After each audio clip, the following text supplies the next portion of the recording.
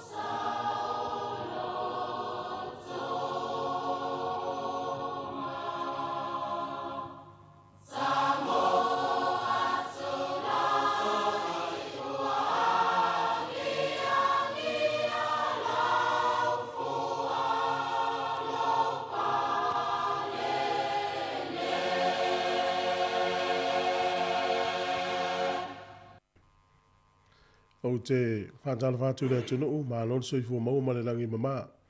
O le si whonga le lau mua o tātou lia le tai au le nei o le aso whareile, luas furuaso le masino me tausanga lua fe luas furulua.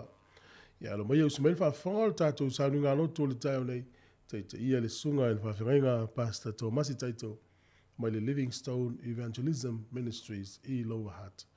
Ia au sumai al whawhonga.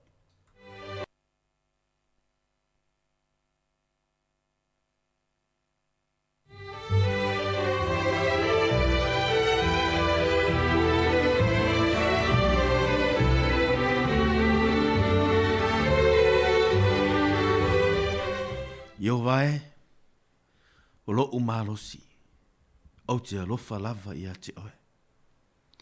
O iovo lo papa ia, ma lo olo, ma lo whaaola, o lo watua, o lo papa, au te whaatua tua ia te ia, o lo talita, ma le nifo o lo uolatanga, o lo olo mawalunga, o te wala au ia iova, e ta tau ona vi ia o ia, o le whaolaina iau I e waita mai I a te ha.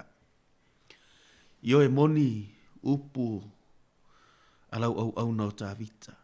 Le tai aole nei lo mātou watua. O oe lava o lo mātou papa. O oe lo mātou olo. O oe lo mātou lavea ina. O oe lea lo mātou watua o le mātou sulufa inga. O le mātou whaolatanga. O le olo maualunga oe. Iau paolo mātou te mālolo ai. Nei wala whai mai au tangata ili nei tai au. Le aso wa eto e amaia, se aso wa eto e whaupopo, wa eto e tulu I soifua. Ma olo au tangata ili tai au le nei. Lo mātou wa tua le nei tai au, mātou te whawhitai ia te oe. Ona olo, lo walofa lea, o lo walofa tu noa lea I le mawhai. Ona e tu la foa ia te I mātou. Na e tausia mātou tau oto I o mātou muenga. Na e leo ia te I mātou. Le nei wa mātou maua le mālo si fau. E ola fia. O sesi ola mātou te au nai ia te oe. O sesi savali mātou te savavali ai. E wha au le mātou au nanga I laua fio no mātou wa tua. Le nei tai au i whaamanuia mai oe lo mātou wali i Yesu ke riso. I lunga i au tangata. I au auna lo mātou atu. O e tutu i lo finangalo i le whata whai taulanga. I malea whata whai taulanga. I au tangata au sina lo mātou atu. O si o mātou atu nuu. Ai mai se i so o se tangata. O lo o mawhaia lo mātou atua. O na lātou maua le mānawa. Ma le ola i le tae ao le nei. Whaafitai ono lo walofa.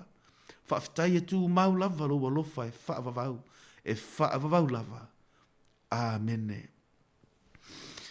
Ia la a. Tā mes tātou pese i ana. Matai la i o le tātou. Le upole tua le nei fo i tae ao.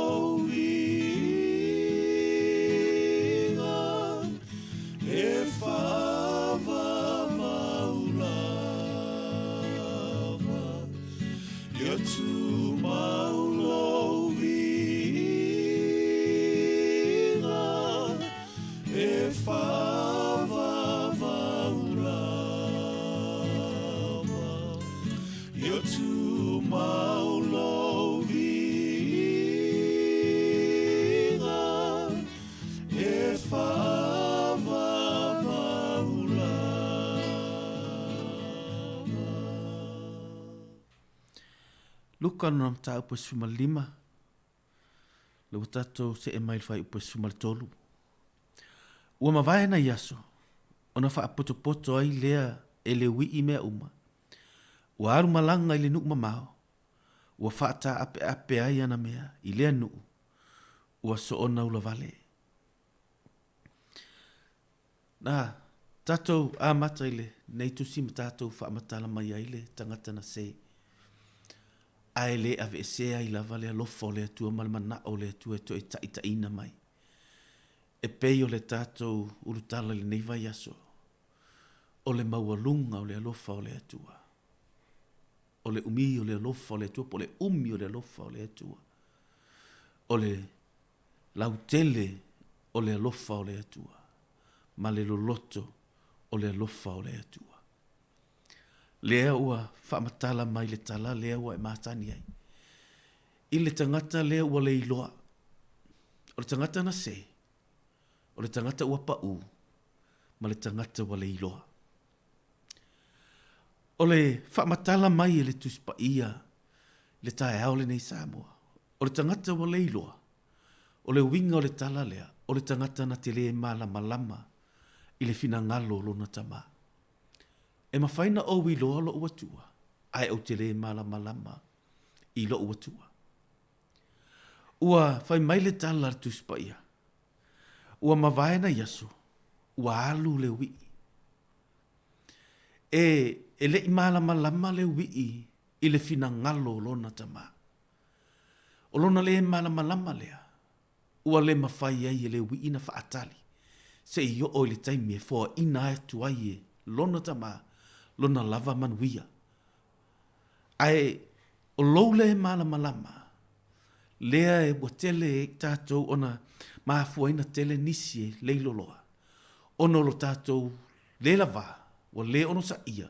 Ona e whaatali po le ale fina ngalo lo matai. Po o lo watua I ate oe. Fai mai ua alu mamau. Ele o fai mai le tala tuspa ia. Ua whaata apea na me ua alu I le nuk mamau. E le ole nu e mamau le na tu e alu ai. Lua, o le tangata wa lei loa. Fai mai le tala tuspa ia ua alu le nu e mamau lava. E pe e fōringa e loo whaamatala mai I a Yesu. E le ole mamau le nu u alu ai. Ai ole mamau ma le vā malona tama. Ole me le tau ole lei loa, lua.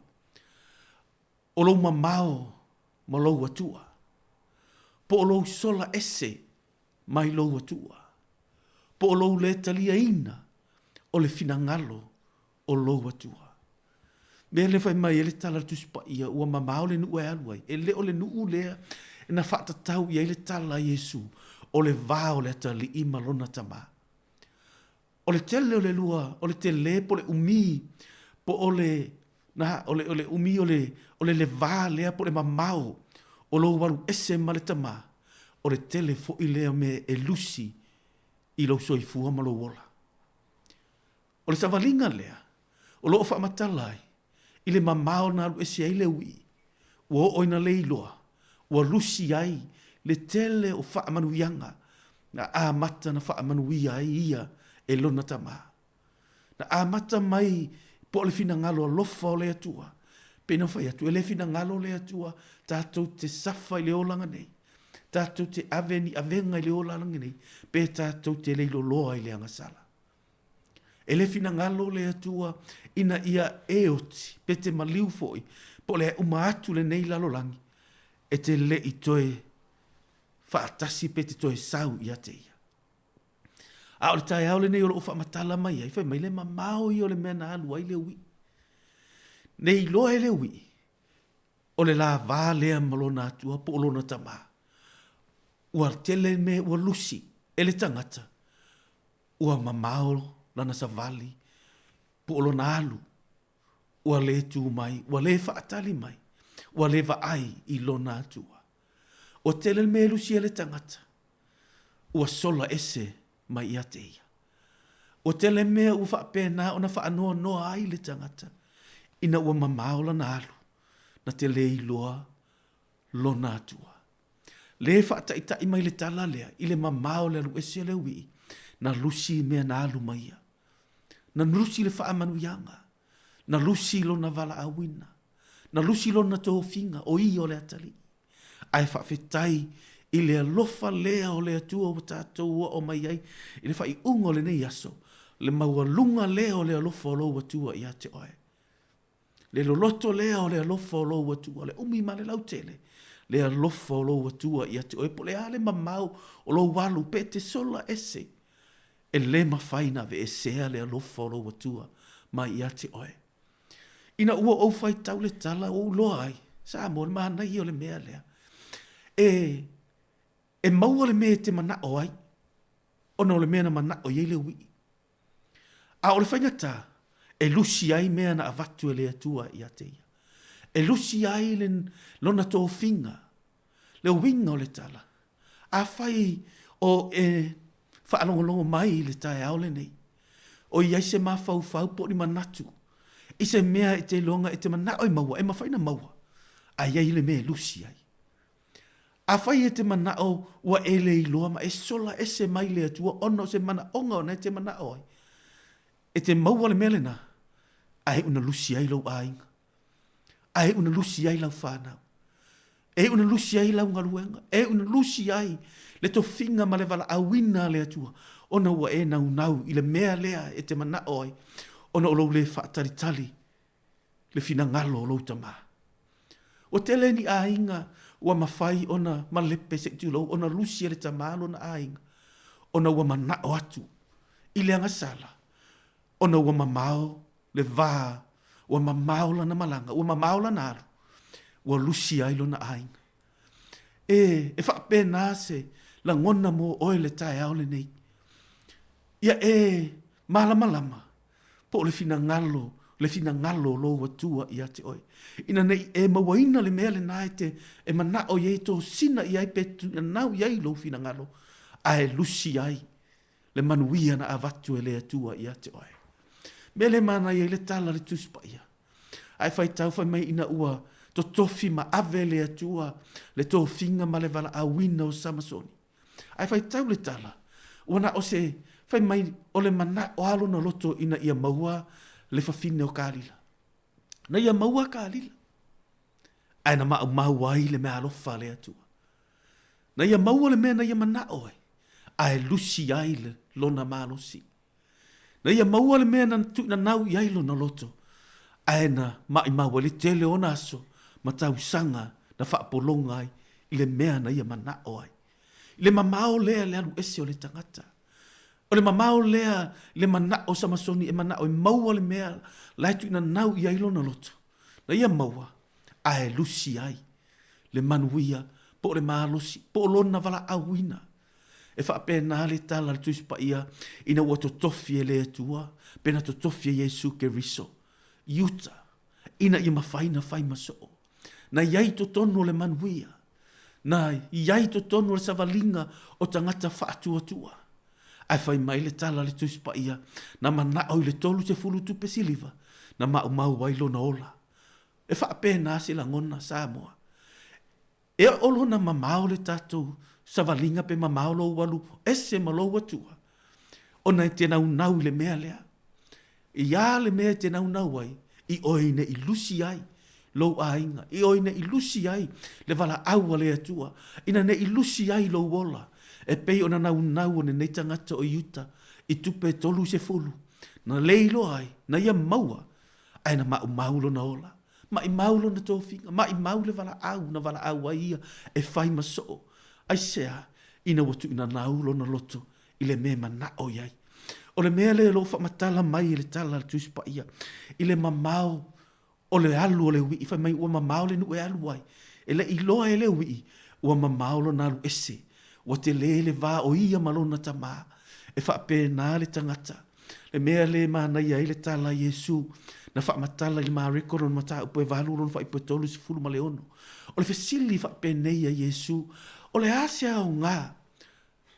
Awa o le asea o ngā. E te maua ai le lalolangi uma. Ai mau lo wola. Le fesili. Na fesili mai a Yesu. O lo wha matala mai a ile o winga o le tala lea. I le au ngani mai o lo tātou ali i wha aolo Yesu ke riso. Whai mai a lusi lo wola ona o au. E maua nei, e maua atali. Lea o lo tau mawhai ai, le tala i leo i whai, ona le iloa o le tangata.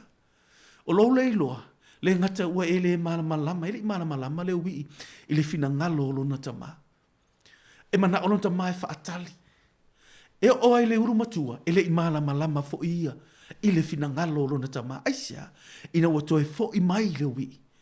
Ua matua I fia le loto. Ola tama. Ai le o fia le loto le tangata le ulu matua. Le mea le e pei o lo fofola mai ai. Ya te I tātou le fionga pa ia le atua. E wa te I lava. Wa pei wa te ile ui ile o mea na avatu ya te aisia. E leo wha apea ono lona loto na ai ono le mamao o lona lu ese ma lona atua. O le mamao o le mea walu iai ai ngalo lona atua. Ono o le mea na manao iai. Fai mai le tala tuspa ia. Ua ke I lava le ala ifo le stai au. Le winga le tala. Ua te ile ui e ala ifo e wha anoa noa. Ua malama ifo ai ua tuai. E toi salamo ifo ai ua tuai. E le leilo salamo. Manua maua nei lo wawanoa. Ua te I lava le ui le ala ifo. Ua ese le savalinga ua iai. Ua whaanoa noa lo na loto. Ua ti ngalo na loto. Ua le anga lo na loto. Ua polonga lo na loto. Ua le maua se fia. Aisea. Ua maua le mena mana oi. Ai ala mai I le sitai au.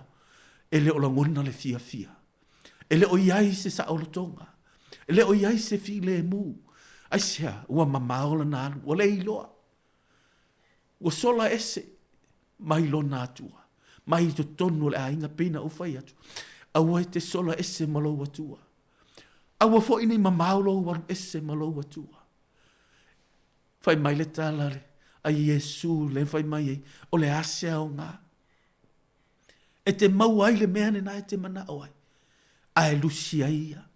Ai mai mau ai lo wola. Le tae au le nei. Ta pena I ngā luenga. I faiva fo I matiute. I lo wala awina. Po o le mea wato tofi ai oe le atua. Ia e sila. I lo fina. I lo lava fina ngalo. Po o le fina ngalo alofa o le atua. E te I loa ai. Le mea po o le mamao. Po o le ale mea o lo ia le lua vā malo atua. I le tae au le nei. Awa le ta watu fai mai e fōringa mai le tala lea. E mamao lo le alu ese le tangata mai lo na atua po o le iloa. E ala mai e le maua sona fia. E ala mai I loi mata. E ala mai le tangi. Aisea, ua maua le mea le te mana oai. Ae lusi lou atua. Fai mai le whamatala e le tala le tangata o Paulo I Filipi e tolu rono wha ipo e valu. Fai mai le tala a Paulo. Ai pei tai o mea uma sa o ngā ia te au. Ua uma natu, ua lea o ngā ia mea uma. Ona o ke riso. Fai mai la I o le wha ipo e iwa o le nei foi. E moni lava, o lo uma natu ua lea o ngā mea uma lava. Ona o sili. Ese o le poto. O Yesu, ke riso Yesu lo wali. Ona o ia, wa faa lea o ngā ina mea uma. Ma uma natu ota mea uma. Ina ia o maua ke riso. Wat, pena fai atu. Ua faa ngalo. Fai mai le tala ni tangata o Paulo. Ua ota mea uma. Ua le to iai se mea mana o iai lo loto. Aise ana le iloa. Na ia le malama. I le fina ngalo le atua. Le mafu anga le ana fai eila na saua. Ma saua ai. I ka le sia. Ai ina ua malama le tangata o Paulo. Fai maila na tala. Na uma natu. O mea uma naonga. Ua lea o ngā lea. Ono le sili ese o le poto. O ke riso. Yesu. Lea. Ota mea uma ia te au. Ota mea uma ia te au. Le tala le tangata, ua ia maua ke riso, ua lea o ngā mea uma. E ala mai le tae au, e oli lona loto. E ala mai le fia, e ala mai le fi le mu. E ala mai le oli, e ala mai le sisi ona lima, e whawhetai I lona atua. Ai mana ia I o le tala le tuspa ia, whai mai ina ua malama ai lea tae au. Ua I loa e le ui, ua whaanoa noa lona loto. Ua fia ai, ua fia inu, ua le lava. Ua lusi lona ainga. Ua lusi le tele o le manuia. Fai maila I o le tala. Ona toe ata mai ai lea. E mahana ia o le tangata pei no fai atu. Ua toe malama le winga o le tala. Ua toe malama le wii. I lona tama. Toe malama le fina ngalo lona tama. Fai mai ai lana tala. Awe a ue. Lea ua ou le iloa. Le winga o le tala lea. Te lo o le tangata le iloa, lea ua pule ai le larolangi a te ia. Ua pule ai le tangata. Ua pule ai le tangata. Ua whaatonu le tangata le me fai, o lona me ai, o le na le i mafau le ui. E le pule le larolangi a te oi. Te lo e pule lo le larolangi a te i tātou. Whaingatai o lau savalinga. Whaingatai o lau tamoenga. Ai e mana malama nei le fina ngalo le atua. O oe, na au mai e manui ai le larolangi. O oe, na mai e manui ai le stangata na te alo i mana malama i lo atua. O oe, na vala au e le atua e whaima wha manuianga. O oe, na whaima le atua.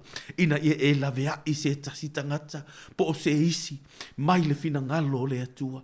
Mai le lalolangi, ina ia whaia le fina ngalo le atua. Le mea lea na whai mai ai le tala le tuspa. Ia wau toi ata mai le ui. Wa toi salamo le ui. Wa whai mai wa malama lama lo na loto. Wa toi malama lama lo na mafau le fina ngalo lo na taba. Whai mai ai la na tala. E le te le ea mea po le manuia, po le avanoa, le winga nafa, ma e le o te le ea avanoa. O lai te le lo avanoa i lo atua. O lai te le lo avanoa i lo atua. Le avanoa le na whai mai ai le ui, e le o te le ea mea i le fale o lo tama. O te toi fo i ma o whai atu, ua o wanga sala i o luma, ua o wanga sala i le o i le langi. Le tala le tangata ua mana malama. I oina i e maua le mea na te tuina nauai. A e lusi ai lo manuia mai le atua. Toi li liu nei. Toi whaasanga nei. Toi foi nei. O lo whaatali mai lava ia. O lo whaatali mai lava lo atua i a te oe. Whai mai le tala le tuso. Ua toi ata mai le ui. Ua toi e mala malama. Ua toi sala molo na loto. O lo te le le avanoa i lo na tama. O lo te le lo avanoa i lo atua. Pau o lea ina ia e malama lama. Ma e whaapea i fo lo ua tuai. Ua ou salamo, ua ou se. Ua ou mana au te toi fo i atu i a te oe. Ua ou wanga sala i a te oe. O lo o iai lo wava noa i lo atua. O lo te le whaatari mai a lo atua i a te oe. O le mea lean whai mai le tala le tuspa i na tūra i ai le ui. Ma alu, ma tau tilo. Ma tau fisilingia lo na loto. E te fisilingia lo tama, e te fisilingia lo tina, e te fisilingia lo avapo o lo tane, e te fisilingia le tangata. A o lo atua, e te le fisilingia le alofa lo atua i a te oe. O lo o whaatari mai lava lo atua i a te oe. O le ale mamau e aluai, toi fo i mai nei, manua lo maua lo wavanoa. Pe ona toi fo i mai o le ui, ua ia sau, ua whai mai lana tala, lo utamae, ua ouanga sala i a te oe.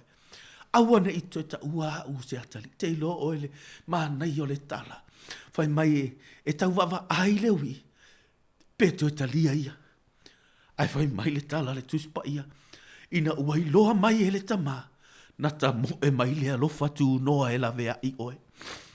Na ta mo e mai le maua lunga, le lautele, le loloto, o le umi o le alofa o le atua. Na ta mo e mai e la vea i oe. Na sau le alofa tu noa e la vea ina oe. Aisea, o le tu lafono e le mawhaina toi fo i le ui. E sai tia ai le tu lafono. Aisea, nalu ese i lona loto. E le tu lia e sesi. E whaasahana toi foi. A o le alofa tu noa lea o lo atua. Le he whaamatala i ate oe le tae ao le nei. Le alofa sili ese lea. O Yesu Keriso. Na mo e mai e la vea i oe. Na mo e mai e la vea i le atali. Na tu ina mai lo na ola. Ina ia e maua ia. Ina ne i e maua le mea nai te tu ina nauai. E mau ai lo wola. A e maua Yesu i le tae ao le nei. Maua Yesu i le aso le nei. O le tausanga le nei. O le whaamanuianga le atua. O le amatanga lea. O le ola fou. Ma le ola e manuia i le alii. Lea sa moa le whi au mo i tātou le nei tae au. Ia stele na whaamanuia le atua i a te oe. I le savalinga ma whi au ma whaiva fo i o ti ute o totofi ai oe le atua i le tae au le nei. Manatua. O lo o whaatali mai ia. Toi fo i mai. O lo o maua lava lo wavanoa. Awana i mamau e se lau walu. O le alofa silisili e se lea o lo matai. Po o lo ta maa. O lo atua i a te oe. Whaaftailo mātou atua ele nei tae au. E whaapena o mātou loto. E mātou te whetangisi. E mātou te salamo, mātou e momo mātou loto. Pe a mātou mawhau uifo le atua. I le te leo la uanga sala ma mātou soli tu la fono, ma mātou whale tono. Ai e te lewa ai i ai. E te le manatu i ai. O whai mai lava lau upu. E te alofa ia i mātou, e te alofa i le tangata. Ai te ino i le anga sala. Le alo mātou watua i le tae au le nei, mātou tatalo. I loa nganga pa ia. Lea na e awina mai. Ina ia fe soso ani le mātou savalinga. Ina ia fe soso ani lo mātou watua. I le mātou tamo enga i le olanga le nei. Ina ia fe soso ani lo wanganga pa ia i mātou filifilinga. I mātou fai unga e fai. Ia fe soso ani mai lo wanganga. Na te whaamalo sia o tangata. I loa nganga le atua. Mātou te savavali ai. Ma le malama. I lo fina ngalo. Mātou te le se ai. Mātou te le pau ai. Mātou te le leilo loa ai. I le anga sala. Ai mātou te whawhetai ai. I loa lofa tūnoa. I lo lavea ino i mātou. Whaamanuia oe le atua i au tangata. Whaamanuia oe tangata uma. Samoa ma so o se tangata. Le lalolangi atoa na maliu ai oe ke riso. Ono le lavea ina so. O i mātou. Mai le lalolangi le nei mo na tuina naunga. Whaamanuia oe le nei ofisai. Le fo i o tiute i lato umolo o ngā lulue. I to tono le nei ofisa. Whaamanuia i lato. To tono lato a inga. Lato tiute. O lato ngaluenga. To tono o ngaluenga i e kale si o lato ngalulue. Manuia i lato. Manuia o tangata le nei tae au. I lou lava suafa Yesu. Amen.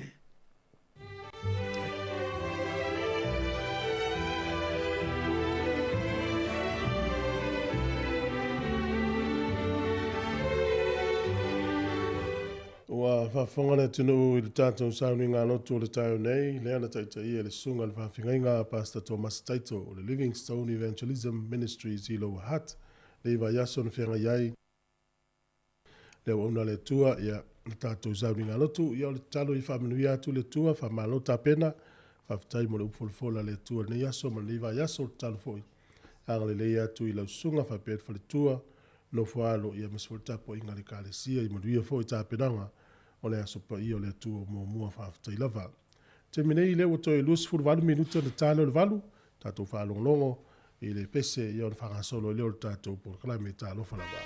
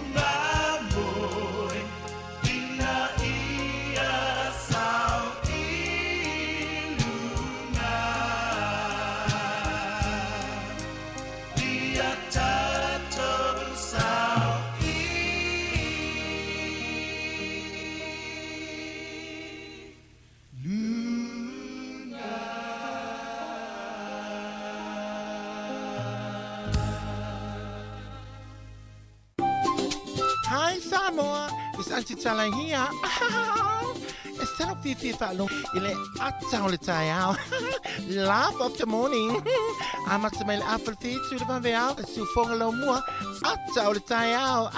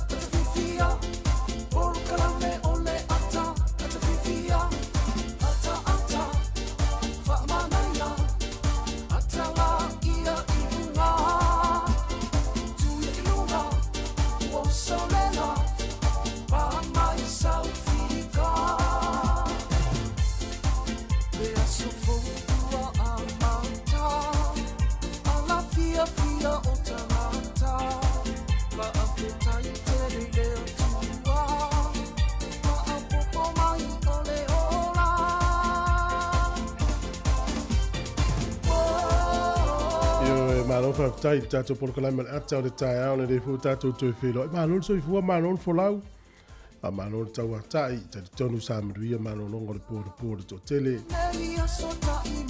ele ma to fo ile io disi le tunu sa fere me tute manga luenga ia le tau no tato le so for really te mi sila le tato ia le o te ande ile a for fitu e te tonu isi tu no langi america tu tuila ia po Amerika Samoa Hawaii ia o nei la toa stofi. Atalo fatuai ma whamenui atu le amatanga le iaso le mamalo le au whalongonongo le au whafonga a pe foi le mamalo le tatu tunu o nom fai ia o na mai mo mai le tai au malo so fua e moa wila mpapa fai tili nei polilua ma Wellington le po ma le tai au ia le foi e to uruti munga ia to tonu ia o vaenga umalava i o le fofonga ia taliel mana o le tangata ia le fu mo sua vai so soni mo tatou ia lo fa tu e pokala me fatalo fatu so ngai fa fenga inga mo fletua tu pu mai o le tunu fletua mo tau si sa wao la wonu mana i fa lele pe fo ia me se nei tatu mo tau si o ma no so ifua so se tunu o langi no e mafuta mai ai mai mo mai ia fa pe fo fa lo mo tatu e ma lo fo lau ya ole si fon le mo Wellington la mteli foi le tautua ile nei tai au fo le so for really ta ulunga galwenga le totele ya mata galwenga lisi wa fa o pe fa ngol va yaso aveta vale uma ya fu ala vai o fe o ingol le yaso me to wina la foi tato nei ya olo mafati munga di so temi ma se foi le wala masula wala manuia galwenga o tou lewa am tedi galwenga le yaso o te lo foi ya e va vento mana vale yaso pe va vento amata manuia foi ya on alfa now lo fetele atu por kalame ia te oe ia olo e whalongono mai tono le whalemai ia yalo angalile atu le atu am whamdu atu a pe fo isi o whalongono mai tono le whalepui pui ala te minei o le awhanga solo le tato por kalame le ata le tae au e u tato wa inga malanga tapena whainga malanga fete malanga iai Australia, Hawaii, Amerika o Samoa po whea lava malanga fo tono New Zealand ala fetele atu le tato por kalame whamdu atu ia le nei tae au fau. O le whawhiwhianga, la usa moa maritama o Matthew Seinafo. Ma lor soi fua maua, toi luas futasi benu te o na tāne o le walu tālo whao.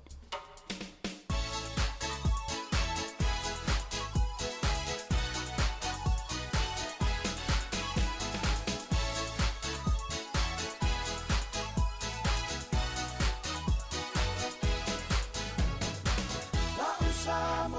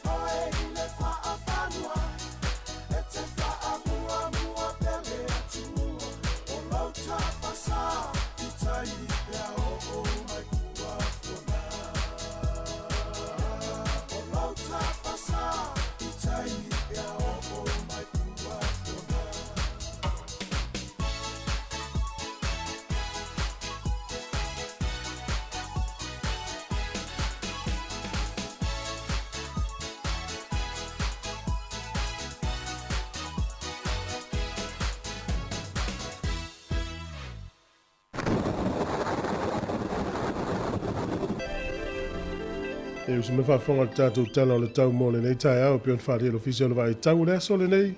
I ei nei timu e mamawhai nei si o taimi. Iei fwoi wila mawhai te tili mana no savili mai le tui mātou. Stemi o le tai au nei o na suia mai le tui saute i le awa uli. O le aso a tai au, iei nei timu le tai au a mata lo le na langi le lei le tala o le tau. O le aso sa, iei nei timu i stemi o le vaveao. A tau le vaveao a mata mai le sifurulua le pōle stonai. Ia o nā matai lo leo na langi le tau le sa so fua ma le so lua. E mo wila mpapawhai tili ka piti manua tū whanganui matau naki. Ia o le nuu lea o taubo ta uruti munga le so, mana lo sa vili nisi o taimi. E pe ama le afe mita i lunga e wa matau na maua le aisa. Ia o Marlborough, ia o Hawke's Bay mataupo, e mawaiwa rapa e tutusa le leia wingo le tau inu ia. E ina i timu e vai fone mata o le laini si o taimi. E o atu le iwa 10 kilomita le malo no si savili wai rapa ni si o taimi no fuanga ta lai lai. Maulalo le fore malu luo i tasi i Marlborough. E a mafuni whana. E a olo ia i le 15, 11, whanganui, Taranaki, ia 11 fo i kapiti. 10 iwa lalo o whamawina nule o Hawke's Bay. Ole e a mafuni whana na e a malulu. Ia o te fwere maulano e rapa i le o no winga a mata fwere langona le malulu o le tau. Au ki rani le aso le nei ia e suisu ia i fwere winga le tau e ia le mata o laini si o teimi to ulu fwere te munga. Ia e whapena fwere Hamilton e matele lava ina e mo William papa whai ti tili. O na wawaile le motu i saute i le aso le nei to ulu te munga i Dunedin e mo William papa whai ti tili lalo ina Chicago. Ia o na asolo mai ei lea i le pito i lunga o le motu i saute, ia nae va ia nei ti munga nei aso e vai fo le mata le lai ni si o teimi, pa pena fo i krai estete. O leo te renga lau leo tunu ne yaso e fōringa mai e mā tele ina aua oa. Ia iei ti munga re tele vanga leo tunu. Se vanga nale tū lei kispen. Tau wa iei le mato le lai re tele o taimi o le na yaso. Mama ia pia le na yaso e langi le lei. Tau lua sifuru valu le fuo le vela. Lua sifuru ma le lima ti ke ri le fuo le ea ma fanfana. O le angoto ifo le lai le so Wellingtone. Se fulu minute te ele lima nane le fiafi. E o soa ele la tai au, lua sifuru lima minute te ele fitu di tai wa tai au. Fuore a maruru fa mawina ono iai le iwa. Fa solo atu ilunga le sifuru ma le lima i Wellingtone ma le utua oi. E a mafanfana ono iai le sifuru valu fa solo atu ilunga le lua sifuru ma le lua. Wellingtone ma le utua oi lea. Tala o le tai ma le au wha ngota pe asa au fius faiva. Wellingtone pe le tai, le ai sua le tai. Te au le valu i le tai au nei. Te au le valu, sua le tai Wellingtone. Pe le tai, i le te au le lua i la au li toi sua le tai lata le iwa le pōna nei. O poli lua, pe le tai, te au le ono i le tai au nei, sua le tai, lata i le tasi i le au li toi pe le tai, i le toi se furu tasi minute i le fitu i le fia nei. Tala na o le tau, ma le tala o le tai. Ia oi lava e la fona tu pena le yaso, ia maa no fa wo pelo wa lei. Tasi tala New Zealand, maula utupu Samoa, ia e tala, ono se furu tasi sene i le asole nei, tupe Australia e valu sene, o le tupe Amerika e ono lua sene, tupe fiti i tala, tolu se furu ma le lima sene. Tasi tala New Zealand, maula utupu Samoa, e tala ono se furu tasi sene. Ia, maluia la foino lau se leni. Ia la vano whamirianga wa soifua, Oi la vana soifua nei aso whapio nei lo was whanau, ia lo whatele atu por kalame whamenui atu lo was soifua nei aso. E tu mau pere tatu emaili mo as whanau, aso whanau at samocapitalradio.co.nz. Ia manui lo was soifua, e au le tus whaitau nei aso lo mau le whaalinga i lua whaupo se fulu. Ia e whamaoni se ia o lioti, o nau a watua le ia te oe le pale o leola. Fatau le yaso le famaoni. E famaoni se yo leoti yo no vatua le ya te oile pale leola. Nu yelo wasa ifua pese nei family yo to was fanau.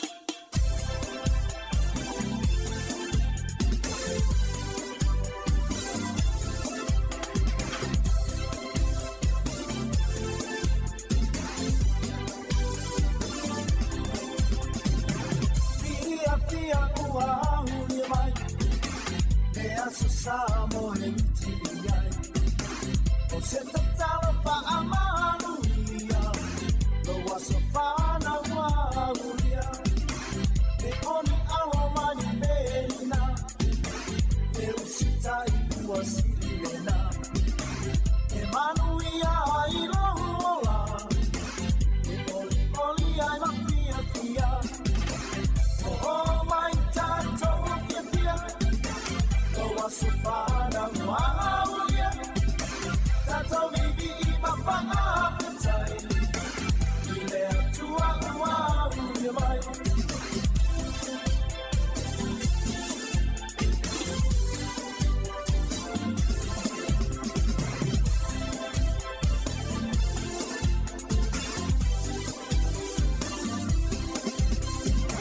Matua Lema Paina Pa Amaru Sina ile tele oaso wa onsa pia ile male pia ele ya so uria uso e ia tau tola ya mua pe ale atua fa awa tau lo malosi tau tua male pa amaoni oh my tato pia Wasofana Maulia Tato Bibi Papa Appetite Ile Tua Maulia Mai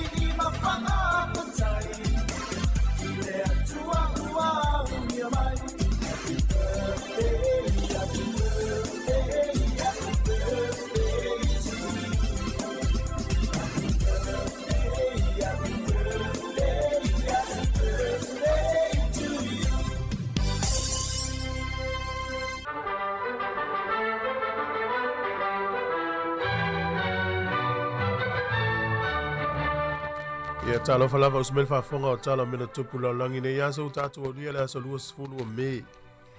O le sol tausanga tasi fitu tolu, ia o le li lea o Captain James Cook, na ia tu ua le mamoe, ia i mamoe mua i ne New Zealand. Lo inga la tātou su el tala anga o le tele o lafu mamoe New Zealand. Ia, tātou su el mafu anga e pe o le moni, o le li su e lea fo lau o Kapeteni James Cook. O ia le na ia tu ua le mamoe, no winga sa amai sana whai ngā malanga, tu une New Zealand. Ele aso tonu ane tausanga tasi fitu tolu. O le sol tausanga tasi valu no lua na sainea ai el Palestine o Amerika na fu taimi ia o Abraham Lincoln se le tula fono e ta o le Homestead Act. Tula fono lea e whaatanga ai tangata Amerika na lato umia ele o ni alato lava ele pe fo tatou Samoa e ia tatou ele whalanga nuu. E foi tatou ele umia sa loto foi e tatou o whaatau mai. E whapena foi la tula fono le tausanga tasi valu ono lua na sainia ele so ia e apela amo Lincoln ia e whaatanga iona e tal sanga whaatawina sa ele ia ma whaatula fono i lou lava suafa. O le sol tausanga tasi iwa o lua na maual tuto tasi o nulo kiupa mai pulenga a Amerika. O le aso nei tausanga e tasi iwa tolu lua o tamai tai suafa ia Amelia Earhart. O ielu lua i tamai tai na malanga ta amilo ile el vasa leo le Atlantic Ocean ia ma na tau nuu na alu ese mai ia mai le nuu leo Newfoundland ia ma tau nuu i Aielani i le aso lava nei. Na malanga to tasi na o ia i se vaalele. O le sol tausanga tasi iwa fas furu na tau nuu ele pango ta mua lava i to tonu o Auschwitz, i to tonu o Polani. Whainga whaapolonga lea, ai peila le pango ta mua na tau nuu le aso le no fuanga lea, i lalo pulenga si amani. Le na tau na taimi o le The Holocaust. Ia o ele o whailo mai le ingoa pango ta o ien tau nuu le aso le tausanga tasi iwa fas furu, ia mala ua tu lo maistanga ta iutaia, ia o le mela na whai, e iei tangata lea e whaamasino le taimi nei ua matua lava, o ia sa tau fia ato, ave ese mai mama auro lima o tangata o filifili ma mea tangata, ia e watu tangata ia ua whano o la tau soifua i sa wanga le atunu ulea ia polpulenga le nasi e se amani na vai tau. O le sol tausanga e tasi iwa lima iwa na manu malo at kompani lea le Ford, i se whaamisino ngana whaia na whaongai lo le ingoa leo le Falcon. Le utato i loa into inga tawa le Ford le ta o le Falcon, ia ma tasi leo o tawa le taudia i lalangi. Ia pe usfam sidonga na whaia, i le whaongai no le ingoa, ia lena malo i lo le asol tausanga tasi iwa lima iwa, ia ma whaongai lo le ingoa na, ia ma taudia i lo le tele o lato tawa le lalangi. O le sol tausanga e tasi iwa valutolu, na whaasala lau ai mo le taimua mua, i le lalangi, i le channel le ta o le science, ia te ilole ia ile pese tusi vo ile le mekasini le ta o le science na fasala lau mo tai mua ia le mawaina e scientisi ia o le HIV virus le mafo ile AIDS ia na ngoi fasala lau ile aso ne tau sanga te siva va tolu ia le so vo tau sanga te siva i vono na sai nes fe ngai le va o malo fa tasi ma Iraq e fesu ia il fata wina o la tau suau ia malefiso soani o tangata no winga e mafaio na e se vai ngā tupe mawal suau ia e whaina so ni wha tupe ni se pokalame a malo o whaatasi ia le ta ue la tau le whiaringa na tau o le Oil for Food Program no inga e whesu iai ia ni suau ia manisi vai ngā mawhaio na watu tangata e ngā lue fua tonu Iraq ia pe whesu iai fo inisi vai ngā ina ia mawai mle pokalame le a malo o whaatasi e tau o le Oil for Food Program na whaia le sol tau sanga tasi iwa i waono pensai ni ai na whia ngainga. Tala nātu e maul whapoponga tai masani whaaf tai lava.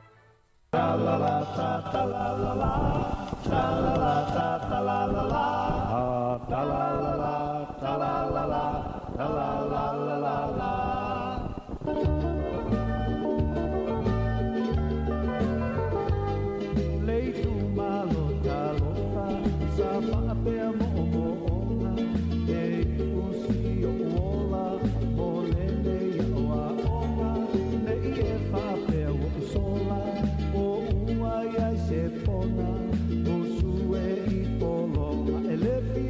se saulo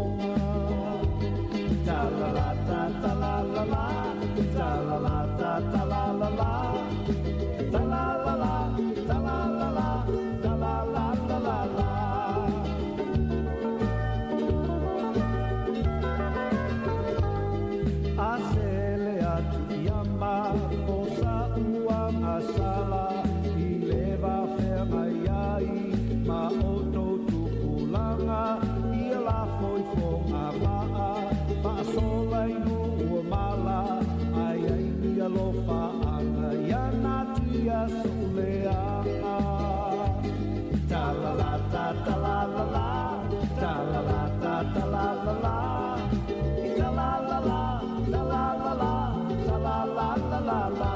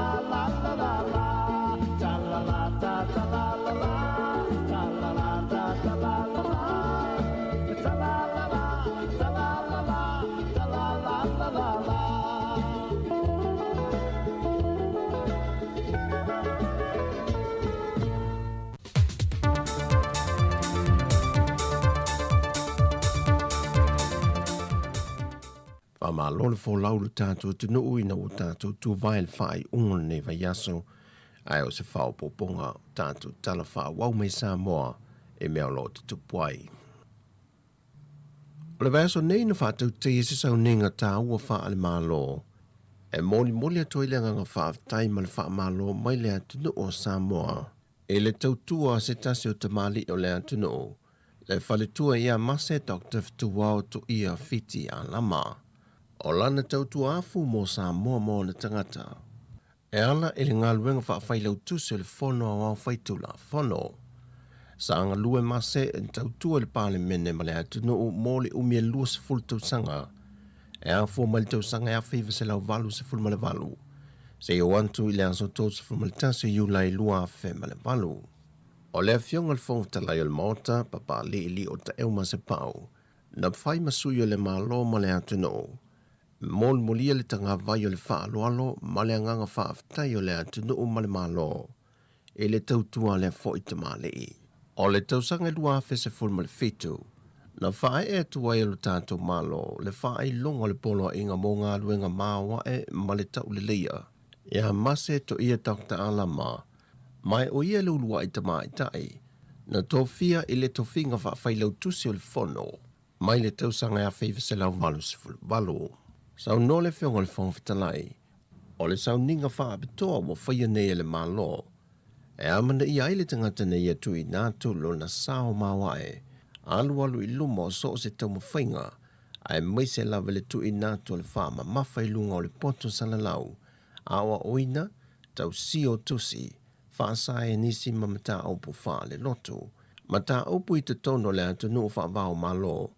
Maisi tulanga uma. Na whamanu i e nai Samoa.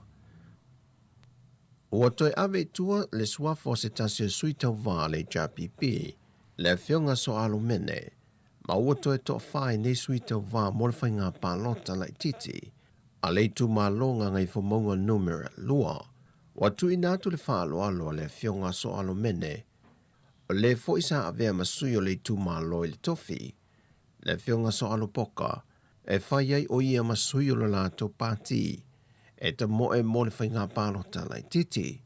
Pe ona si le fia na whalau i loa so alo poka, o se ta mau levan tau tual mta ta whai a onga, ai o se matai tau sinu foi. O le solo muli foi o le awhionga so alo mene, Wa fo I ai maniatu ngalunga sa iai le au lango le vang whao po whai le JPP. Ona o le a vai lua lato palote o lato sui tau vai to lua. Wa toi to whanei sui tau va, to tasi ma le sui ale fast, to tasi le HRPP, ma sui tau va tu to tasi to lua. Wa toi tu ina mai am tanga luengo soi fua mano lo ina whau tuanga, mo tangato le atunuu fe malanga ele vawat mo tu e lua, mai Amerika Samoa I Samoa nei. O pase se uma mo ilanto wa fia malanga mai I Samoa, e te tau o na atole se fulu aso na malanga mai ai se isi atunu wanga I tu tuila. Whanto a nga vae mawhai o na malanga mai Samoa. Mai tu tono le te mi pe a whai ele malanga mai ai le atole se fulu aso. O le ato e wha fo I atu mai Samoa e toi fo I Amerika Samoa. E le mawhai o na ulu whale le atunu. Mai o le te minei, e na o Samoa fo I olo umia si te seni Samoa matusi fo lau Samoa. E anga vae ulu fale mai Samoa le te mile nei, fantasia I mai lantou sa malanga I Amerika Samoa ngā luenga wha vai teimi, po ni tong fitinga wha fo mai, e mawhai on a palai mo visa I malanga mai le atunu. O lo tu mo pea isi a yainga mo le whainga malanga le vāo Amerika Samoa ma Samoa, e te tau o na mai umatui pui mai I lantou malanga mai le 5 tausanga ngā I lunga, fantasia I ma le au whainga luenga le malele. O atoe whaamanatu mai ele pūlenga le tō manga moe pōpō ngā te le antanu. Lana numera vala au fua e vala au waiso o se tasi mo mia se fesoa soane. Le foi na whaau le nai se tasi o tina masanda tama le nei foi vaiaso. E na ua vala au wane, ele sawa ina o ia malona alo la ititi, e lona foi to lua. O le tasi foi o mata aupu le ua tau fia I nese tamaa, matali ai le whai unga le masina ne tula I e tali o na mōlianga. E na wia sai lo nā tali ile na foa ma o tangia. O ia mōlianga o wha maunia mai a sui komisina o leo awa pa aulongo I tino Filipo. Na maua e leo I ana suenga I lunga o peng te wha I langi. E na ua tu e nisi I lunga le ata o le taman ma le ngā yoinga nei e whaia. Peta ina sau noa awa pa au. O le mele nei na tupu le amatanga o le tausanga. Aina maua suenga leo ina ua whato a tu e nisi I lunga le masina nei. I le apia fallinga po le Facebook. Ua fisoso ania tu fo iai le Samoa Victim Support po le to manga moe popo ngā tia. E lea mata opo. E na ia tineia sa wanga o lo tula I mai. I tu tono Samoa. O lo sa wai na iti nā mata mai tai. E o fo I whanau na iti. O tala fobia mai Samoa man wheel ni yaso. Fasoi foia.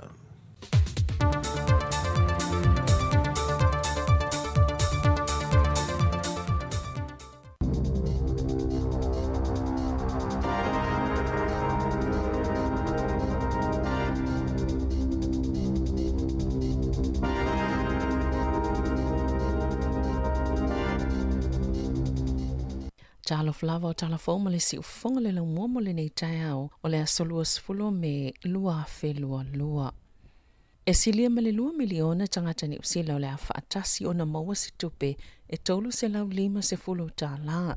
O se vaenga le paketi e tasi le biliona ta live so sani le atunu o na ole taunga tama le si iti o le tau o le soifuanga. O se fiso sani le tu mau mo se taimi pupu. Na whaalia le Palemia Jacinda Ardern wa sao le tamau ainga New Zealand mai le COVID-19 I se tulanga I sili atu na ilo le tele o vaenga ese o le lalolangi. O tangata ni usila e ta isfulu valu tau sanga nga ilunga o le aanga va ailea vaenga atu pe tolu se lau 5 se fulu ta la. Vaanga na wa sili atu malta ifitu se fulu afe ta la. Ala tau tupe mawal tau sanga. Pe ua mawa fo ile tupe fsosani fa amama avenga I pili o le elitise mo le tau malulu le winter energy payment o le avai tolu le tutongi ngo le avai ngā tupe le masina o Aukuso, Setema ma Oketopa pe amalta iluas fulfitu tā la I le vai aso. E tu sama le valu se laus fulfa miliona tā la le tau le afsoswani ma o lo o wha tupe ina ma I le tupe le tutoe na whaanganga mo le COVID se fuluiva. E lua masina utoi wha upopo I le wha amama avenga mo le atunu o I le wha ititinga leo la fonga mo le penisini wha pia foi. Ma le umio le taimi wha a whai tau o pase seife o inga lau tele e pei o pasi mano whaafi. Ona ole mawalungo le tau ole penisini i le taimi nei. O tangata ni usila iei pepa Community Services Card. O le awha awau tō maua na awha le tau o lātou pāsese. I wheo inga lau tele, mai le o ngā tōno se tema. O le awha anatinati fo i le mālo, o na whaiese tō la fono. Ina yaso ia o lumanai, e mata i tui nai supermarketi i se tau mawhainga e whaai titia le tau o loa. O le tu la fono, o le awha sai nei supermarketi mai le whaongango ni mali lienga e whaatapula ai. Ngā yoinga ma le saolotonga e tau fia isi whaala potupotonga mai le maua o ele e tatala ini a lātou whale o loa fau. E pito sili ona te lele vai ngā tupe ma le paketi loa whelua lua, mo le matanga luenga o soifua maloloina, i se au whainga e se fulu tasi, tesi ma le tasi piliona tā la, e tasi tesi ma le valu piliona tā la se tupe whaal tau sanga. Saulua i whaatuina i nei tau sanga i wsosani e whaamamai e tā la whapulenga whaafalmai. Ina ia maole avanoa, mo le au nanga fo le Health New Zealand, ma le pulenga Māori o le soifua maloloina i se āmatanga fo weleini ai tā lafo mai le aso mua i ulai. Na sauno le minister o soifua maloloina Andrew Little. E mai le sefululua i le sefulu tolu tau sanga le umi na whaatino i ngā luenga pulenga whaafalama i lua sefulu i ai tā lafo. Pesasi le tutupe whaalu na i lo tupe mama, talo mai le tau sanga i lua whema le valu. E se la uono sefulu valu miliona tā la, o le amau le pulenga le soifua maloloina mo Māori, i tutonu o tau sanga e wha, e whaatino i au nanga Māori. E se la uiva sfultasi miliona tā la. Se vai ngā tupe whaapopo le amau le whamak, mo le lua tau sanga, le whaalapo tuputonga le tunu e whaatawina mai whala au, ma vaila au mo tonga fitinga. Wa atoa i le tasi tesi ma le lua piliona tā la, mo le whamak, pe fast full tolu pasene ua mawalunga tuai, na ilo le taimina filifilia i le leipa, i le lua afe se fulu fitu. E silia mal se la uono sefulu ono miliona tala ua whaanganga e se mole whātau sanga. A wā au na ngā ta avale a whale mai. Whaopopo ai nisi ta avale silia male ono sefulu. Male tusa male lua se lau lima sefulu isi fō mai. Po ila atau e ngā lulua i ta avale a whale mai. Whaatasi ma ila atau e ta imua i le whaatinonga o au nanga. O le isi iwa sefulu tasi male fitu miliona tala. O le a whaanganga mo au nanga wa alele po helikopa. E ave ina i tangata ngase, e sui ei waalele tuai, ai whaatau ni helikopa fōu, o le nei fo i talu fōu. O se tase vaenga te le lalu lava le paketi mo le soifua maloloina, o le si itia leo fsosani mo tonga fitinga o oloa po o nifo tangata, a wā ainga e maua la lalo tupe maua, mai le tolu se lau tāla i le afe tāla, ina ia o tutu sama folofolanga le leipa, i ana whaatau sino le palota, o le lua afe luas fulu. O le whaatuina fo i se mtanga luenga fōu mō tangata e iei mana o ngā whaapitoa i se tau e se lau miliona tā la. E fitu se fulu ono miliona tā la ua whaamatu watu i au nanga Pasifika. Mō le soifua maloloina mai le paketi o le nei tau sanga. Na whaalia le minister soifua maloloina Grant Robertson. O le whaonga ina le vai ngā tupe e langolango ina i au nanga whaasoifua maloloina Pasifika. O le a whaalele ai ngā luenga titele, whaatu peisa polokala me pūlea mapui ai, ia a fianga o le maisuka, ma tāpena ai mō suinga titele, mō le soifua maloloina. Wa whaasilisila fo ili whaasful 5 miliona tāla vai ngā tupe, e whaatino i ngā luenga moa o ngā Pasifika, mani whainga fōu e mawai ngā luenga, e langolango i nei Pasifika mo le whaasayanisi, tekonolosi, enisinia, awanoa mo le numera. E whaiva miliona tāla ua whaanganga, mo le whaungo ni whale se tolu se lau mō tangata Pasifika, e leitu i sa sae o porirua, mo le isi se fulu tau sanga o lo manai. E se fulu tolu te se malefitu miliona tāla i le dawn rates. Le ngā yoinga le nasu e whaatapito i le tele o tangata mai le Pasifika i tutono New Zealand, i le vaitau le aweu se lau fito se fulu. Na sauno le minister mo tangata Pasifika, le fionga o Peter William Sio, o vaenga ave ili whaamomo le paketi o le nei tau sanga, o lo o ngata silava mata iala mo le ola lau lelei o tangata Pasifika. Ewi ua iei fōlinga wa ai o le whaasolsolo ina whaaititia whaafita auli ili maketi o whale beitai, o le paketi lua whelua o lo o awhia isa isi langolango whaapopo mo tangata, o lo awhia whaatawina ni o lātou whale mō mua, e awhia ni vai ngā tupe o le a whaavanoa, beto samale fitu awhi mō isi whiso soani, o whaatuina fo ise tolu se lau 5 miliona tā la, o se vaenga tupe fou, mō fale e mawhaiona tālo sanga iai I lātou e fuafoina le whaunga o fale, mō ni tupe fisosoani e whawaini fale ngā whationa tutongi e tangata, pe ano no fo mau tutongi ai. Moa onga, e silia ma le valu se fulu miliona tāla I le tausanga, o le atu ina atu le paketi o le lua fe lua lua, e sui ai te Siles po vai vaenga wa onga, whaai tō mālo olo o iei nei, o le tele o le vai ngā tupe, fitus fulu 5 miliona tāla I le tausanga, o le alu sa o ia onga, whaopopo I le se lau 5 se fulu miliona tāla, le olo la tō mawaina le taminei mai te Siles, o le ai ei fo I se lua se lau 1 miliona tāla, mo le isi whātau sanga, a wā tutongi o whaia onga moa o onga a mata, ina ia tutusa ma tutongi o isi whaia onga. 5 miliona tāla le tausanga I tutongi ai, le ono si itia o le numera o e o le aris tala le tausanga fō, mo le lua whelua whā. Ia o onga mawalulunga, e 10 miliona tāla e toi whaafōwa I whalea onga, mo matata ese.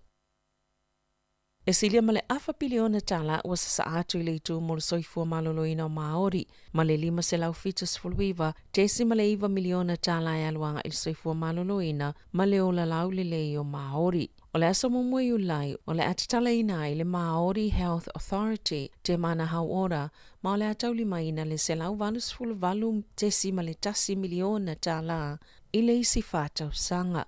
O le 5 se lau fitus fuluiva tesima le 1 miliona tāla o inivesil soifua maloloina ma le ola lau le leo Māori e whaopopo. I le se fulu tasi tesima le tasi piliona tāla o whaanganga mo le soifua maloloina. E pei lava na folofola le minsta o tupe Grant Robertson o le paketi lua lua e mo le soifua maloloina ma le suinga o le tau. O ni tu o lo anga I tele iei manatul wha la potonga o tangata whaingalwe ngā le mālo. O le wha mamanga o ai tā lafo pulenga wha whale mai, ma naif so soani la I te wha mama ave ngai tangata mōwheo inga lau tele, wha atase ma le lango mō tangata ni usila o lo o ngā lulue, o moli mawina I le sa o le tu o lo anga I iai lea paketi, pe o na tā ua, e le whailau tusi o le wha la potonga, o le whaalau te lenga o le polo kalame o le whaamawhanawhananga o whale o ainga New Zealand o se la asanga le lei tele e to saima le talutonunga o le pisa a. O le isi luas fulo no afe 5 se lau o whale e whaamawhanawhana o le a whaale le ele soifua maloloina ma tūlanga tautupe mō ainga.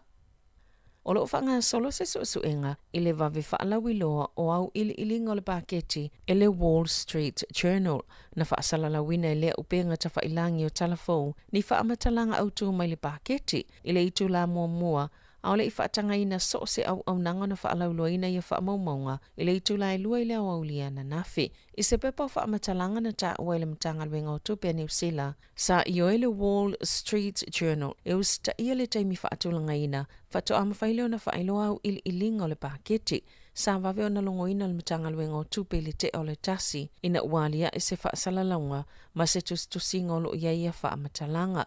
Mana ta ole whaanoa noa ole pulenga o le mtanga luenga ona ole tūlanga o ngaonga I le leo sta ia ma le solia o ia tuunga ma ia inga masani na whaalia Andrew Little e iei lava ni tūlanga o le awhaia pe a mai a le suenga. I ta alonga, e tolu ni suinga ua whaia le aula kapita I to asfululima tamaita I New Zealand I la lātou au mole ta amilusanga I le masina fōma Australia, Amerika ma Kanata. O le mawhaia na ta alo Patricia Maliepo o na oa afianga I lona ulu, o Grace Steinmetz ma Kala Hohepa o lo oa afia ni manu angai vai, wa filifilia nei Renee Wycliffe, Hazel Chubik ma Kelsey Tenetti e suitu langa ya I lātou.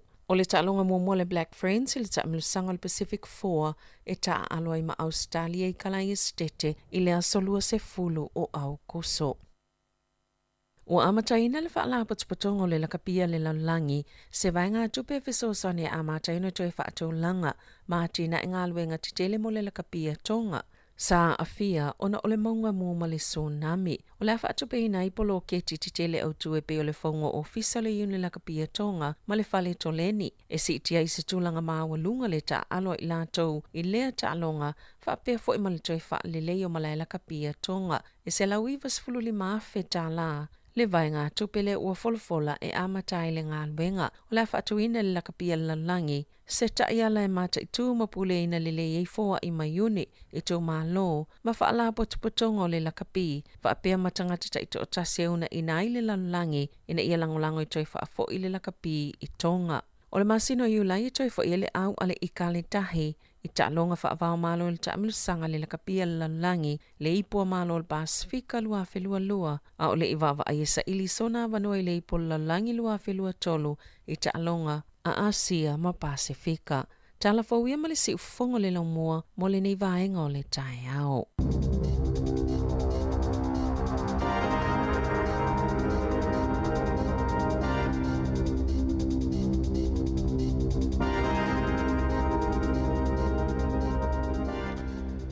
Ia, whafonga le tunu tantan fautu e mōna vanoi whafonga ia i le tau le iwa i le tai o nei.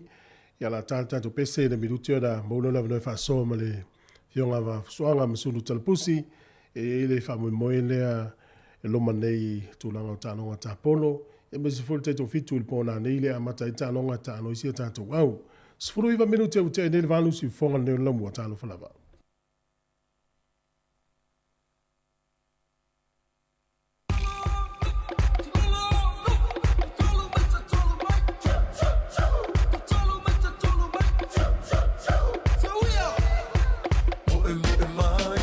Samoa, uka ua mana ia, ea, ole puleta si masiana ula awe sunga wa e ono mea. Mauna ia liwa ususu ilunga, faali alima le pea, ea, se mai ma e ata sauni, ole a faila usima.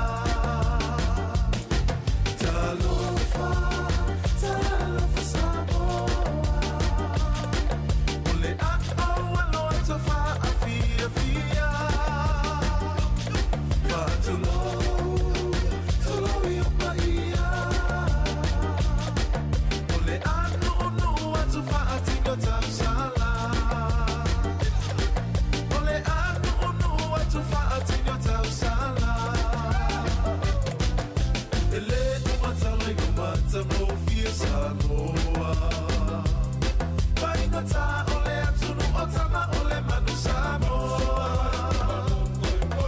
Ofio mai e moli mawilo taulanga o pia. Seba ainga winga ese e maofa yo e mata utia. Se ia si mai, e te tali tonu wai, awale no foai, mai oe Samoa wala Wazo fu telefoni uma otamata Enteleto ita Wakerisi ano fo iaina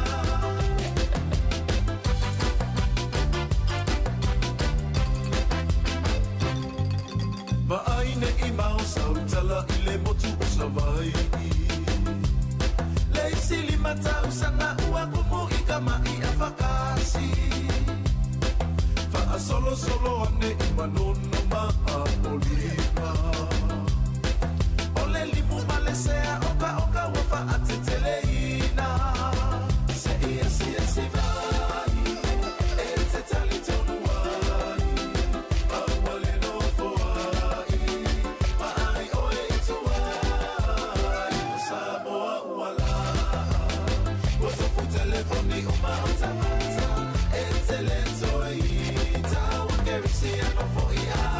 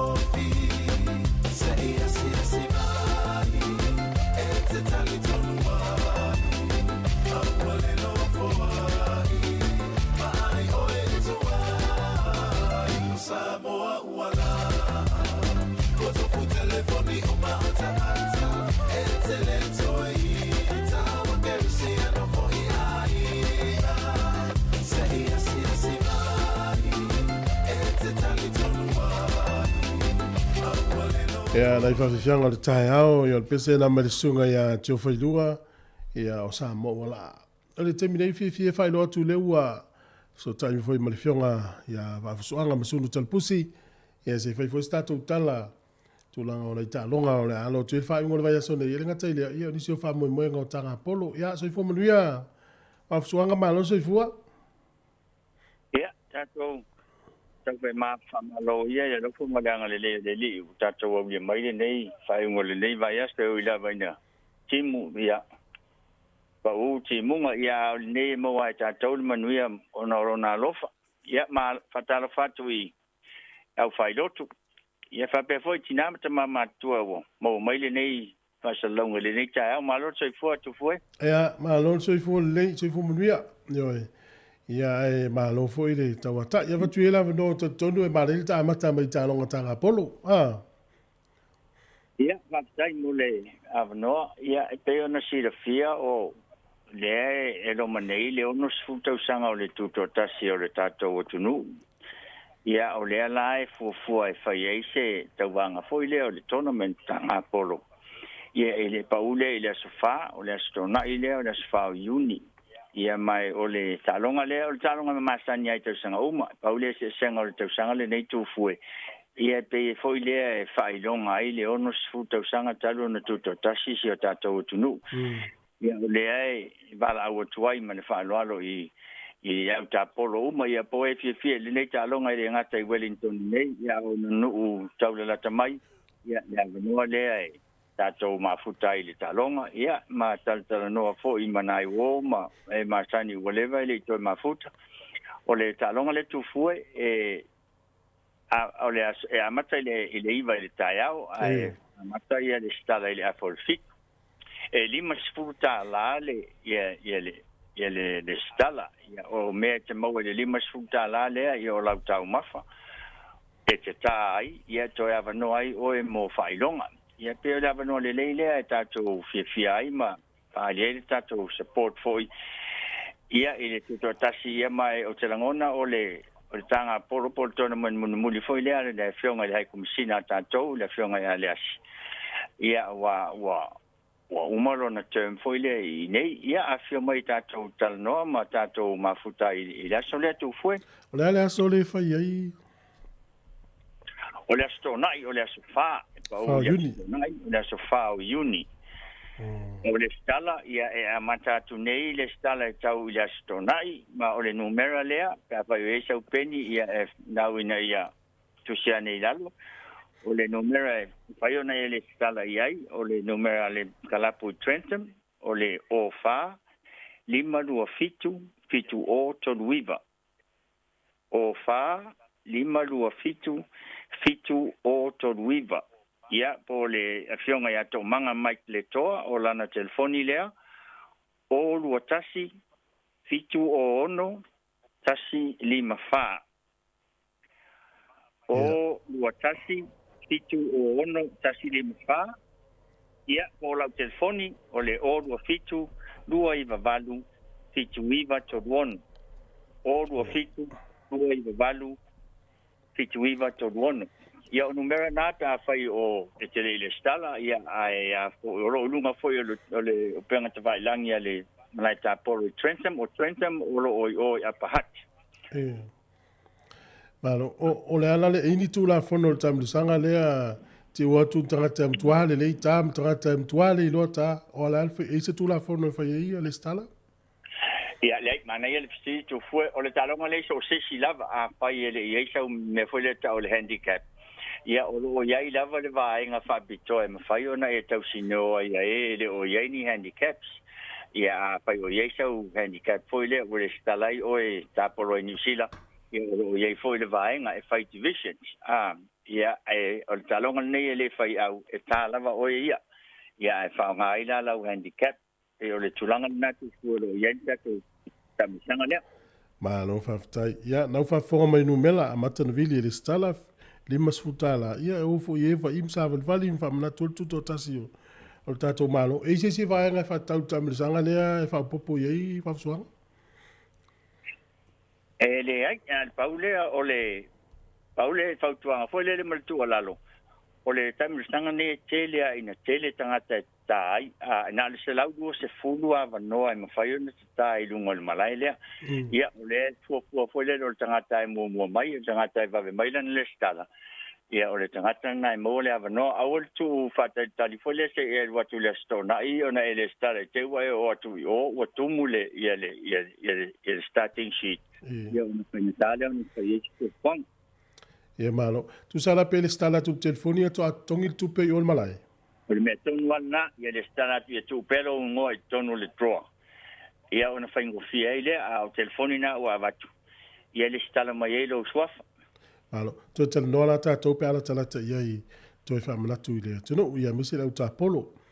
Ia, le mawsuanga, ia o leua se e mai nei le tatu au te tofitu. E le tamisanga le amtali al pona nei, ma nei fai sau noanga i whilo inga muri ma tatu au. Ia, sa maua le tala noanga ma le sunga le li whai aonga le fionga ia muli anga tele. Ia, le afia na nafi, tu sale na o le umo mai ala to le ninga. Ia, o le whamtalanga mai, ia o lo o le aise so whamanu alia o le au, ma sa le lava, ia, le to le ninga, sa ni ninga le nei vai aso. Ia, o le na ia whamtalanga mai, ia ua pia ta alutama, ia, o le, o se whamtalanga fia fo i lea, mo tātou au tāpuai. O lo ua mo nei le ava no, le sito tasi le na au mai Samoa. Ia, e ta aloa i tai au, i le talonga le oina nei. Ia, ma o atoa lava le tātou au e to sfu toru o le ana whai malanga. Ia, e fōringa mai o le msanga le nei tūfue, e toru aso. Ia, sila voila, ia oe, le tele o tamusanga e ta ilua aso, o le aso tona ima le aso sa, po le aso vareira me le aso tona i. O le tamusanga la le o toru aso, wala foi o le toru aso, o langa o le o tu ia ima le tamusanga tamaitai. Ia iai foro na whainga o le toru aso wai te tau na wha matani tino o tamo ma le mawhau. O le ala kapi mo le toru aso ai le lua aso. Leila o le whamtalanga mai sunga le li whaiaong. Ia tasile na mea sa to le niele na to au le neiva ia so o le whamasani i le toru aso ai le lua aso. Ia e lua talonga na nei. Ia lua talonga le stona i whapena ma le sa. Ia pe o le tunanga na le whapasenga mai ei pūl so talonga nei tufue. Ia, o le vea tuna nei, o le tālonga mo mua le tato au, le luasifulu 2 minute te aile se fulu na nei le pō, tālonga Spain, tālonga lona lua, ia, toi se fulu minute le 5 le vaveao a tai au, wau lia stona, toi se fulu minute le 5, e le vaveao, ia tālonga mai elani, ia, o le teimi ni usila le tō lau watu. Ia. Ia, ma le tālonga mulmuli le pulu, na e tāloa le luasifulu 2 minute te aile se fulu le pō le stona, pō le tai au. E talo mafrika ia ona ilo le po feanga i tato afswang ia sa o pe ole me sa le leila sa nanga ole fatu nanga na o pool games le ia ta ilua fo ile ia le nga ia talo nga pe na fa ia te talo nga tamai ta ia vai ia ona fo ona ia fanga sro ia se longa na ilo ia e uma pool games ia ona tato ilo la ia talo nga fo ile o cup o le final talo nga fo ile o knockout. Le vai atu al vaveao le sonfua ia tamisanga nei Toulouse ia le su el final le lus furuiva minute te ele tolu il vaveao le sonfua a lus furono minute te el final vaveao le sonfua no wing e o atu al pole sa lui fo il vaveao le so sa vaveao le sonfua fa ia la volta tamisanga le nei o la o I falani au afsoanga. Ia, ele o fara mai a rota longa le sa so fu ia so sai o ia ona sa ni lola ia mo le so fu malanga I pertania ile mo tam chang muli le yo mo tato vai muli o tam chang le o faisi umi o se ia na ya ko me fa na ia pe me pulenga mai nga le wa savali le ono masina. O isi fuanga ta misanga de to fo isa mo pe uma ia vas fo ia non tona. E o rota mo fai ia pe ole tunanga na o rota mo fai le pulenga ia pe mo fai ona o le au o e fai tutto tasi Samoa pe le winga le na le fam taranga foi le lo tau su pe ni valele mania vano e pe sa vano le na to e fe ro ye ma ina ma ro ye se me ye foi le o atu ye o le fam na tuina le ono su tau sanga pe o le menena o lo fu ne fu fuanga na o lo ye ne le uni e fa pe foi mental sanga mai le pule ngale au na ye pe fai on tau watu o il na vai ten Malo. E ila se si ono foi tu pai temi nei po lawo o ma to luz molon tona. Lai fa muri a foi vai nga masan. Ya. Ai tama to tolu o lo fa muri ma le trainer. Ya ono tu langa foi a pe on tato tal no mo o selenia. Yes. Ya to meris to tolu le ya o le ngata i fale i o i fatal malo o me ai ya o pase se valele ya ma tu langa mo fa pena ya tato lo le tau na me e tanguta pe o le Sa. Wa e la se si va en o le tato tam sanga le te fia sa no ye ona ta fa ma vai le.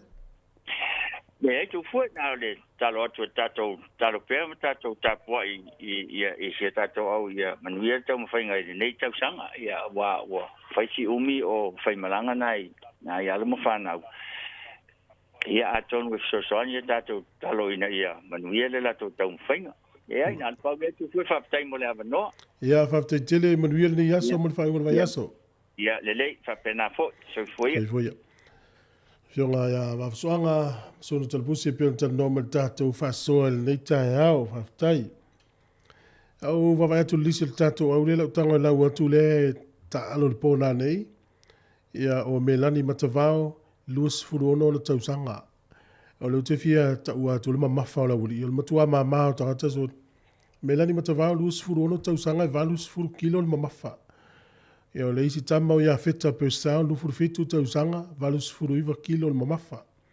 Va a pelu maliko lus furu tolu tausanga valu iwa kilo. Paul Scanlon na le fitu furu ono kilo. Lua lima tausanga le matua. O Uai Nasione luas furu ono tausanga valu fitu kilo le mamafa. Miracle Failangi e lufu lua tausanga se lau maratasi kilo. Paula leo tangata over marse lau kilo le tantua. Owen fetu luas fulu lua tausanga valu 5 kilo. Neueli lei tufia luas fulu tausanga e ono 5 kilo. Steve Rimoni e luas fulu tausanga e valu 1 kilo le mamafa. Fafo i falaniko e luas fulu tausanga iwa 5 kilo le mamafa. Motu o petai. Luas fulu tausanga iwa 10 kilo. Ati Junior Ati luas fulu tausanga e valu 1 kilo le mamafa.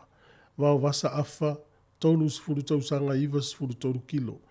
O le tangata matua o le tatou au e tolus furu na tausanga. A o le tele o tamaiti ita i luas furu tausanga.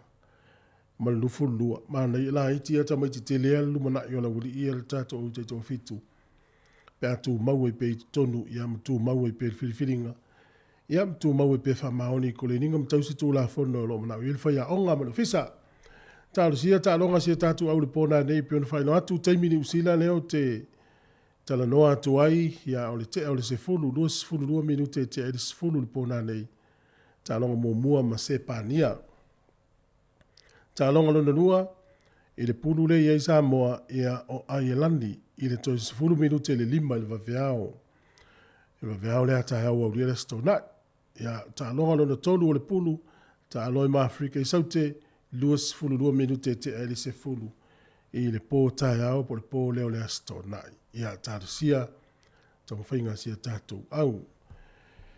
Se i tās tātou pese o na whafonga le nisi o tātou whaasilasilanga ia mo le nei teimi o le tai au tolu a lusu tolu minuti o lo toe e o le tā lea o le iwa whawe o le teimi sone si u fonga neo la mui Wellingtone pe a whainato a ki mai lau di tio whalongo.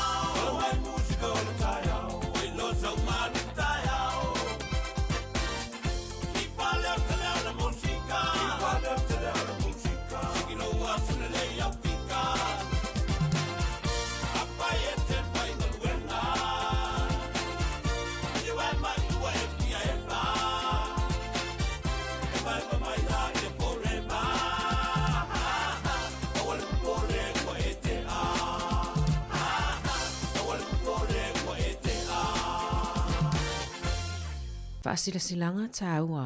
I le avatele ma le whaaloalo mātou te wala awa tua i le paia ma le mamalo Samoa. Paia lava lea i le uso ngā tū mua mapule, a inga ma o lātou tama, o tama fo'i ma o lātou a inga, i tū au ma lātaua, a inga i le tai ma le wa au whanoti, sua ma le vai whanua, fofo ma i tū langi, sa ole ma le lau niu sai lua, a fifio wha atui ma to o le whale ula, ma upu i le manu a tele. O paia le popo ma pā le solo, o pa ia ua nofo fale ia sa tui ia maa tulona lava. Tulona iau pa ia faale atu nuu, faale tala le lei ma faale malo, o le ale inga fatau ni mai nei se mātou faa matalanga. Ai mātou te faa sila sila ma le faa alo atu, i le pa ia ma le mamalo si o tātou atu nuu o lo ono nofo ma papa a au i Wellington e nei, whapea o na nuu tua oi. O le a whatau nuu ina le sauninga lotu ua tāpena ina ele mafutanga whaife ausa o whatasia Wellingtone, Porirua ma le Hutt Valley. E whaamanatuina i le ono se fulu tausanga o si o tātou mā lotu to atasio Samoa. Matatala aloa ia ina i fo'i ma le vai aso o le ngangana Samoa. I le aso saa, aso lua se fulu iwa o me, i le e kalesia e whakasa Hutt Valley.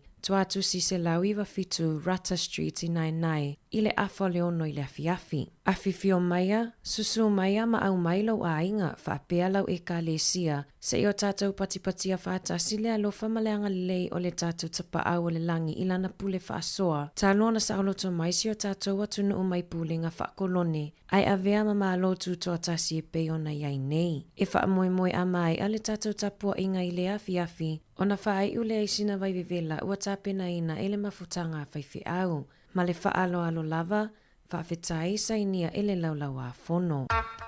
Mana whaftai, le sia tātou whaasene silanga, ia ua whaino mai e le tātou tautua le i le Hutt Valley, le au mai tātou oloa mai Samoa, olo maua tātou oloa i le ufi, o le esi, ia o le maopo, puau, o ulu ia maopo, puau ma le mawhala, mau fo le whaipata, ma le whaimisiluki, ia ono ye foi lava no le marketi tai au polilua o le ai ia le unanga le nei ia su ye le marketi polilua tai au fa tau mai ono ye pe no tono no winda ia polo su foi le tuatu sile no mena sfulvalu Glen Brook Grove 99 sfulvalu Glen Brook Grove 99 ia por telefoni le oru fitu lua fa lua ono iva fitu tasi oru fitu lua fa lua ono iva fitutasi ia pole o lua tasi ono lua tolu ono valu o lua tasi ono lua tolu ono valu fa tai lava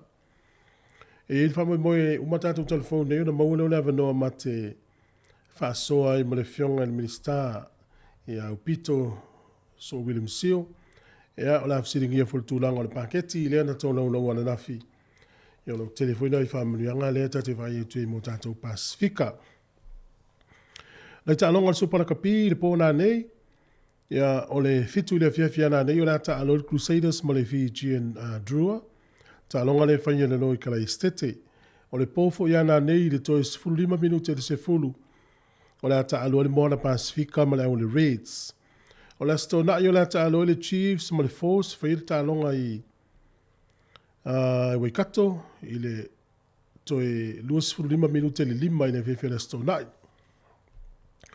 O le Hurricanes ma le Rebels o le fitu i le fefe le stonai, tai ao lea. Brumbies ma le Blues ia e fefe ta longa i Australia i Canberra o le taimile iai o le iwa whalima le pōna stonai. Toe 25 minute i le sefulu le pōna stonai. Ia ma le ta longa whai o lo iai le Highlanders ma le Waratahs. Ta longa lea le whaia i le afa o le tolu i le awauli i le Forsyth Park Stadium i Dunedin i le motu i saute. Whātula ngangale i ta longa i na umai ai le tamirisanga sifuru tolu. Ia o mua pele Blues e 5 sifuru na ai. Brumbies e so i ai fast sifuru tolu, whapea foi ma le Crusaders e fast sifuru tolu. O le Chiefs o le tūlanga whae tolu sifuru no. Tūlanga 5 le Hurricanes e tolu sifuru tolu. Waratahs e tolu sifuru tolu foi. So o te le Reds ia e tolu sifuru tasi, ma le Highlanders e lua sifuru ma le lua. O aula na e valu le pito i lunga ma le tuan maana ia le tamirisanga le tausanga ne e valu au i lunga. Ia le whapito i lalo ia olo ia le Rebels, Force, Fijian Drua, ia ma le Moana Pasifika. Ia, malo, nalo lava nei. Talonga na le whaiunga le vaiaso e fua iau mai moanga mau fuafuanga. Ia wa olo le timu malulu ia ma le mwhainwhewai. Ia na nofo alfale, a futa ma le ainga matamata ia talonga, mau whaiwhia le totele. E whauau ngā luenga le leio le nei aso. Manuia fo ngā luenga o whengai ma le tātua tunu, o le whawhianga ma le sunga avani atoloa. Le manu Samoa ia ma Lord fai al faiva. Ma Lord fai al faiva. Le manu Samoa ia ma Lord fai al faiva. Ma Lord fai al faiva. Sai mau se e pai, fai ka penga nga akama, solingo hoa mau ro ofu vai. Ko nginga lang moanga, hole kai milea ile mo, su e sau TV, ma le kele o kala, pa ko ale fiku a Wellington i le kasi ma fanga. o ngai makua. Mata mata lenga ngana. Mai ainga. Tui mai le muri papanga. Kale apa ai o so papo se i ka kalo a kama. Ai tu ili palakalie inga o ki aku o li a palala. Momo mai Kenya. Ke va ai ke Kenya. Ile punga mai o pai popo i lalo le post ko sekia. So ai sko ilang. O peisi mai kamika o lai ka ele sami. Punga ilunga sasa ilalo ele kai o makangi. Ta bea oi wala bea o la ma fau ya hani. Mai lo o fu kala ai sai. Le manu Samoa ya my lord fire fire. My lord fire fire. Le manu Samoa ya my lord fire fire. My lord fire fire. Finau mai ingelang ai aka kasi kupo. Jack aka make ili kofu Jerry Lefo. Se ole awe ka alo le faku ka mai pule ala ko loko kama mai se si ua e mai kong ka ma fautua oto. Ole ka ngakai palau e makua i leilo aske. A e muli aku i kua e saru se mea nga olo ai pefu. La vea i la male ka ma o mika ele pesa mino e nga ole fia pa ili ma ili polo. Kuku angi mo wale mai. Mo sangi i eko skep ke ba ai e kuli oe male au pe a eko e fai mai niau mea fou. Lolo lui Ipi ila lo lau ai o makuai O valo rapo amalo sang so o ila lo le po Officer travel rainers O sanga e koe sa o isesi ma le malu e lue o le po Mai a alo e pu mo Le manu Samoa ya my lord fire fire My lord fire fire Le manu Samoa ya my lord fire fire My lord fire fire Fa moe papua ya la ku fasi kama isusuki nga Ai pai a pelu fa ai unga mafuli kama isusuki nga E ese malo fa ya se ribi male au o fiki Kama kasi mai lo usu e fai sau malo lo ngala ikiki Se iu kasi e mika se ni o le ipu siamu o weni konge O le ala ukala Zoe o le siamu o weni konge Ui mauno Olo kulo Nalu male mana Ova olo karikongu Nge kele sa ukala e le kai unga olo fia aka Onga o le malia kele o lau ngā kongi O lau ngā kongi a kama O mai potu kōri Whapapala ko whang champagne O mai ingirangi Whapapala ko whang champagne O mai manisi au ngā Whapapala ko whang champagne Ai o mai ka mai tule manu So le sefer ka champagne Le manu Samoa ya my lord fire fire My lord fire fire Le manu Samoa ya my lord fire fire My lord fire Ringi lalo langi finau mai ole manu a o fika Kung kalanga lafu o kasele mangu Fai mai ole mea mau Fai mai ua laki le kako sao Anga le ai lea o le pang si i Kalo ka pau pau Tu low lava Fai mai gas Chiki pam pam Mai o fai a Wai usola male i pole fikua Hong Kong Ole mau ingai le i o ma me po e anga O e si i lo ka kungu u Fake ke i le masalafa Wa ole ngi fa anga kama ole polo e salafa la fai Na o sasia o le si au soa po au kafa O lau ka lengi o lau ka alo o lo ngau ngau O lau kolengi o lau ka kalo fa ngau ngau O lau le fa vai vai ngō fieli le anga o le kau Kale o kari fa ali ali mai luka kuka pa au Le manu Samoa ya my lord fire fire My lord fire fire Le manu Samoa ya my lord fire fire My lord fire fire E ne tito filau O oi ole uso makua Ka se kusi aiso e mai ngai a Timoteo Yosua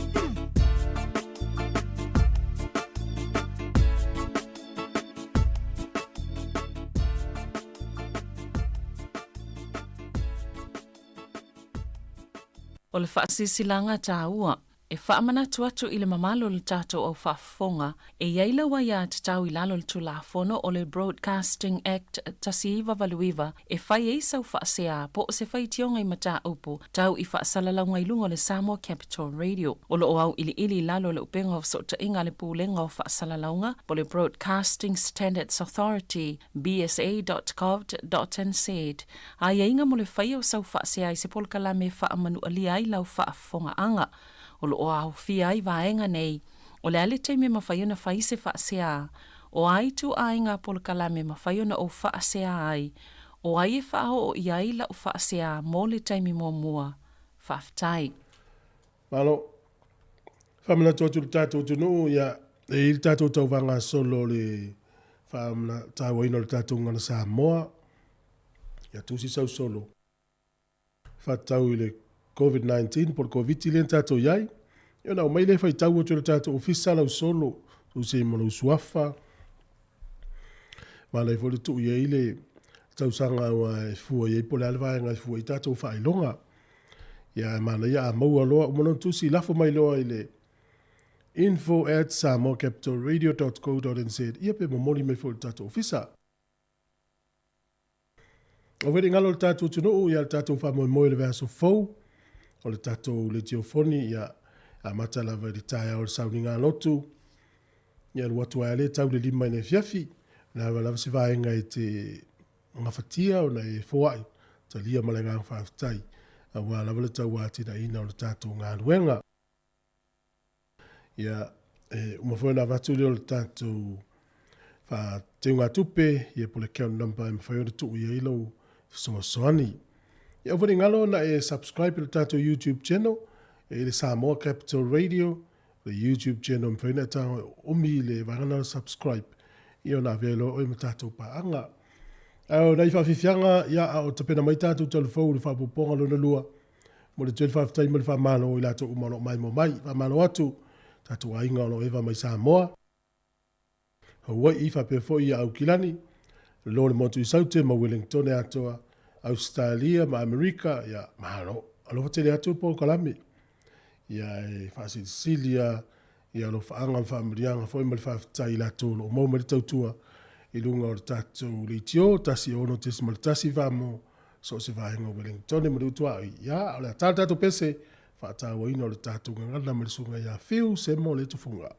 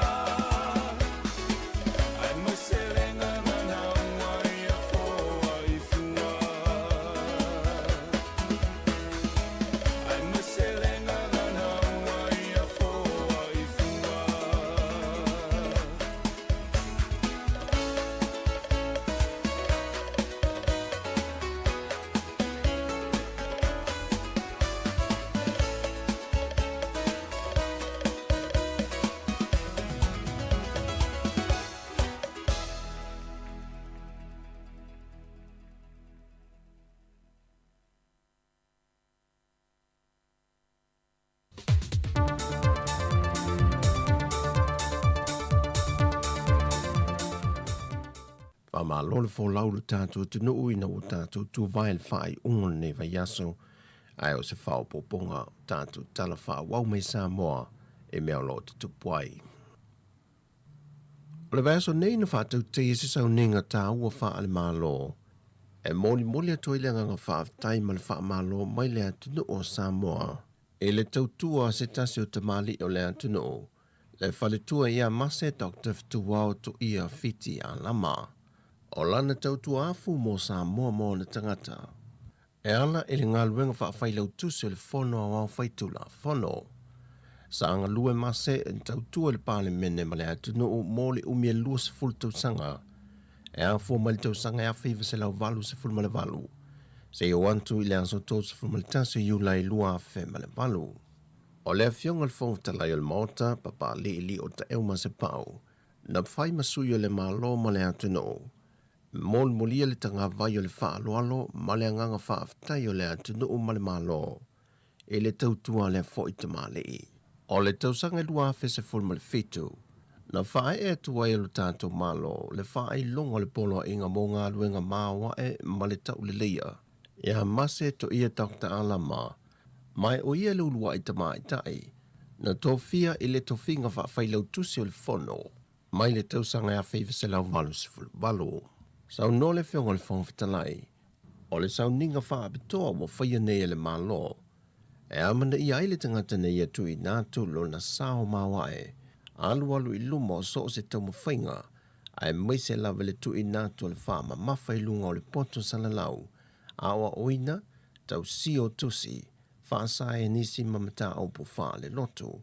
Mata aupu i te tono le atunu wha vau malo, ma isi tūlanga uma na whamanu i ena i Samoa. Ua toi ave tua le suafo se tasio sui tau wā le JPP, le whionga so alo mene, ma ua toi to whae ne sui tau wā molwhai ngā pālota lai titi, a le tu mālonga ngai whamonga numera lua, wa tu i nātu le whaalo alo le whionga so alo mene, le fo isa avea masui o le tu malo i le tofi, le whionga so alo poka, e whai ai o ia masui o le lato pāti, e ta moe mo le whainga pālota lai titi. Pe ona si le fia na whalau i loa so alo poka, o se ta mau levan tau tua le mtata whaia onga, ai o se matai tau sinu foi. O le solo muli foi o le whionga so alo mene, wa fo i ai maniatu ngalunga sa i ai le au lango le vang whao po whaia le JPP. Ona o le a vai lua lato pālota o lato sui tau vai to lua. Wa toi to wha nei sui tau vai, to tasi ma le sui le fast, to tasi le JPP, ma sui tau vai to tasi to lua.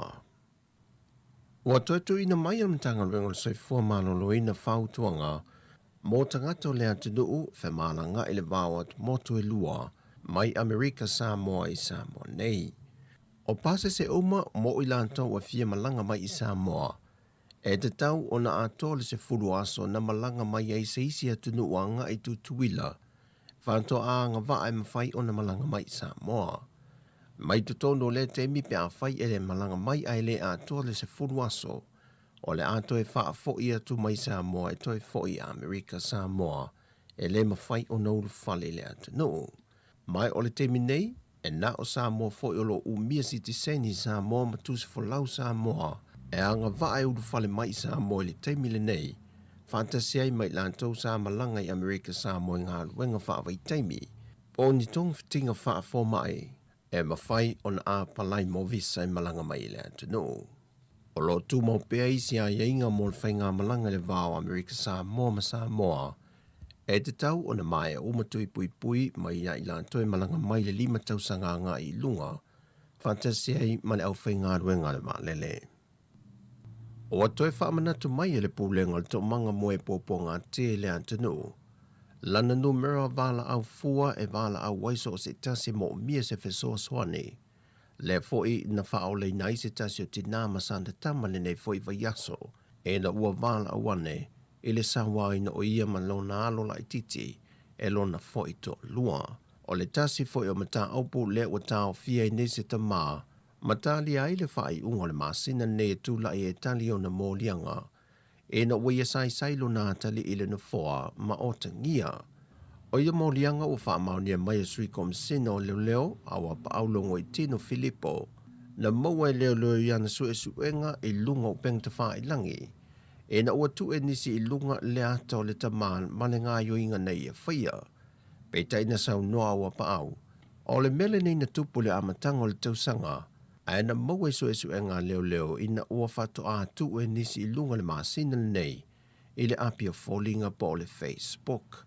Ua fisoso ania tu fo iai le Samoa Victim Support po le to manga moe popo ngatia e lea mata opo e na ia tineia sa wanga o lo tula I mai I te tono Samoa o lo sa wai na iti na mata mai tai e o fo I whanau na iti.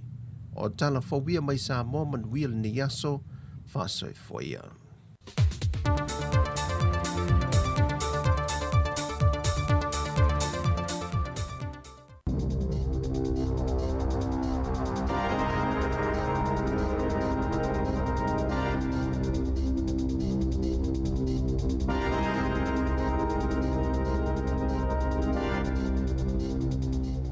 Talo flava o tala fo le si ufonga le lau momo le nei tai au o le asolua sfulo me lua fe lua. E silia me le 2 miliona tangata ni usila o le afa atasi o na maua si tupe e tolu se lau 5 se fulo ta la. O se vaenga o le paketi e tasi le biliona ta live so sani le atunu o na o le taunga ta ma le si iti o le tau o le soifuanga. O se fi so sani le tu mau mo se taimi pupu. Na whaalia le Pālimia Jacinda Ardern wa sao le tamau ainga o New Zealand mai le COVID-19 I se tūlanga I sili atu na ilo le tele o vaenga ese o le lalolangi. O tangata ni usila e ta isfulu valu tau sanga nga ilunga o le aanga va ailea vaenga atu pe tolu se lau 5 se fulu tā la. Vaanga na ua sili atu malta I fitu se fulu afe tā la. A la tau tupe maua le tau sanga. Pe ua maua fo ile tupe fisosani wha amama avenga I pili o le eletise mo le tau malulu, le winter energy payment, o le awai tolu le tutongi ngō le awai ngā tupe le masina o Aukuso, Setema ma Oketopa, pe amalta iluas fulfitu tā la I le vai aso.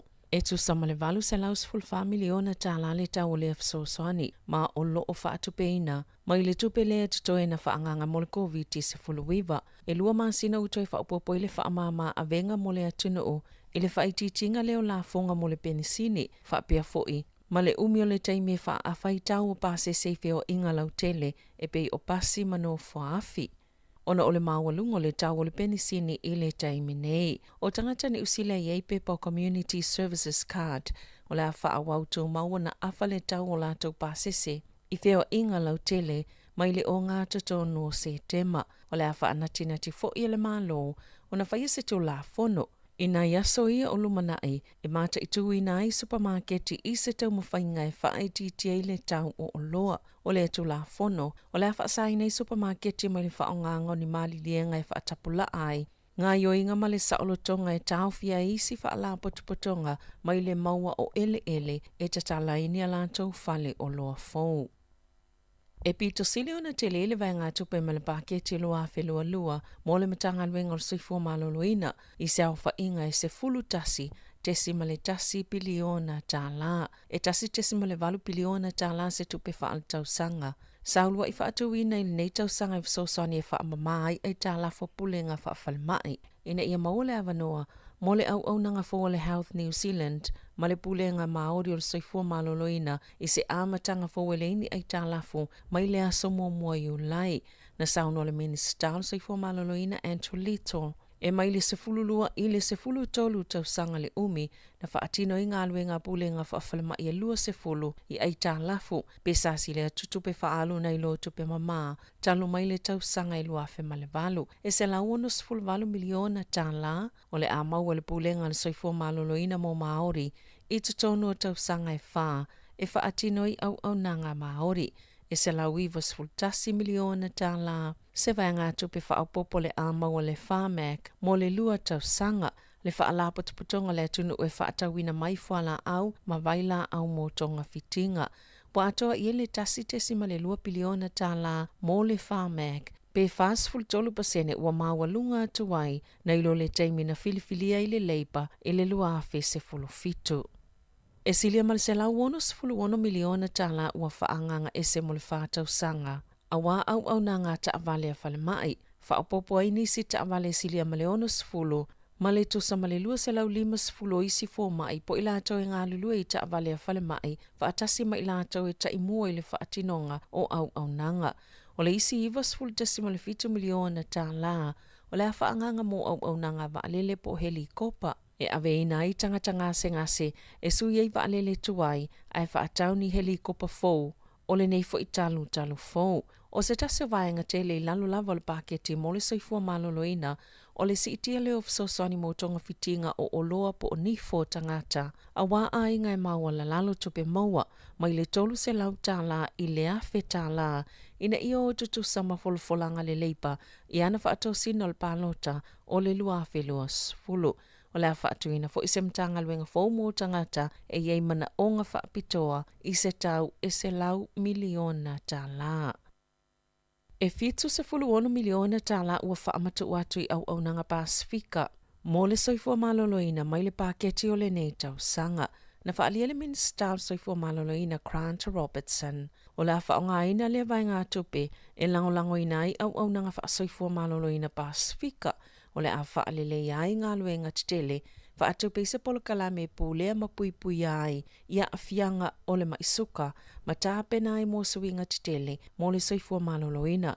Wa whaasilisile fo ili 5 miliona tāla vai ngā tupe, e whaatino i ngā luenga moa o ngā Pasifika, mani whainga fōu e mawai ngā luenga, e langolango ina i Pasifika mo le whaasayanisi, teknolosi, enisinia, awanoa mo le numera.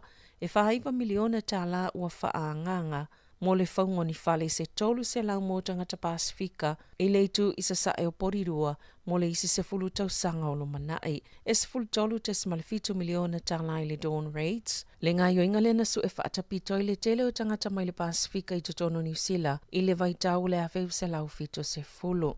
Na sauno le minister mo tangata Pasifika, le fionga o Peter William Sio, o vaenga ave ili whaamomo le paketi o le nei tau sanga, o lo o ngā tasi lava mata i ala mo le ola lau le lei o tangata Pasifika. Ewi, ua iei fōlinga wa ai o le whaasolsolo ina whaaititia whaafita auli i le maketi o whale beitai, o le paketi lua whelua o lo o awhia i isi langolango whaapopo mō tangata, o lo awhia whaatawina ni o lātou whale mō mua, e awhia ni vai ngā tupe o le a whaavanoa, beto samale fitu awhi mō isi fisoasoani, o whaatuina fo ise tolu se lau 5 miliona tāla, o se vai ngā tupe fōu, mō whale e mawhaiona tālu sanga iai i lātou e fuafoina le whaunga o whale, mō ni tupe fisoasoani e whawaini whale ngā whationa tutongi e tangata, pe ano no fo mau tutongi ai.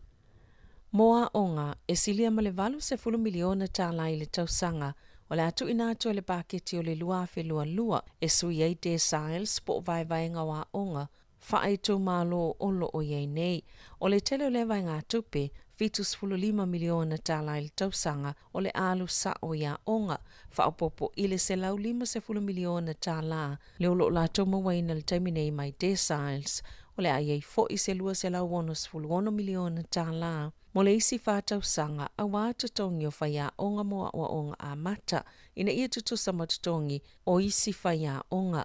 5 miliona tāla le tau sanga i tutongi ai, le ono si itia o le numera o e o le aris tala le tau sanga fō, mo le lua whelua whā. Ia o onga mawalulunga, e 10 miliona tāla e toi whaafowa i whale a onga, mo matata ese. E silia ma le afa piliona tāla ua sa atu i le itu mo le soifua maloloina o Māori, ma le 5 se lau fitus fulwiwa, tesi ma le 1 miliona tāla e aluanga i le soifua maloloina, ma le ola lau le lei o Māori. O le aso mumui ulai, o le atatala ina i le Māori Health Authority, te mana hau ora, ma o le atauli maina le se lau vanus fulvalu tesi ma le tasi miliona tāla, i le isi whātau sanga. O le 5 se lau fitus fuluiva tesima le 1 miliona tāla o inivesil soifua maloloina ma le ola lau le leo Māori e whaopopo. I le se fulu tasi tesima le tasi piliona tāla o whaanganga mo le soifua maloloina. E pei lava na folofola le minister tupe Grant Robertson o le paketi lua lua e mo le soifua maloloina ma le suinga o le tau. O ni tu o lo anga i tele iei manatu le whaala potopotonga o tangata whaingalwe ngā le malo. O le whaamamanga o ai tā lafo pulenga whaafale mai, ma naif so soani lai te whaamama ave ngai tangata mōwheo inga lau tele, whaatase ma le lango mo tangata ni usila, o lo o ngā lulue, wa moli mawina ile sa o le itu o lo o anga i ia ile a paketi, pe o na tā ua, e le whailau tusi o le whaala potupatonga, o le whaalau te lenga o le polo kalame o le whaamawhanawhananga o whale o ainga New Zealand o se la asanga le lei tele e tu saima le talutonung o le pisa a. O le isi luas fulo no afe lima se lau o whale e whaamawhanawhana o le a whaale le ele soifua maloloina ma tūlanga tautupe mo ainga. O lo whanga solo se suenga i le vave whaalawi loa o au ilinga o le paketi e le Wall Street Journal na whaasalalawina e lea upenga ta whailangi o talafou ni whaamatalanga autu mai le paketi i le itu la mua a o le i whaatangaina so se au nanga na whaalauloina i a whaamaumaunga i le itu la e lua i le au aulia na nafi. I se pepa o whaamatalanga na ta ua i le mtanga luenga o tupe New Zealand sa i o le Wall Street Journal e usta ia le taimi whaatulanga ina whato ama whaileo na whailoa au ilinga o le paketi sa vave o na longoina le mtanga luenga o tupe le te o le tasi ina ualia e se whaasalalaunga ma se tusinga o lo ia whaamatalanga mana ta ole whaanoa noa o le pulenga o le mtanga luenga ona o le tūlanga o ngaonga i le leo ia ma le solia o ia tuunga ma ia inga masani na whaalia Andrew Little e iei lava ni tūlanga o le awhaia pe a mai a le suenga. Ita alonga e tolu ni suinga ua whaia le aula kapita i to asfululima tamaita i New Zealand i la lātou au mole ta amilusanga i le masina fōma Australia, Amerika ma Kanata. O le mawhaia na ta alo Patricia Maliepo o na oa afianga i lona ulu, o Grace Steinmetz ma Kala Hohepa o lo oa afia ni manu angai vai, wa filifilia nei Renee Wycliffe, Hazel Chubik ma Kelsey Tenetti e suitu langa ya i lātou. O le ta'alonga mua le Black Friends, le ta'amilusanga le Pacific 4, e ta'a aloa i ma Australia i kalai estete i le asolua se fulu o au kuso. Tala fauia ma le si ufongo le laumua, mo le nei vaenga o le tae au. Malo whawhitai, nau whawhonga le tino i tātou telefou nei teimi, hea o le teimfulu neu fie whaino atu a whaamino le teimi le whionga le main star. E fai foi stala tu sai mal paketi le so nafi so fo manuia fa afta ia tu no no fiona min sta no polo pito ia so fo manuia tu foi mal do fisa malu fa pe fo no follow fat for dato watunu nei foi ta fo pa ia la fenga luenga le tu pu mai el dato watunu ia wo fo ma sani ia malo la fo la fa afta mo ngaluenga le fa afta fo mal ta po inga ia malo foi fa afta mo no avno e lo fiona pito e mana i fultanga ia tul paketi a nafi te la nei vaenga ia lo fie foi le tuno ma wis fa mama venga ia mana i fultanga mata mai i le utiva vai vaenga ia la umtanga luenga mal fa soa le wa mai malo ia le ia ole e ole me mo mola vo ile au te lenga ole pakeki la tau ia ina ia talia tu foi i mana onga olo o mo miele so swani e toi fa popo tu foi le so swani le na CTA foi pensione ma CTA foi tongi mau nalo fatapla ia ma le amata mai ole tato foi winter energy payment ia le ngata la ile anga va ia tato atu a olo o iai foi se vai nga tu pe fa pito lava mo tangata Pasifika ia beila ole tulanga tau fale o le ua iel fufuanga o i porilua i se whainga pa anga tangata motor Pasifika ma mauli o le amatalia ele ngaluenga mo le si se full tau sanga in ia sao ia il tatu atunu ina ia whaatau ni lato fale umia sa loto tolu se lau ia ma o le ua amatalia i le ngaluenga le whasuiva miliona le lato ina tu iai mo le pidioka le utatu tano iai a o le ngaluenga lea mautino le lei mo le si se full tau sanga ua ioe le maro foi o le alato fatu peina a wala vale una iol dato atunu mal sosani dato atunu mawani lato fale umia sa loto o le se fugitolo te si mal fitu miliona talu mai le fato esenga fo el malo ile don rage ile fonga fo isa fel malo le pele wa ave ina ia faatino ai folfolanga fo el malo pe ona tautino el polea ma o le ngaluenga le na fai ina ia au mai langona finangalo o mea fo'i na tutupu i le atunuu i nā fo'i vaitaimi. Whapopo atu ai fo'i matāleni a le au whaipese, whatupese, po i lātou fo'i o le au artes e le atunuu. O le amawhai o nāo mai ai ma whaamautu ai se tala whaasoropito aloa ia. E aloa ia e le official historian a New Zealand, ia mawhai ai o na whaavaea o onga, ai mawhai ai fo'i na whaalau i loa le laulangi atoa i se digital platform. E iai se vai ngā tupe na amatalia i le tausanga lena, i le amatanga le tausanga ngi le teu o le vā fund. Lena amatali se lau wafeta la, ia peita iane o lena whaauau le tupe lea. Ina e iai tangata, e le o mana na o e tala noa mai i mena tupu i ala tau, ai o lo o mana na o e whaanga pese, whaanga se tala noa nga whale ainga, whaanga se ia se akta, pu e mai le video, e whailoa mai ai le ti ngā ma le tūlanga fo ina o i e nātou, peila o vaenga na e whaamnoa i e tupena. E ni tau i tau tupe mō lātou i tonu le tupe lea. Disi la e motua i mati le tila le maftia te milea. I le ale tau i le te finangano i ai tufue, o le ngalwenga lea. O le ngalwenga o le matu o le tau i le na matu o skolsipi. I tamaiti ma whanau, o le fo ila i le pākeki ale matanga luenga onga. E 2 miliona le uto e whapopo i skolsipi ia na tau kino le pole tasi tesi ma 2 miliona. Ia le la uto e whapopo te i le si 2 miliona. O le tau i na aranga luenga le whai, ina ia a vea se le tātou whamautuina le tale whasolopito, ina ia manino le lea i le leanga le mele le whailonga langu ma le whailonga tangata. Peila le au tūna. A tonu o anisi me tu lai mai le tala whasolopito le wā o le mea ia, o le mau le mālo lena mafua i le whaatu e senga, ma mau fo ina mai nisi. A o le mea moni, e kaukele i maua ato toa le akta, tau te le maua ato toa le manino o le leanga o nawa fiu mai taimi. A tonu la, se taimi moi muri, se i pue uma mai fina ngalo ngei, ia ona tātou i loa ila ia po le asi sila asanga e te tau ngā ngai ai. E 2 miliona o le aso soni i tamaiti fo i ele o iai ni a onga, ele o iai ni pokalamea a onga, ma ele o whainga luenga. Ia e pokalamea le tupu au te loa, whaua wai, le sosoani atu i ala tau po ani sila asanga e a ngai mores sa ilingo le poto ma le tamai ma tamai foi po le sa ilingo nisi ngaluenga e maa nei atu lo le mea o loo ia il temi nei e se fulu 5 te si ma le 5 miliona e whaua le sosoani i pisinisi i so se mea o New Zealand e se fulu ono te si ma le lua lena maua mai i le pākeki o le tausana lea, le la uto e whapopote i le tupe. A le la tupe u whapopote, e le ngata i pisinisi pe o whale o loa, la u whale, o i la tau fo i ei pisinisi whale ainga, ma ngau singa o isi o loa.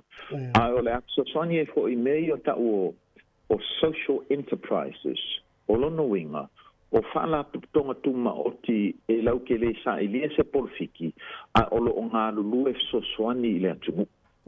Peila le vai ngā tupe na. E ei se vai ngā tupe tasi tesi ma le 1 miliona o le afsosoani ai peisa po kalamea o ia i la tau whatau nuu mai New Zealand. Ia mantua foi o telo nā tātou ainga. Tau mai New Zealand ngo whakasi ma lea. Nara ngā foi o mai. E lo i lo pe whapeanga le skala ka meki ia onga.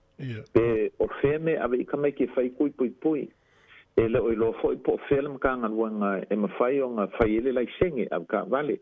Peila al po kalame nga e sosoangi ai langa lela a makan koe ka kalar ka ko quota ina ia fe sosoani mo le manino man mala malamo e whatua tau nuu mai New Zealand mai Pasifika. Ole e ise vai ngā tupe sfulubante si mal 3 miliona e whaawau ele nga luanga le una ia o alon whanau ina ia sa ili le poto ma le maamlama i mata upu tau teknolosi, mata upu tau science, ele mele ta ole science, technology, engineering, ia male arts, mathematics, ole laulangi fole o tato iai, a ele malama me tau teknolosi, e sila whaingata ona e sa ilia manuia. Peila se vai nga tupenga langa yelo tal tununga o I le mele tau teknolosi ele o lava tato walom whanau I ngaluenga ese o le mo mi ai o peila o vai nga tupe umalavalna o le ua watu I le matanga luenga le Ministry of Pacific Peoples e whaatino ai le whaatinonga e ngā lulue ai ma whaawau pēl whainga o kongkalate fo I maisi whaalapatonga lo whaatino ngā luenga le molmalo ia masoswani atu ai foi I le manaonga fo el tātou malo me tau whale a oa onga maluenga ia male aonga mai o le tātou tala whasoro pito lea e whaatau le tōn rights. O I le ia sano mai. Pito se whatuala fsili le manua te le mau e se tuloua. Sfulu walu te si ma le tolu miliona lea e le toloa science, technology, ma vaenga umai o le education, arts. O lo wau fia I tonu so o se matua o se tangata. E fia talo sanga I tupe lea. Le ai ele o whaatapla ia langa mankofe po kalame le whaatupe ai ia po keki po a onga fo I kamaiki ia onga amata o lo whaatupe fo I community groups o lo whaia lava lātou soswani peo nisho e kālesia o laia o inga teknolosi I lātou walo fo I whanau po ni lātou homework centers ele ngatai lea e mau e fo scholarship mo tamiti o le fatua o ia o nga maulunga a o lo tau ave se mata upu whapitoa le technology po le engineer po le science e le ngata lea e mau e fo scholarship a ila tau wai umai le degree mua a o lo mana o koe sa university degree so ila usiringa ele o whaatapula ia ni tau sanga e ango ka whai ako o le ngaluenga le o whaisinga lewa nga makamai kalu mai le mātutula I mai fo le lua fesu fitu a o leo ka karikongu le uka e whaapopo I stupe iai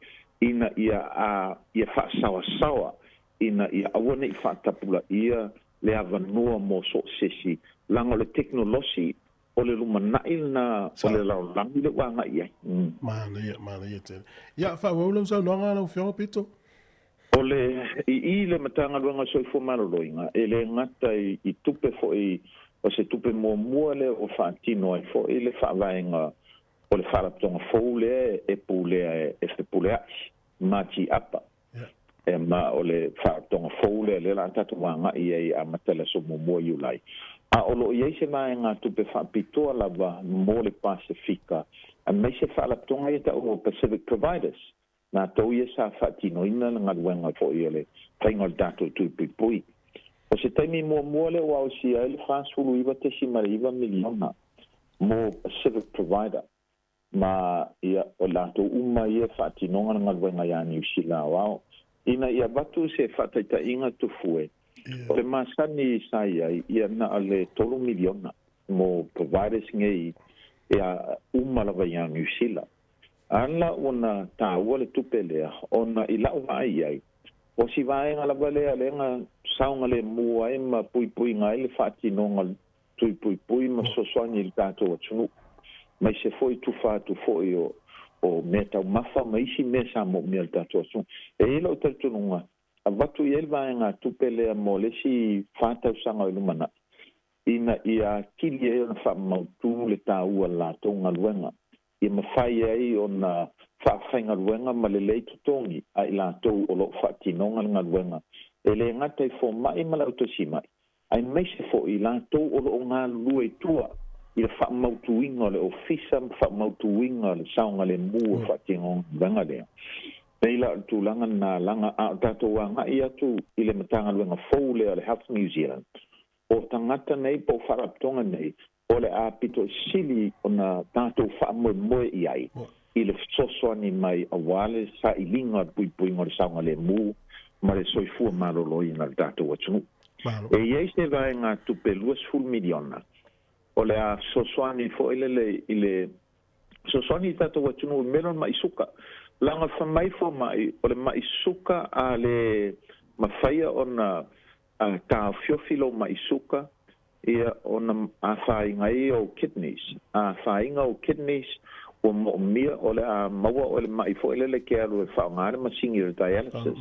E ke maua o le mai lea wa whainga fo I o whatu maisi tu langa lo tino. Ia mai to tele ra vai lātou wa whaina ua whano e fo la tu soifua peila o I e le ngata o le tamawhainga ina ia a whaititia lau suka awane e maua mai suka a le ngaruenga ia ina ia whaupenga ina oe e fesosoani oe ia te oe longi ar whamtalanga ina ia o ani metoti e fesosoani e tue i fuafua le tau mafa whaile whamalostino ia lava le malolo ia mauange I whapapoleinga oe mere ka upalangi e stress Moi. ia peila o kulanga langa o le vai aso le asau o le afa lau I loa tuai si vaenga tupe o lo of iai tupe whapitoa lava mo le Pasifika I tu tonu o ngaluenga o le afa tino o matanga luenga faulea. Ta o maila ia I le matanga luenga o a onga. Ia, ele ngata o le ngaluenga na amatalia fo I le pakeke ua te atu e soswani mei o Pacific Bilingual Education I le ao ino ngangana I tu tonu a onga a le tausangal nei o le ua whapopoti ele si vaenga tupe sutolu miliona ina ia mawai skolasipi fo anisi whai a onga e o a onga ina ia maua le poto ma le tomai whapitoa e o ina inga ngana ese a le ngata lea ina ia o ina fo I whai a onga o lo nau ina ia avea la toma whai a onga o ngana Samoa maisi ngana ese ia mafsoswani e fo I le curriculum I le o ina o ngana Pasifika e 5 miliona o le ave I le professional learning and development le o ingo whai a onga papalangi o le a onga palangi ina ia whataua ia la tou ia tamaiti Pasifika whataua ia la tou a watu tamaiti a onga Pasifika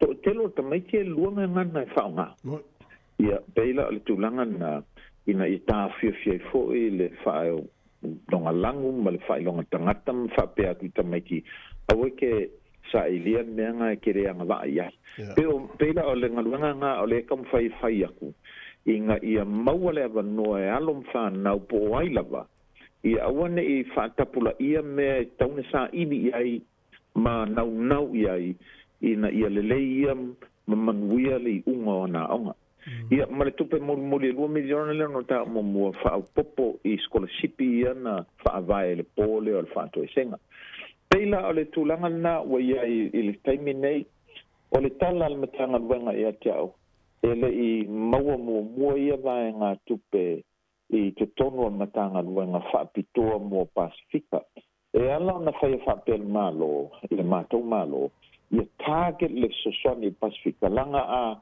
tu watu I matanga luenga te tele e iei taimi ua ngalo I matanga luenga te tele e te tau na whaima vaai I le Pasifika o isi fo matanga luenga te tele e le malama fo I tātou tangata ia peila le vaenga na o le ufai ai a le me pito silin tau e tau o le tamawhainga lea e le ngata mo le tupe mo le nei tau sanga ai ia manino ma mautinoa tupe mo le lumanai tau sanga lumanai peo no whai atu o I pore lua I le amatanga le wa amata I le whaunga tos silau whale nei mo le sisfung tau sanga o le ua iei le tupe ua ioe le malo e whaanganga e fuafua I le whaatinonga ngā ruenga le mo le sisfung tau sanga o lono winga e mawhai o ngā lulue ma le mautinoa le tātou community e le ave sea le tupe na ai ia umaenga wa tofusia nisi o le tātou atnuu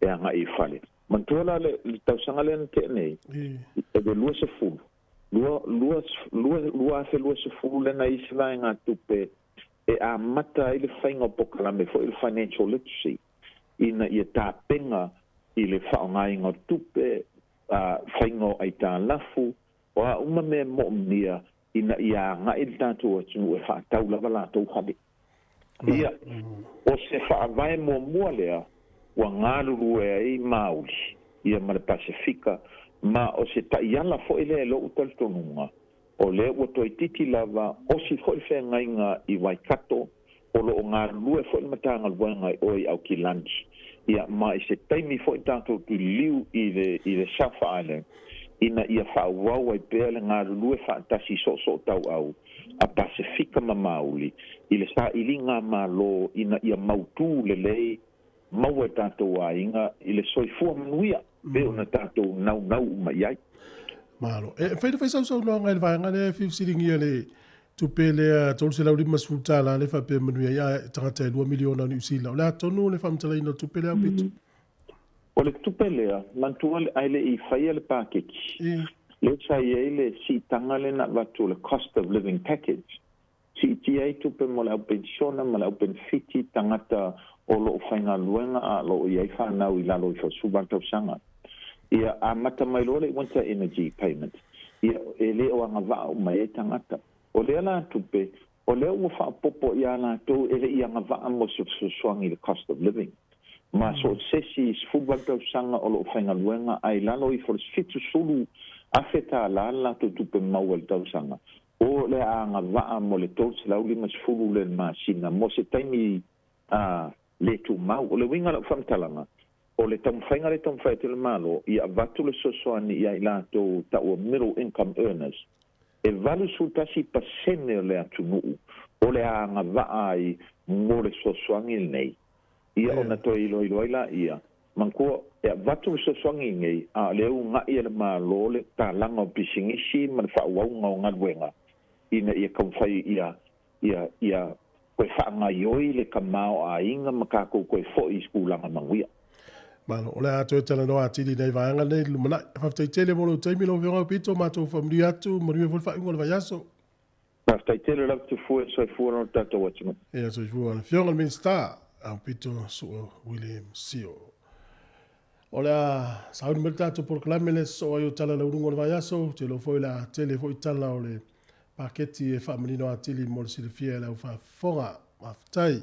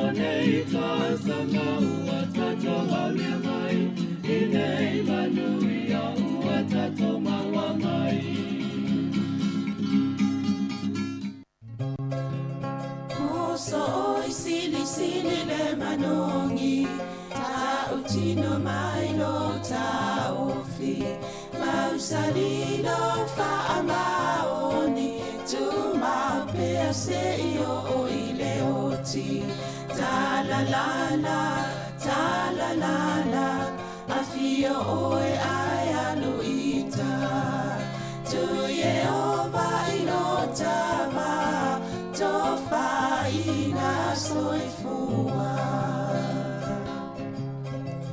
Nanga alif sili le sasala I tu e fa o Samoana e fa atosina yo anganga ya te o e sunga le te ine tau sala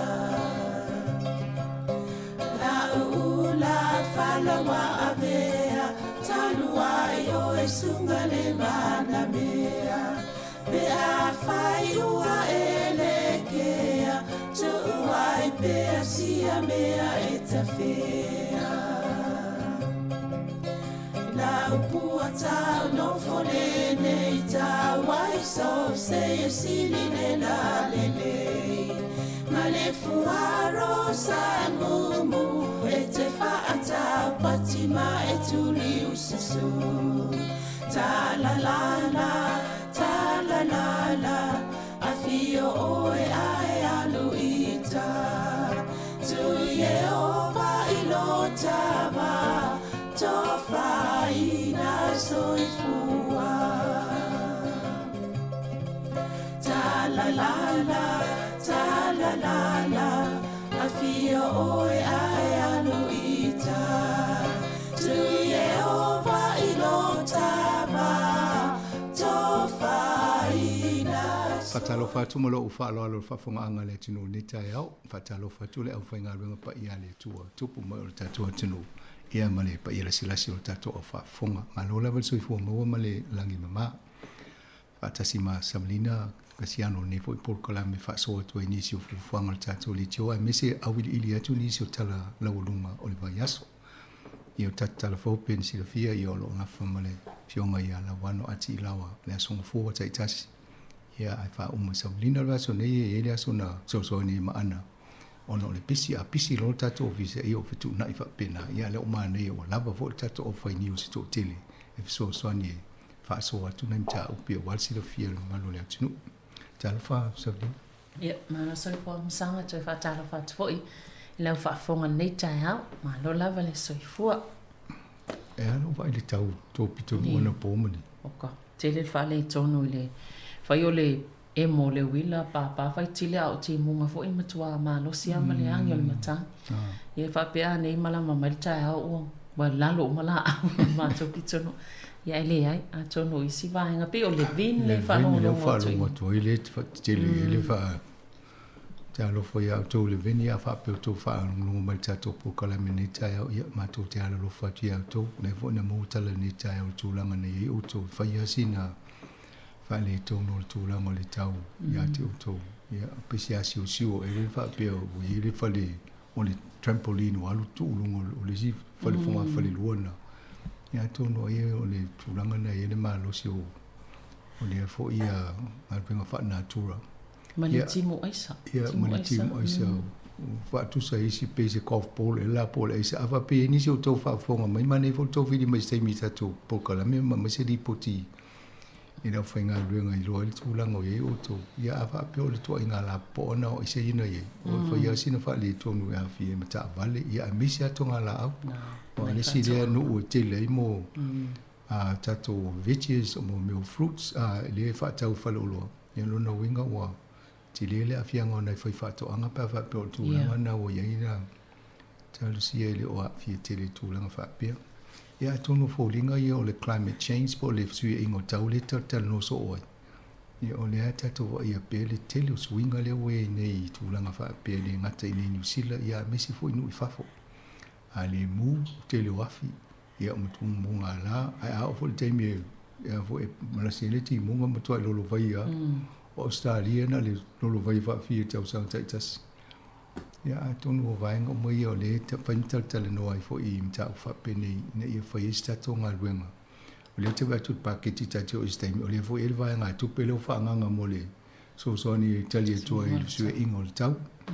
Ia o tua ngā vaenga na ai se watu nei si vai mo sa lina fa so solo twala ia mata o twa ni so vai ngol paketi pe ona o ia fu fanga po le so se male ni fai ngol ale masina ni e mo le no mata no to ima le tato fai pule ia Papa Edmund e fa tau paketi man to vol paketi tau sanga ni te ia sa mo le no na so mo ia le fai pule ia a mai mal kopi tato official kopi lo paketi ia mata la no to ni si vai ngai e au ngai fa pula tili ni so vai ngai la ma o il tai o ni ia pe fo ona ma wol sa no nga tanoanga tu foi ma pitol mistal fionga ya pito ia vai fa penale tam foi vatu fa mam la ma to ni so vai ngai o lote fo malo ole me le sa mat to no ne foi po kam ole tilo ni mo tu pe mai so so ni ia vatu la utala ya tu foi ma e tu tongi tato fa na ia tu pe ne lumna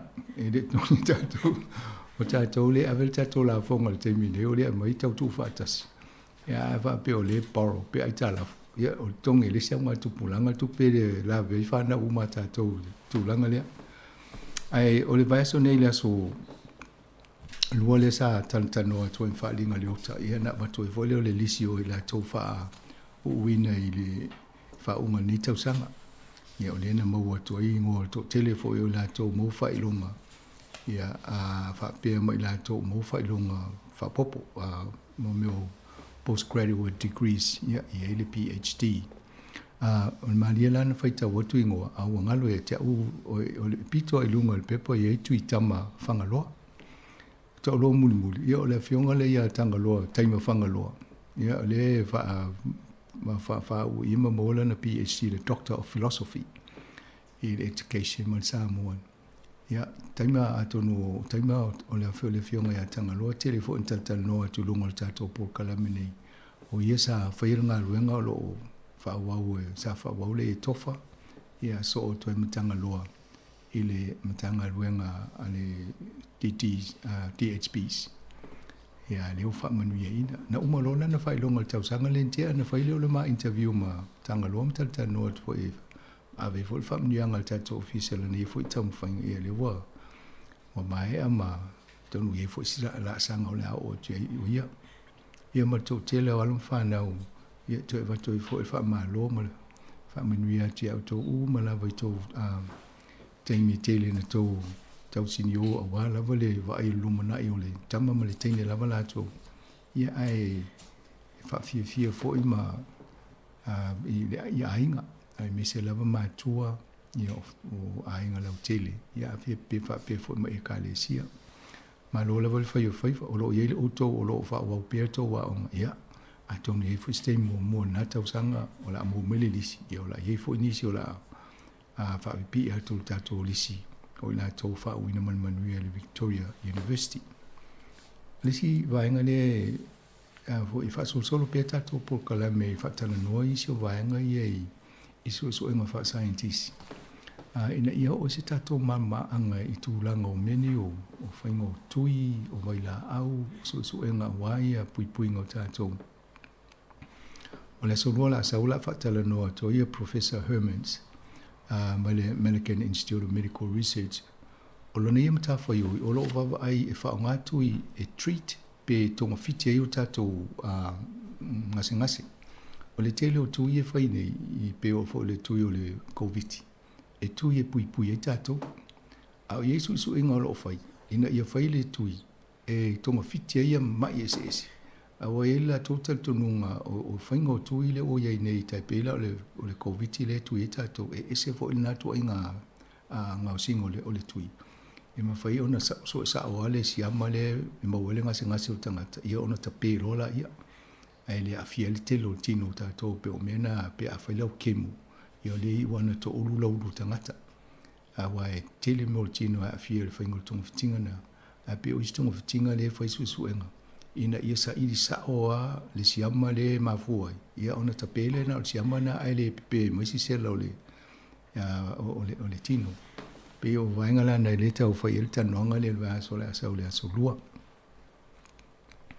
o le tato le tiofoni ia ala tatano ati dia tual va aso fo ma a misi fo ia les for really ia pe o fa mo moina tato O le ia le tātou account number na fo ilungo tātou Facebook. Ia mo wat fo ile officer. Mo ila tō e fia tu wala tō soswani me alo fai tonu tātou account. I whainta te le whio i tātou le fo e tu peu tau wali ai mai le si variant. Ia ai pio le awala whaingo fiena e whai ona tu o le bank account al si ufongo lau mua. Mata na mato lisi fa mau ia no olole le asu whareide. Ia mata le na tō lau lau atu mwhai lo atu fo ilo no mea lofa le tātou li tio. Le tūlanga na e whamanatu atu ia manino le tu singa lo ngo. A mesa le ngo o ele a fo ili stala ele IRD. A whape e maso swa whamatai e mana i fo ele le tusi e tonu. Ai manino le ngo le tusi le IRD e watu le li siti. E mawhai ona awe whaatasi au pepa ia to e mawele rebate. Ia pol tasi vai tōro lau tupe e whame alofa mai. Awa o lo le stala tato le tio i lalo le charities. O lo maua lai tato le si tūlanga le tau whaperitania o le donee status. Ia mawhai ona to e mau malivaenga o lau me alofa. Pe awe ia ai tau ala na manino atu le li siti ia watu. Talawhia ngai ma le tutusa ma le ngoa lai le stalai o e pol swafa lai le stalai o le officer lai IRD. O le tūlanga na iei, mana ia pe atu si lalo lo ngoa nai le stalai o le IRD. Ia ma le numero le telefoni. Ina ia mato video to ia na maile ale o le email address. Na email atu le o le kopi o le lisiti. Ia pe mai fo lo tu atu si ia o na lafo tuaila i o le lisiti. Ina ia whaingo fie fo. Pe o le fōwhanga na olo o vavaile ile aso le atonu o le asfareile le na te aiei le o le vaenga le no mai tata ina il tato ofisa. Ula fala. Mana ia fo le whalangolongo ina i tina ia whatuona mai e sui e fo le whalangolongo le asfareile i taimia. Ia atonu o le tato to e anga e whatulanga le se musika le wasa il tato polka la me asfareile. Ia le sa whaingo pespesenga mo tangata mātutua. Ia e atonu le toi muli tato le ngona wai o pese e le nau tangata mātua i vi umaama mo tato Ia atonu le la toi a mataisi tato polka la me whapena. Ia ona wa wai mai le fo le i o fai pese ma wa le umane ia nei vai taimi o i tato social media. E le ngata to te whaalongo mai si ufonga.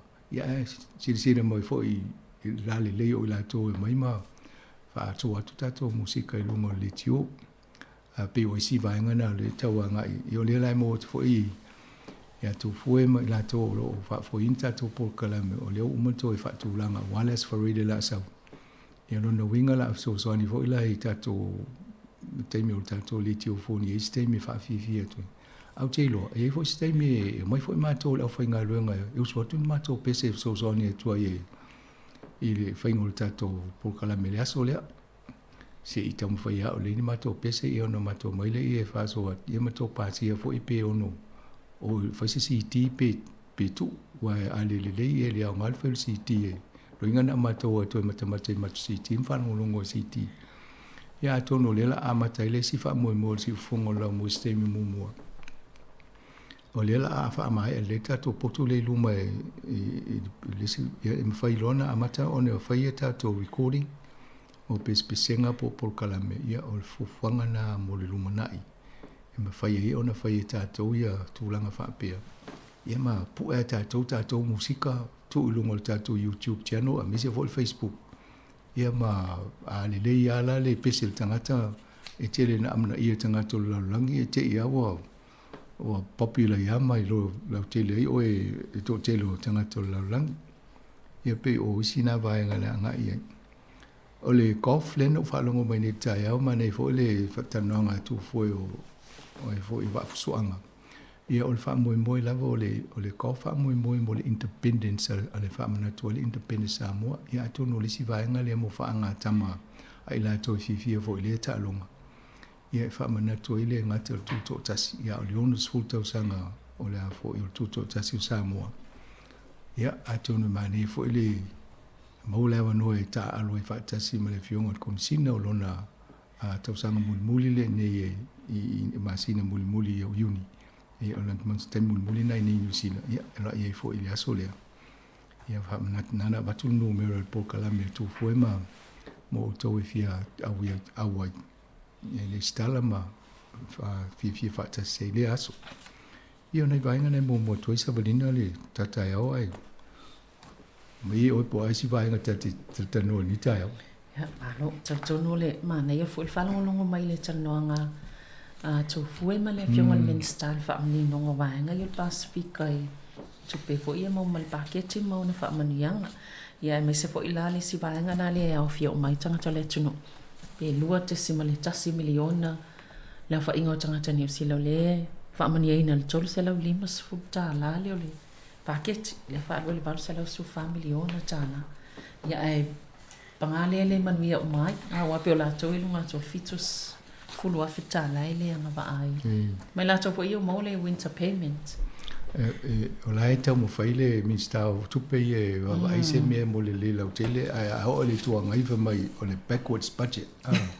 e solo mud be o solo mudi ai o lu ya tonu o la e ma volta le wa la va ai o lo a fie tele ta to ile inflation po le maulungo le tau so fo ma le termine le pe uno te si mali va e pese ne le ai la lo mo le fit pese ya mal valo anga fo ia le official tu pe le treasury e o ato le lua fe lu su tolu o lo ia peta to ina tu langa na ia fto amata lo le no tau saulalo ia o laiva va ipo ani si fainga e ma fai e o na sui el vainga le ia o le manatu la le tu ngai e ana fa pe ave u ma mo fo la to le manatu e fai mo palasi la fonga tangata ia o na mo lo le tu pe na fe o lo e tau fa tau le le fo le tau so fonga wa le la fe o lo tu pe mo ni o le fa la to fina unga e pe fo en fa tala no inisi o le au to fai tamau ai e manuia tele ia na la to tele to ya ai le manuia le au le indi le tele to e pe ia o le nganga na le national ia pe fa mo la to tanga te mo tele to pe ai le au le lipa e fe fa mo la to tanga tele ni to le vai le tamau ai ia pe o le nganga fo ina na fa o so mai le to se lo limas fu pi fa te ia la ia e tu ia o le au tu ngai ele ia ma se Silvia se pe manachis ala au so mai le package a grand property na me se tu pe fa pe mo isi a ti lo fa pe ala na ta tu pe fa pe na ele la mo se ia o le to se lo limas se fu le se ele mo fo se to se lo limas fu ia a le mai ia o le vai mai masina to no na winga e vai lo se lo mo tu puta la mo le masina tas ia e lo su fitu e tala na va pe mo vai aso se vinga lo su fitu la mo le vai aso mo tanga tai to tasi e ama mai la so mo okuso mo le umi tol masina ia e foi le e fo tasi e le fa pe mai fa tasi atoa lo na pe le pe a fa pe tianga va ia vai le tato masino me juni atoa le so tu pe mo after amata mo you like atoa le si tu pe after amata le mo le so mo akusu ia mata o le tu si le so na e o le si so umtal no pe va pe fe po le tu pe le ntal no mai e na fa menino atu e amata mai le so mo akusu vai la le fofanga ne ya tot se la limas fu ab es it tax vai ele ve la fongo tu pe e longo ele mo le tu pe le ta o le tu pe le ya la va es ne le la fong se i ale el tan no ma mai foi ma papa edmund se le vo se tan no foi po la sona ia fina ngalo tu lango so swani dia ale me siri la mo is o le si tu pe le a mo le lus fu foi ta la ma lus fu fitulia ia e mo ia le fa ta o le inga le si o fa lawa na so swani no le male le foi na e to tele ana la to fa muine do te si matasi miliona to tele tangata na lo na winga e tau mai o le fa ina tangata o lo fa inga venga le malo e la lo fisulu afe to tongi a o le ofika la to le fa i tangata o na malvi ava pela lima le avo miliona population tato a esele po le fitsela o le iva se lau tangata wala ya o ngama e le fainga lwen lona winga o lunga le afa o tangata fainga lwen la ye le na le la lo mole o le fitsfulu a fetto Ia ai ese foi la le fainga mo meu tax breaks pe ia tana no ni se pokala. A fa pe o ele fix furu a fe pe lunga tu lo tom. Ia na tons fu tolu le pasene na vo ile tax tu se tasil tala a vesel total sen. Ai a fa pe le va le fasu valu a fe o tu fix furu a. Ia o tons fu pasene. Lo ngola tala e mo lo tom a vesel malo le tons fu pasene a. Ia la wa tu le ta tu pe lo no tu e mai tons la li masu. Ia te fa fo ise va ngol tu pe na so ne la to ia. Ai pe o le vai ngana tatou la fonga ia o le mele o te fia fisile nei sa tau na mese fisile a ia tu fo fisile a pita a fa pe la o ele ono se lau i vai vot ta la lo te tongi a ia mai lo le tol se lau lima sfuru e o valo le tweet sfuru afi na e o so lo le le vol pasene le tol su tol pasene le la fonga a ia vai o valo tweet sfuru afi o le taxi nga o e lo inga lo lisi vai nga lo tol se lau lima sfuru o la vea nei de ile la fonga tol su tol pasene ia pio nai vaenga nai ma nei foi fa menino e te o fa pio la no mo me le wa stemi e fa popolo se tu pelo tu tongi si e o lunga le fitu se fu e te auto tu si mai official la fonga vai e tu tongi mai la le tu pele le la ne o si i lunga o le si meta o le threshold ile mo lunga e ovalo ia ona si i role ia ma le tongi ia o le tūlanga nei ona mo waisi pe fa pio o e la tu titi o le fitu fu a e moanga lo le tupere ia o vai lo e te auto e tapa mai to e te fa fo ai pe o le vai fo o la to o to tongi o le fo le tautanga fa le tupere te ane a e le o lo vanga te mine la amata tu masino yu lai e tautanga nei no no ingo lo to tongi na ia o mai a uni tot full uni tautanga nei o le fa i fo ngala malo io nei vaenga ia na o le pi fa mama ave ngai nei tanga cham chau si ti o chau sui wang pele si foi la vaenga nei va vai tu ia yo le fa wa ia fi nei tanga chai fa o ngafe o inga lau tele pe o pasi no fo afi le toi fa wa le mo le si lo ma sina le Jamie le pe le pa u ai pa se pe afa ia mana i tanga la e community services card ia pe o la famiglia ina tau e fa wa pele tu yo o la to e community services card ia to anga ali le ia so fo mal lo ne lo te mi tama for fa no ia na ta fa o ti ti pasi so lo wai o si e fo le termina e le si tong ia ia o le tam fo fa wa va nga le so so ne fo ia la to e mal le tunu o le tu langa le ia atunu e fai ai wana fa wa fo ine le va nga le fa pe mo le termina ia o te le inflation o mo lunga pe le tau so fo ina ia ale pe tu avalo mai fa populasi tolu masina ia pena masina ia te tonu o fo na temi e to mai se fa linga malo po fo elis ia o to le temi fa il palot ia fa po to ala fa tal to sui sang fo la ta sui te sui palot al fa nga malo ai pe tu langa na fu fanga o tu na fa pe ai se i vai fo i se va tu ta sta to pese dia ia on ta ho tu le va nga lon ro ta no ta ni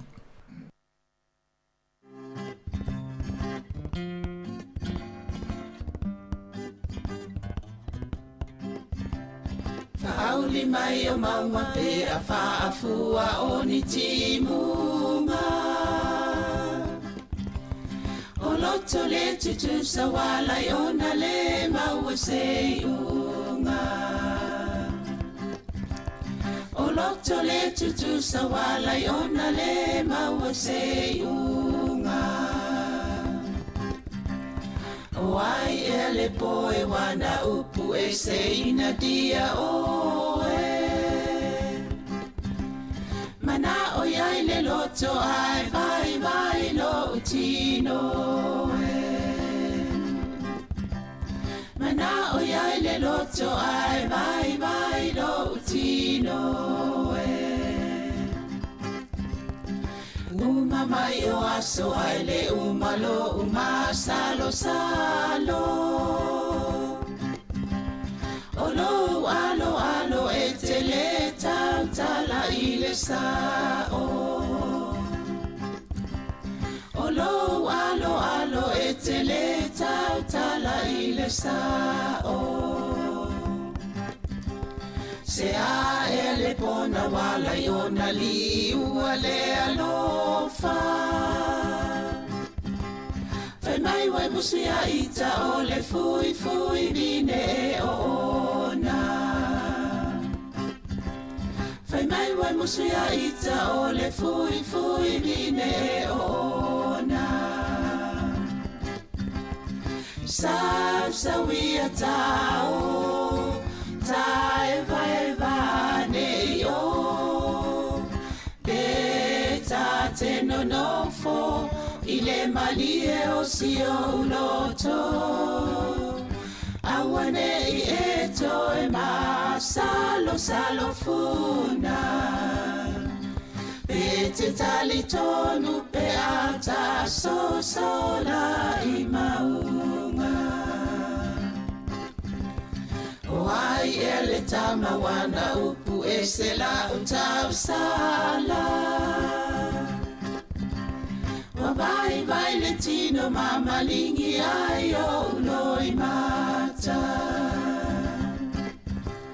Vai le tino mama lingi ayo uloi mata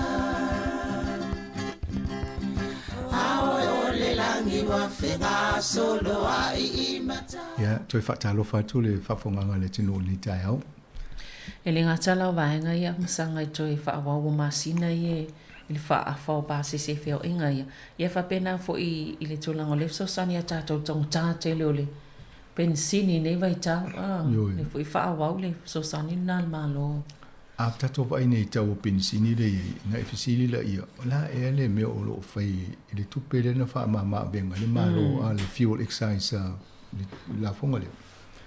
Ala tate vai a tuala e halua I lunga le tau o pensini o tau tala. A mesia le 95. Ia.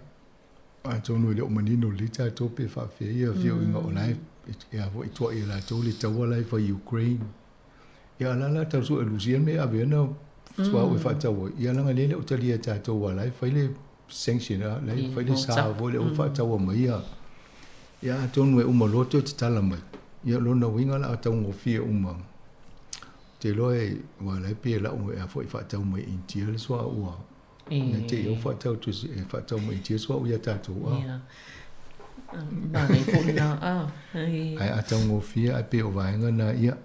Ai fō wai. Whai a sintau tāo le o whio inga I taimine tau o pensini lo ia. E sa manei fo lo whanolongo mai po kala me tanoanga nia vai aso. I le whaanganga o whaingo whaataunga. I te le alu whaafia I whaloloa. Whai le ala ulisi e na le whaatasi le vai aso. E se fai fo le pensini. Wa e alu taimi uma whaaloa le vai le aso. Ia e uma e utu whaafia ta avale le vai aso. Sa o lele. Ai le ngata nā pēna tā wai fo I whinangalo I stangata nā sa whaaso ai ole.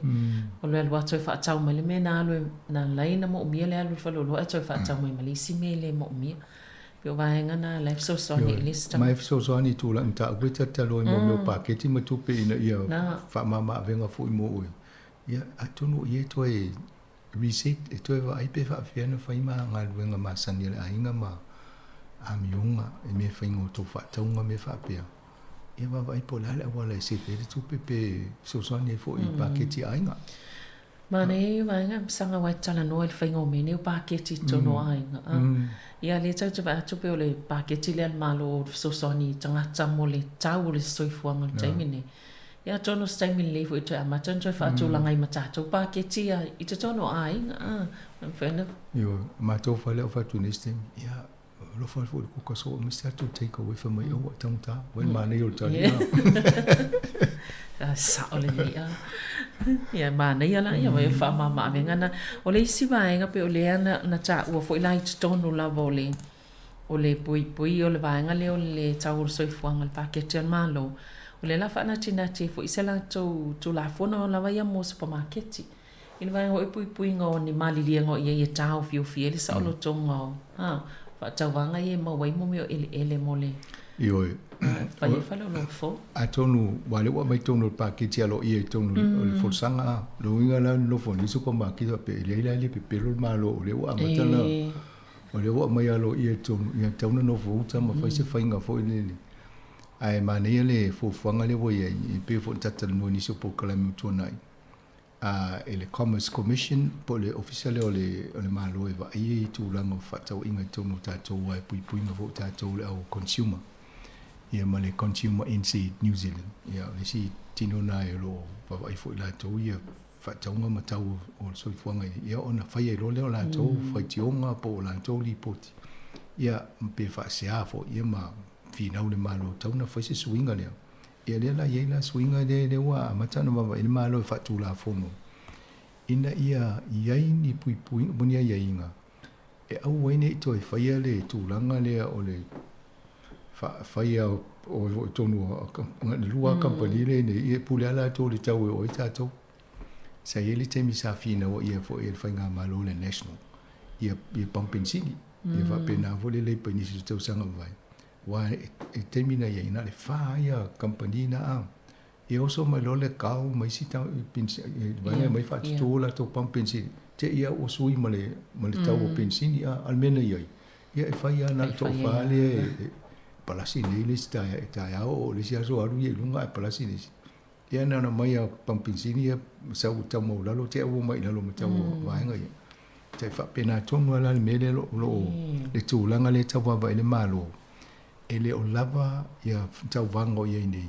ina le to lua ata to vai pampe sini e fale sa ia ele i lava le fa ma vo poto ala to tanu ma su ia la to ia na to lo ava no lo mai lo to lo ia mai fa tu pam vo ia te ia pa la si mai na lo ia ata to vai foi company vale ele tu langa le na ele Polynesian o le Polyplu ina New Zealand na no o mal vale le na nei te au sui tongio pasi tau pasi ia le vo ila ia le Jetstar sa le Jetstar tau so ai te mi ale ia ia fai ia le New Zealand le pule ia ma le tinga ina le ala tau va ia ne vo ila le tauna le o Samoa ia wa le le sa to va ia le o pule fa le New Zealand ia ma fai ai pe o va inga na le tau ia le tulanga le fa tulanga o supermarkets ele malo ina fastula fono mania ia inga ia awaine to e fai ana la to tonu te un ta mo tanga fatau ai mani si foi company o mai na to tonu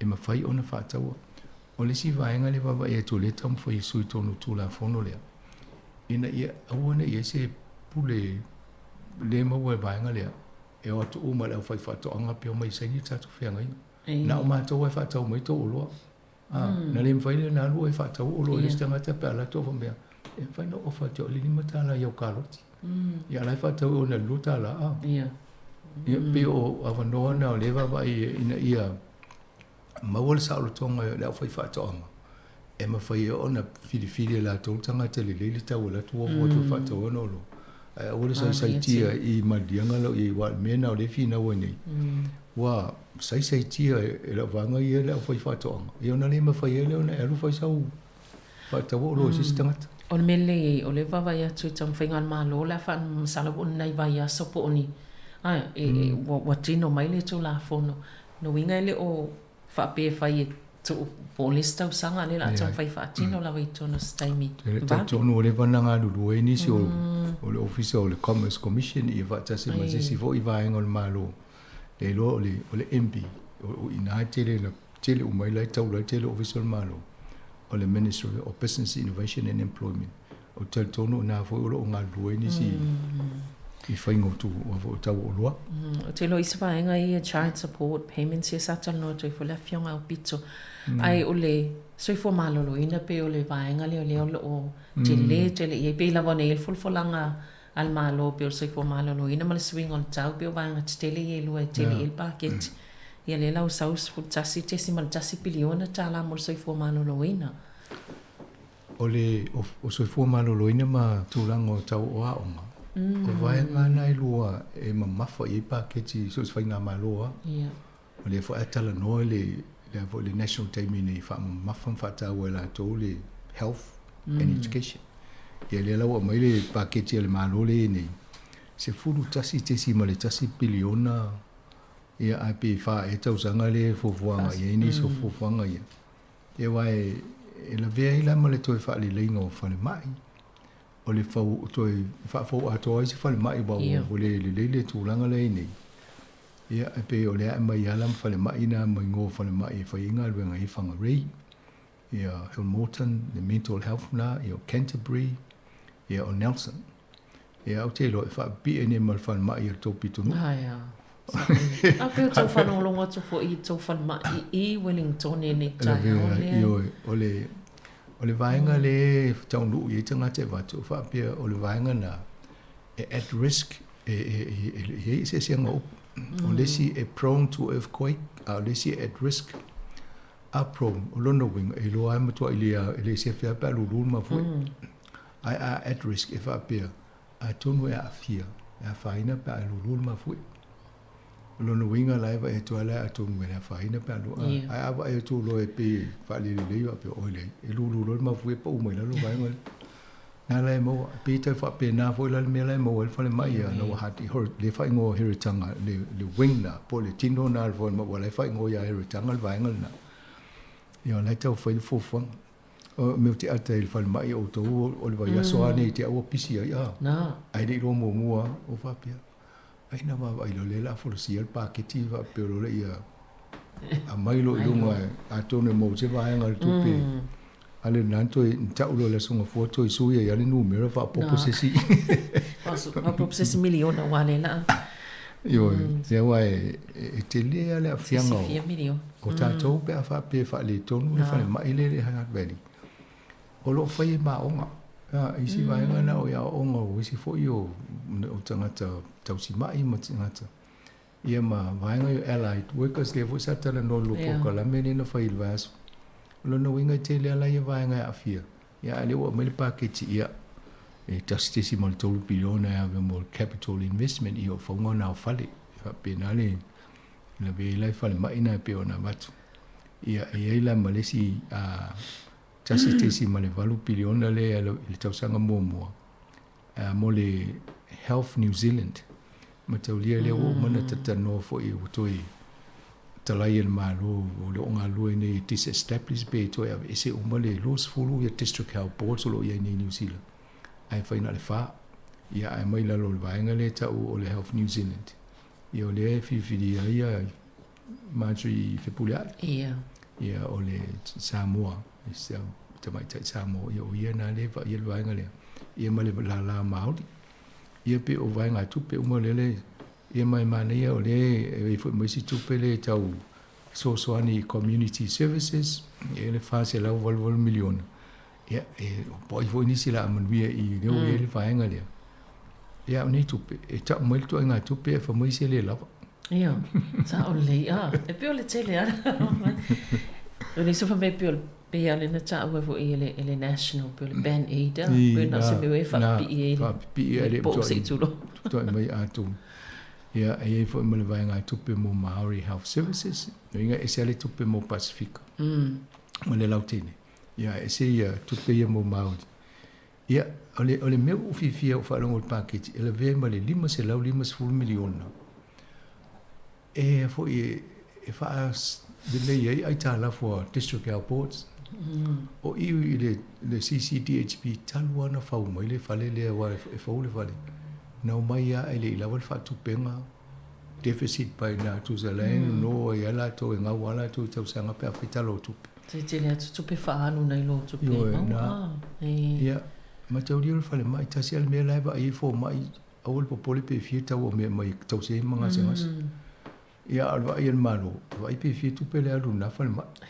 Ia ona mo mai la i tau sanga tai tasi e te lea i tupe lea no fo i tala foi. O le swinga la le i ne malo le la tu whaatasi la lo le Health New Zealand. La ese uma district health boards i o le wha peru malo ok kawa tatou le ai tala fu uma wa le la i o ila wa i o le la ese uma ia. Ia atono o mita mitanga fo ina mal fifia na o fipulia i le la wa i a maji. O le la sa wa mata le nga benga ai le ni deficit ni ai tala fu tau pole i le wha fiana e whainga tātele na sa fo se nga benga lulum. Ai to va vai pe va venga kawa ia ai tala fu le mai se ia me si le ia le ele ia fu fanga le malo ia ese o mai ai tala fu ia to sanga va to pelua ta si lo le mai le 5 miliona o le siva ngam sanga pe o le fa me ka O tava ia tu fo ile fia na ise tanga tai to inga te pe fo ka nesa fo ie le o fa tu pe ina ele malo ia fuala au po vai la amo tong fitinga tong fiti to inga ngase ia ia atono lo o fa mani ai nei tono le mai nga tu pe ave ia ile o risia vaenga le tele na fi na wo isi to tele na tanga e na tanga to tato atu no e fa pena fo le laulang e ma wo ngase e le tatele ngase si e to e chichi ala to mo a tong fitinga ngase ia e fa tau se lau afe o isi a lo e fa ilo tong a ia sa o le tau se lau afe pe to fu mo tu po afe ale ala wo va ina malo e so swani fo ifa popo le tupele ia al fa le vela ele ma fai ona kava pe ya fo ya fia mo ia la to i fo fanga ale famek ia wai o le tupele tau fo ina ia manuel to te lo tato ai le manuel na sto fa ai o mal tup ia sa pe o va ina ya fa pela o ma la mo ma ina ta se me fa mo le mai tu pena fa ia nga se ta ti ta si lu tanga ta ya pe o va nga na lo al me sini lo e to le o e ma te fa lo ma te fa lo to ni si fo yo lo ye lo fi fa ta ma lo le fa po tu pa ke ti ia e fa so ni mo la to le si va nga pe yo nei au na nga ia le tele la vai na fa ina o ta vale fa ma ia pe wa tele le na umia ole au nanga ia wa tai fie to live atu wa ia pe avala sta val fal ma ale pe va tu fo mo se si mai nga tu pe so ni mo o fingal venga ia manisi ta val fal ma ia ma te olia le mai se la uno miliona ma ne numera ai fata usanga le e vai anga ia lumina ia lo no inge fast food mo tasi pa fa 2 miliona roughly ne tu pe vai ile tausanga tas ai mane ona e fa nga fa popo e mai si ambulance pota vale le fa nga na to fasu vat ia mai sta vale fa nga na to o te le lopo o isi fu fanga ta vale ia mai ole ile vo le tisi wale ta vo le climate change wa pet fa nga to pe fo nei e o foi lai helicopter mo va alele ia pe le la fa tau pe fo moni helicopter fa pena o teknolosi fo ia ina e fo fa titi ile fa le ngai no so ma ia ala vela ma tanga ta foi fa ngal bengo le paramedics e ma vo to tia lu se la lima se fulu la foi la tole fo e mo mia ila lo tupele ia ma le call center staff ia la to e fa ngal bengo ai lu su lu no winga fa pe o ele fa ngal bengo le call center termine a o si la fia o le matua ile lava auto ia na li lus furu lua isi tangata le fa popo le so ani le malo le ia atono isi dia tu le ia lus lua lo le na sa o le ia ipe ia mal va et fo isi va nga ta oi o le si va nga la lo ile so fo malo lo ina msanga pe o le va tele atu pe o le lava e mo le mental health o le so fo malo lo ina o le ma fo tangata le pe e moni o le siana vaenga e te program tata noi tu so le si vaenga le al malo e fatu pulia to tele yo o nanga fo le wa tu mai ne wa e le mental health e o i tanga tata aloi ta longa sports o tamatia onga te mi le nanga lokai tatu le covid ia nai loe na le fa le tonu na isi i le loka le fa le tele o tani ia ata foi mai mea onga i lungo o foi le teknolosi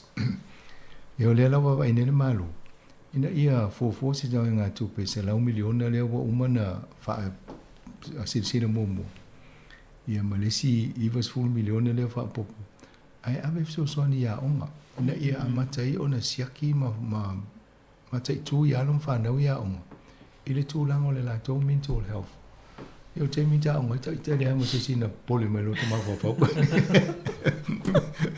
pe fa pe ile tu lango ye asa wa ta o la mo le mana va se tu lo wa fa mo e fa le to no mai na le so fu ma lo ino ma fa ne va le a to le ma o me da fa to o le so fu ma lo ino ma fu me o anami ia al me fa tai wa ese fo le to mai ma le tu langa wa so fu nga nei tai o le va ai va nga ese le langa mai ale o fo mai o na to fo inga fa mga venga pia te rea le fa le tonu le ita to fa i se ngal venga ia le o mai le malo fa tu langa mai tu pene a pia ia tauna vai o le mental health le si vanga o te loa te le lumuna fa le level mental health te le lo pe fa fe no lo te le mental health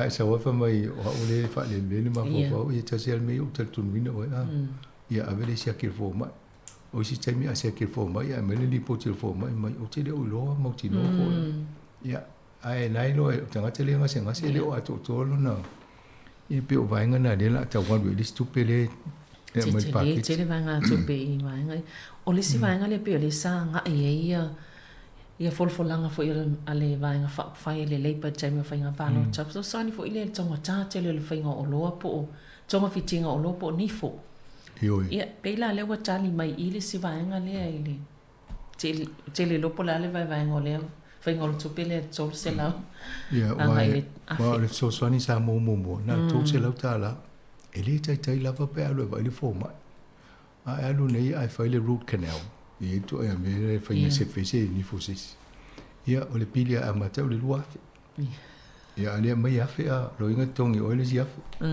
e lo inga ata o mai a o le lua afe a e fa pe o e le sa wafe ia e le mfa yana e alu ai ia o to inga tauna al me si di lo va to le o si i ma de to se lo fa popo le si fit se la o le o so no al fa lo vo o te le lo po ai to inga tangata ia a fia i ai na o tangata pension na ia mo community card ia a istanga te mo ia lai i to ai ringa fatia la to te le fo ia o muso vai fo mai ono ta sa o le ia antono sidi sidi la meta o te o le fai ona tau sami le pai mo mio o lo ia po le o le fai o ni fo ia na lusi do ni fo so e lo ala me vai o le lusi o lo ni fo po le lusi o lo tupi ia fivira e vena e lo po la meta o po le lusi o le tupi e ta filo ni fo wa ile sa tsana me alo e alo se i pe alo fai le ni fo se to lo ia sa o fa tu ala wa mai e o te nga te le pili o te mo tsao le pili ia ale va vai o to lai e mana ia lo fesili lo fo mai pe alo vai fai o ai ele anga va ele mene ia ona si wa to telo la to le o mo fo ele tala taloi to telo tanga o le to vai la to dentist ale o fai le appointment telephone mai no ele ia vai fai fu ai ia na ia vai to pele mai ave pe le dentist ia al ta pure ai ma ole a o lo mo le pa lo taloi o Helen Clark le sa la ngal ta pule o tau na va se polisi na ia fe so ne fa tu pe le fa ngo o lo ni fo tanga ta pe va ni dentist e ile si po kala mele ta o le piki a pe se fo vo ile ele tsongi a o Wellington ele e ele po kala mele o tele lo po si la fia tanga ta le to a le wo va to fa po fo ile so e po ai fo i anga va ia ma ne ia pe aso i tato po kala me so fo malo loina e ma se fa tala no ina fa ma la ma ti de mo tata ngata ma le mo fu ole upale tu si ole piki PEKI piki ai le mam la me fo ia po la to no po kala ma ne ia pe aso se fa mam la ma ia wa le a fi la lo pakiti ai le tu si me pe fi fo ina nei ta la le mo wa ia piki o la ta la le fa tu ia ma le vai na le si vai nga nai sa ole e la vo le tata ma le tesi so tu pe na fa nga le malo e boleva ia ona tau wa vai le malo i tau sanga ma vai e tu fa tasi se la to technology database e vai nga vo le fa mo monga e nga du lue o mai fa le mai tonu ni sila ma tau lia la albo se furu district airports e to fa la to ma fa mo monga la to mai mga singa se e ngā lurue whaatasi fo i mawhoma i la tō fo i vai aima. A le mele tau wa i nere malo leo o whaamtu o mai le lua se lau lua sun miliona. Ina ia wawa ai e whainga o tū whaatasi o whaamamonga. Ma tau ria la a mai neila i ele New Zealand, Health New Zealand. Ia a wha pe whaani regional office fo le ta pe o isi official malo le ne. O la a whainga o whiana whai wai de tō tele ni se tau whai e fufuanga ia. Ia na tasi ale o le tada pe se la ve uma af pe o le payroll fa te ingo le fufuanga le tol te pele i o vaenga o tongi ngo whaiaunga. fai le payroll le na mata mata tanu ya solo on no pay on Yeah. no pay No pay. yeah na fai le se vai nga fa pena e ai u ma fa mo mo te tongi o tangata e fai ngo fie wai e tu sa u ma fo mai ma fai to si mai si na e ona i lo le po atu tongi o tangata e fai fa tasi i au wele e se le payroll o kilani Yeah. e se CCTHP e se le lo ya tasi le payroll ka fo ma ya e vai nga na tai pe ale to fo email na yen malo ya sola sa ele vai nga o le GSL le po le computer le something ola to sava ia uma to tong yen malo ia na sui lo fo me o va ia official na ia tong ya va ia on le auto tu fa ta su mai fa ia on vai nga na a pe ma ne o tu langa na ia langa o te mio o lis fo por kala me ta tu a pe o nei vai nga na fa no il ma tan no nga ni tai ai si vai nga e fisi de fi tu sa o ai de foi pule ya pa pro admins la foi no mata no este mo te mi nei mo fa fonga le tu mo ni tele la va ya fo fanga nei manga e fo sa pati to mo si sia no na va ya tale no terminate to fa so fu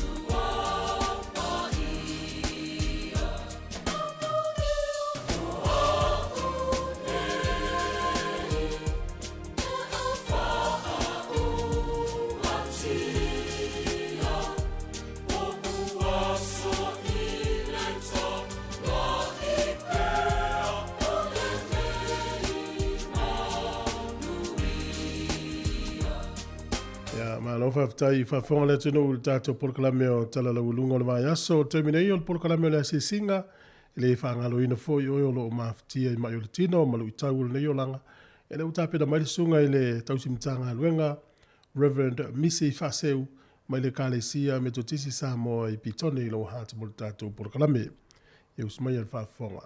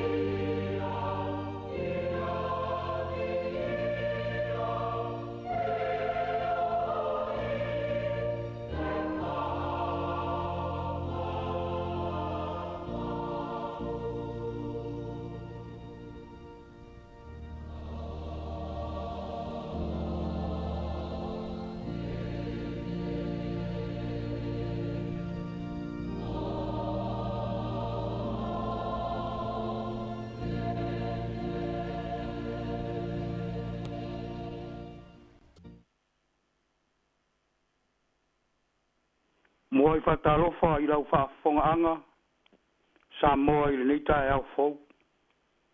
Ma lore folau, ma lore malanga, ma lore langi mama ma le langi matafi. Whatalofa fo I ta mama tina matutua o le atu nuu. Ai maise o le loa o le atu nuu o lo. Maua mai le nei polo kalame. Whatalofa fo I lau whaingaruanga to tofi le atua I so se whata whaitaulanga. E mai se le pa ia ma le mamadu o le atu nuu I ona tūlanga wha rupe ina. O te whatalofa whapitoa mo I lato uma o o lo tinga ina ma mawhatia I so se ngase. Ngase o le tino. Ngase o le mawhauwhau. ai mai se le nga malo le taliki nga malo no sai malo lava papale malo fatu tua o lo tatou talitonunga ele ai se mea e whainata i le atua ai vi ia le atua i le nei tae au o ia tai file mulo tau soifua malo tatou ora tatou au ria fia ai le nei tae au ma le nei e sofou ale por kalame masani foi lea ole nei foi aso faraile pe ona masani ai aso faraile taitasi ole asi e singa i e o lo mamai ai o mai ole a tatou tapo i atu i le atua se o tatou tatalo le tuai ole o le marosi o malava ma le soifua pea lava pea ua matou ai o atu ia te oi e manava mai lo tunu e ala i le loto alofa ma le loto ngatasi ma le fealo fani ua matou te talo atu foi ia te oe le atu wai ia e wha mai ma lave ai mai ia i lato uma o e ua mauta ma ia i le atu o tu vale o le whanua noa o mai o le mativa ma so se mea tinga aina ai i lato i le nei o langa i le tu mau o le matou ma na o lea lo matou ta ma ia e talia mai ono lo walo o Yesu ke riso lo matou ori amene o le tatou tusi fai tau o le nei tae ao o le amo mai lea i le whenga inga fau ma reko rona matau pe lima fai tauina mai le lua sefuru ma le lima e ia whaangata i le toru sefuru ma le wha whaafafonga o te fai tauina o a fionga pa ia lo tatou utua o le tasi wa fine foi o ia te ia le puna toto i tausanga i sefuru ma le lua e tele foi mea na ia ti ngā ai fo mai e toa tele ua umatu foi ana oroa ai le ia o ngā lava ia te ia e peitai ua tili ai lona mai whalongo ia Yesu o nā aluane lea i ona tua i to tonu lava o le motu o tangata ua pai ane i lona ofu ua whapea o ia ai o te pai atu tau lava o na ofu o na umalo roa i lea o na utu roa lea o lona puna toto o na iloa lea e ia lona tino ua whamalo roina i lona maiti ngā ua sila fia loa e Yesu i lona lava fina ngalu ua alu atu le mana na ia te ia whaliu le o ia i le motu o tangata ua whape atu po ai ea na pai mai i o wofu Wai mai lea ona so ia te ia ua e sila fia le motu o tangata. O lo feta omi mai i la tau ia te oe. A e te feta lai mai ea po ai na pai mai ia te a. Sila solo foi o ia. Ina ia sila fia le mea lea. Le na faia lea mea. Alma fine. Ua matau mana kete. Wana iloa le mea ua faia ia te ia. Ua sau ma whapau o ia i ona luma. Ma tau tino atu le tonu ia te ia. A ua whetara i atu ia te ia. Lo wafa fine. Ua e ola i lo whatu o tua. Ina alu ia oe ma le manuia. Ma ia e malo lo i lo maiti ngā. Tātou ta taro whatasi le maa. O le atua. E na ne ai le whaitaunga o le neitai au. Ma ia tu mau pea ia te ia le vi inga, le whamanu ma le whanetanga. Nei e whavavau lava. Amene. O nei mawhau whaunga whalea nganga, e whai ma whamaro si au iau mawhatianga. Mo tātou ti ngā ona o mai ma mea ti ngā e tu tupu i le soifua, ma lo tātou wola. E whaautu ina whapea. E malu lo tātou wola i le atua. E malu lo tātou wola i le atua. Ma e fia whakaina le whai upo e lua su ma le fitu, lua se furu ma le valu, ma le lua se furu ma le iwa. Vai e fau se fe au. Ao e fea ngai ai ma mawhatianga ma ti ngā o le neitai au. Whapea whai tawina. Ua whalongo ia ia Yesu, o nā aruane le i ona tua. Pai ane i lona ofu. Ua ua whapea o ia a whape pa yatu tau lava ona ofu ona o malo ro ai lea ona utu lea ona puna toto ona iloa le ia lona tino ua fa malo ro ina lona maiti nga o le manato se tasi tangata poto o le taimi ma le tai e le fatalia i se tangata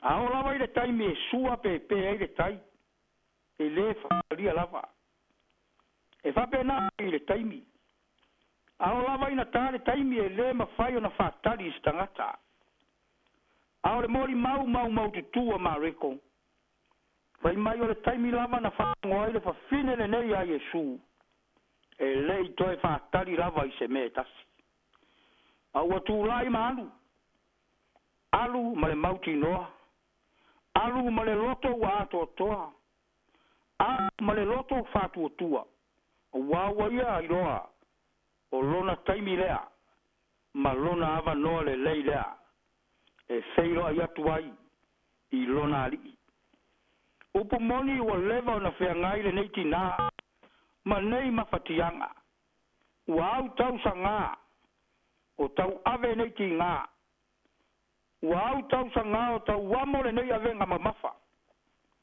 o le mori mau se fulu lua tau sanga o tau sa ili ma tau su e se fofo o lona ngase ngase ua umato mai ma ngā o tau la sea ma fo mai sa ia sa ili ai mo se feso soani uma atu fo ia na horoa uma ana tupe sa to tongi ai la to nei ai vai mai le moli mau le ai ma se ao ngā o ia mea ia te ia ai nao le fa tupu a tili ai o lona mai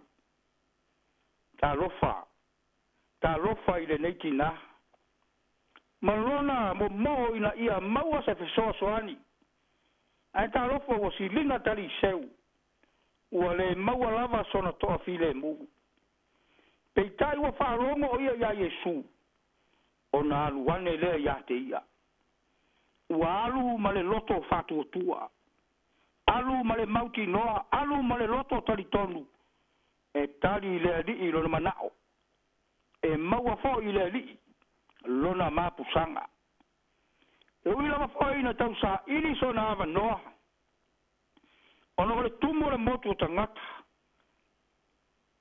ai sa ia tau ma fai pea ina maua se lao e patu ai ofo le keriso ua pai atu le tina i ofo le keriso mai le moli mau ona malo loa i leo lona mai ona utu leo lona puna toto ona i loa le ia lona tino wa fa maoina lona mai tinga fa moe o taunu e oli ma fia ai le nganga ma le loto la ngona ia na o ifo i le loto le nei tina ina ua tali le atua i ona mafatianga e lava sa tau mate i le ete pe tua mani ano na mai sa tau fafo i le mai ma le mangalo ona ele whaingo fie le ngase sa fia ngai maia a lona loto ma lona nganga atoa ia sanga vi ia ma sanga whamanu ina le suafo le di a wawa ia lave ai ma whaola mai lona ora mai le tunga mau e moni lava e malu lo tato wola i le atua o lo tato tali to nunga i le aise me whaingata i le atua na te sira fia o tinga na te sira fia o mawhatianga na te sira fia fo i mea uma o loo i o tato loto ua vetalai e su o to uma o e mawhatia ma tinga ina o mai a te au o au e malo loa i o tau usoe matua whawhine ta mamati nā o lo whea ngai ma mawhatianga ono mai ua nao Yesu e malu ma tō manga ai lo soifua ma lo tātou wora so se mea fo i te ti ngā tātou mawhatia ai tua lalo le au auna tuo ya Yesu o ia na te tari mai o ia na te whafofonga mai o ia na te au mai ale tali. E wha fia ina ma wha ori ina ai oe. E malie ai o manao. E malo ai o tātou mai. Mai o le tino, mai o le mawhau, ma le anganga. Tua lalo le au auna, au e whea ngai mati ngā ma mawhatianga o le nei o langa. Ia tātou whātua tua. Ia tātou tari tonu i le rii. Ua nao ia lava, tātou te malo losi ma ola ai. Ia e mana tua ma o iloa.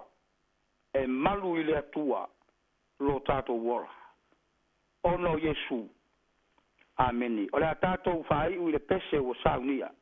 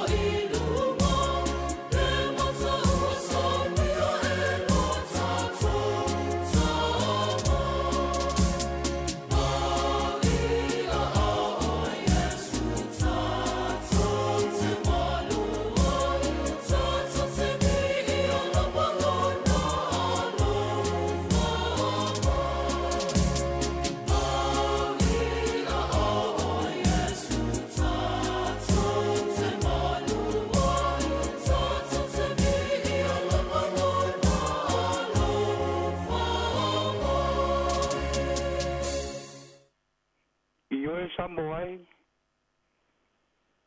ua nau Iesu le tali o maftianga o tātou tingā ao tātou iai le nei vai tau o whainta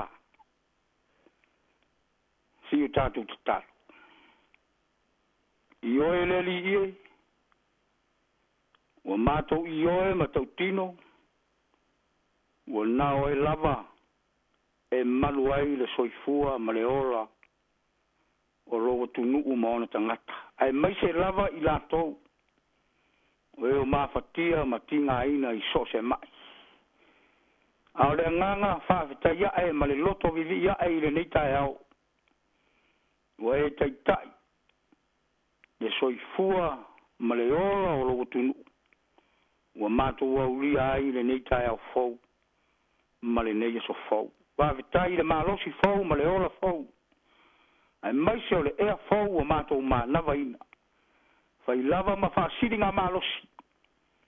au mātou auna ma tau tua ai ia te oi so se mea te fina ngalo iai. Ia whaafitai mo mea uma. Saunia ma ta pena ina. Mo le tau singa o le ora, ma le soifua o tangata uma. Whaafitai i le maa losi fau ma le ora fau le atua. Ua le mawhai lava na e tu ua. Ua e fua ina lava. Ina ia maua pea lo mato wola ma lo ina. Mato te sanga au na ai mo oe ma so se mea te fina ngalo iai. Ia mato te talo e le ongi se le atu nuu mo ona tangata. Wawa mato i oe ma tau tino lava i o luma le atua. Tangata le anga ma tangata se i mato. Ao se atu nuu. E fe mo wa i ma tau ma mau lava ma oe lo mato utua. Awa e whaia lava o mato loto. Ai mato wha ngalo lava losu wafa le atua. Ia vala au wha mole mole. Toto ke diso. Mato te ma ngalo ai. Ia, la mato vala au i le nei aso. Wha malu mai o wa au. So se mea, ma so se no foanga. O lo ma fatia ma tinga aina ai. So se Samoa. Le tu ai. Ia iai lau wha malo longa. Ia iai o wa au anga le lei. Ia lave ai ma whaola i lantou. Ina ia maua le malosi.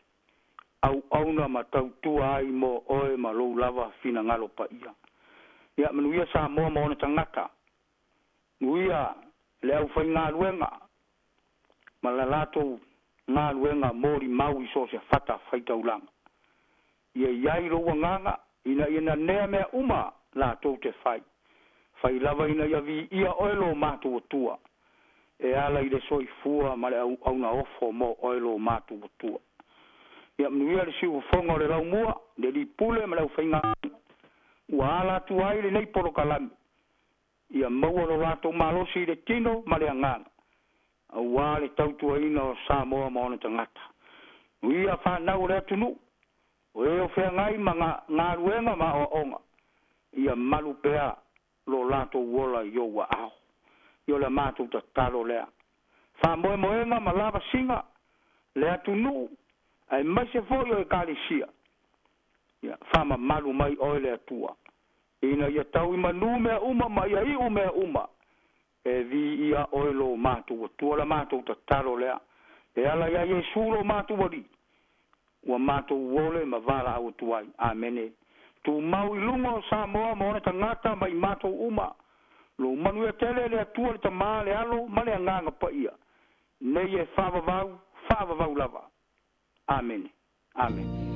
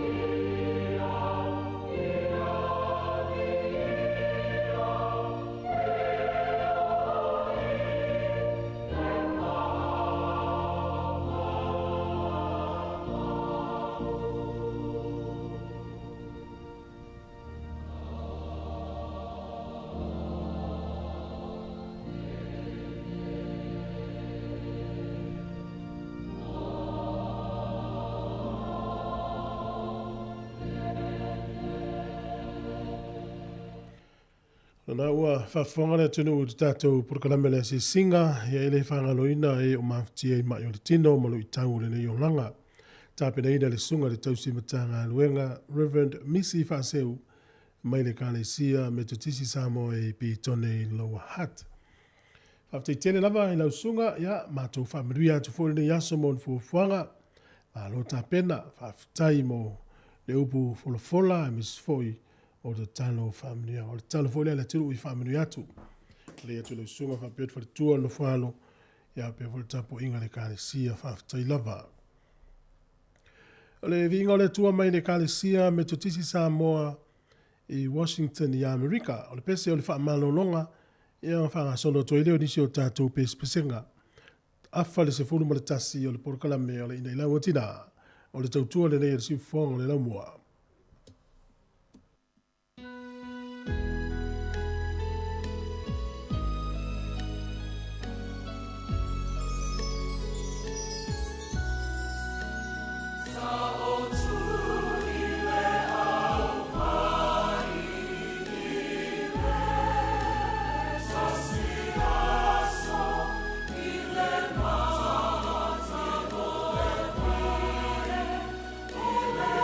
Oh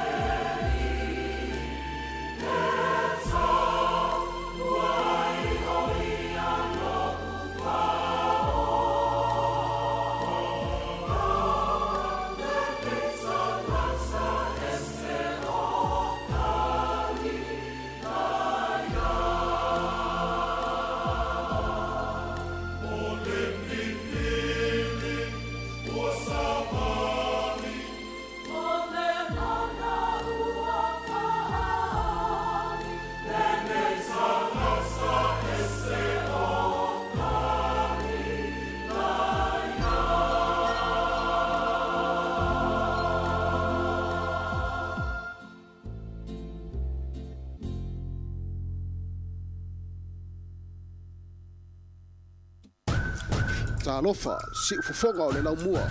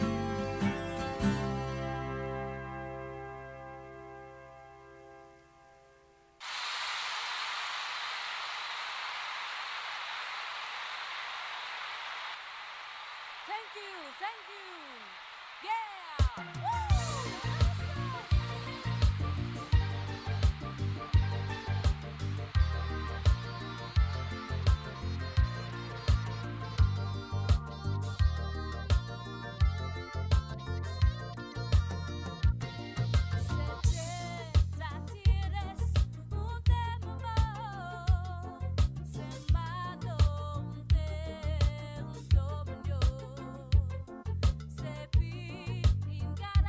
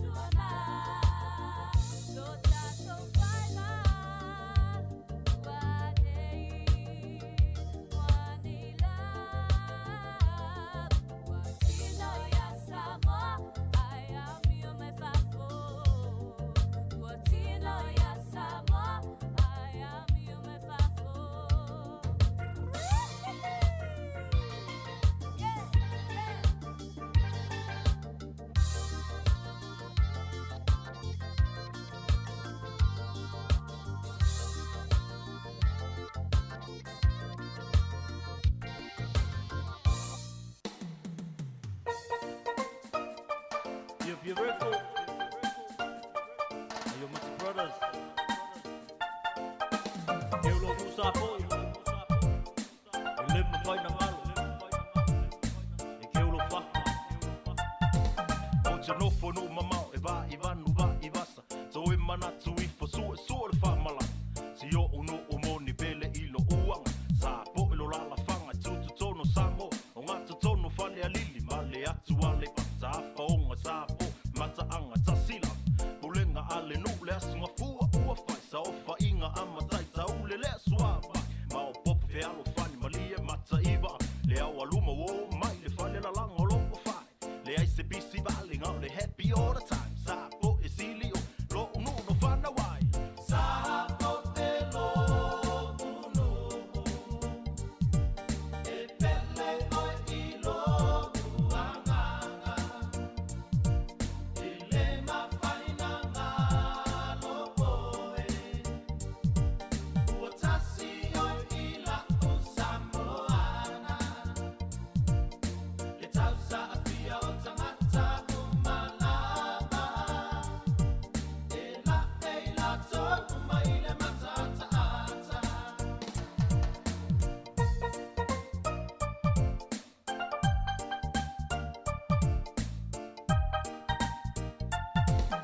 E lua ona fale sa le tapo inga le asu sa.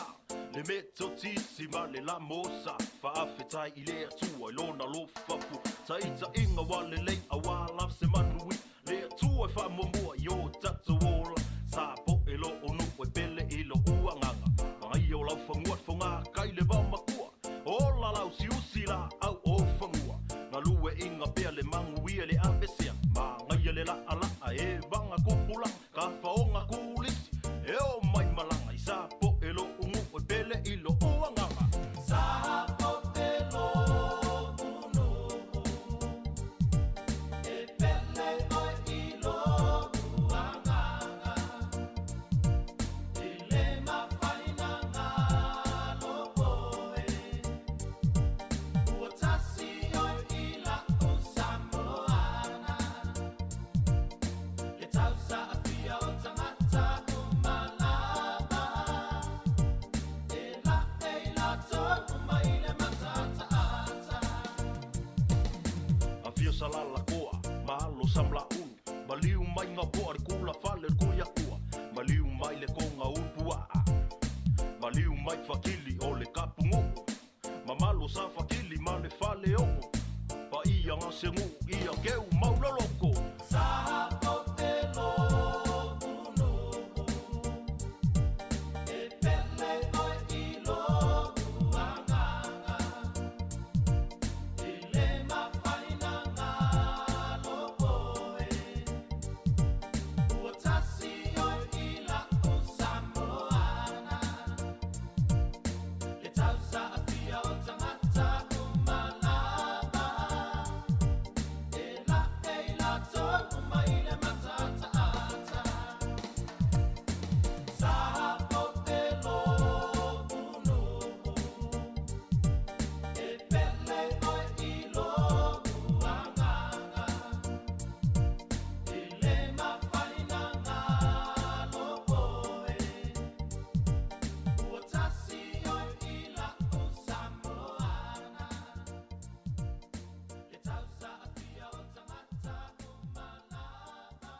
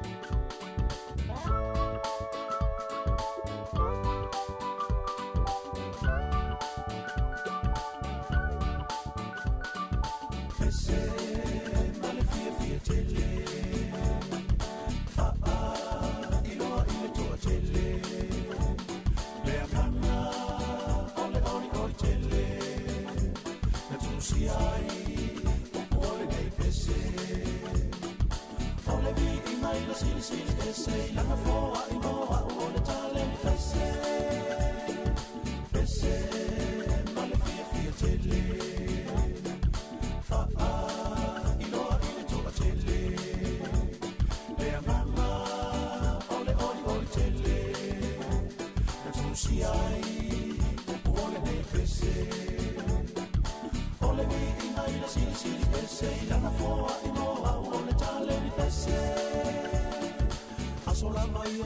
mai titi sa o ma forma o fili fili pe o te au mai lo ai ma so o se tasi ai ma se le ali o le se fu fa la o tau sanga na o ilo ai ta ta kita ma o ina fo ile ama tama la o tama fai ma fa atau va pese ma le fia fia tele fa ilo ina tu tele le anama ole ori ori tele na tu si ai ole ne pese ole vi mai le si pese la na fo ai mo a ole tale pese o tolu se la nei la fa tu ma tu si nai o ma fa ma o pese fia fia o pese a lo fa o ni si pese ko fa ti o a wa ole moni le a ilo una mona ole tale ni na te fa ma fo ni ma fa ma o tu fa ta si u su lo fa pese ya la mona pese ma le fia fia tele fa ilo a ile tu tele le mama ole ori ori tele na tu si ai ole de pese ole vi ina ile si pese ila na fo ai mo a ole tale ni pese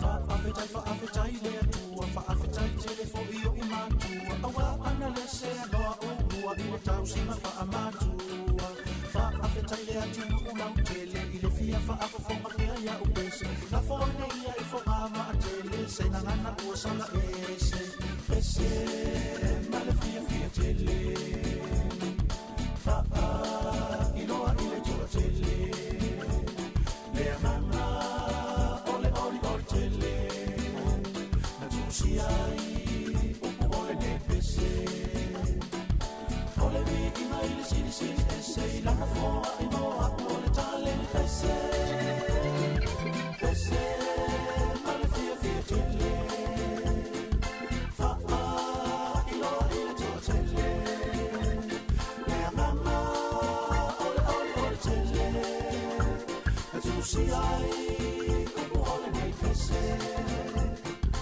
ole vi mai le si ese la na fo ai mo a ole tale pese ole vi mai le si ese la na fo ai mo a ole tale pese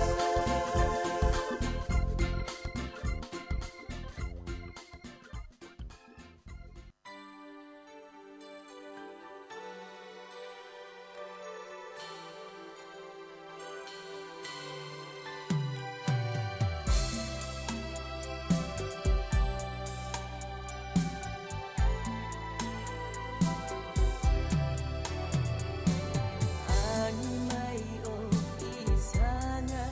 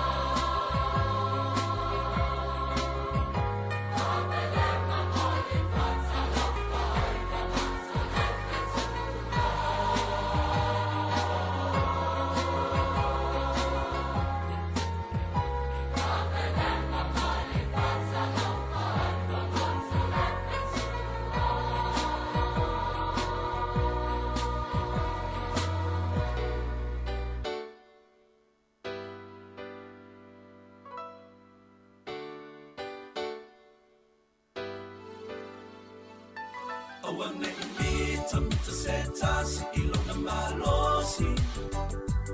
Ae ngalo ai ole whaafetai. Ia mawe ona whaafoki. Ilena ia au mai ua mafuai. Mana tua ia tali uole wa ane ingo telefonga tai. Abele tamau ai nai tupe tele. Wa ele mana tumai ai. Isi o samale ai na pele. So ani uole ai fo italo fa. Se ifa amalo mai no ita uola valea ilo taola. Awane imita mita setasi ilo na malosi. Ae ngalo ai ole whaafetai. Ia mawe ona whaafoki. Ilena ia au mai ua mafuai. Mana tua ia tali uole wa ane ingo telefonga tai. Teta amiloi tu e whaole ke lope. Awana ingalo o lau telefoni. Mili mai whaamole mole. Le ai o se manu e lela e tau i le langi.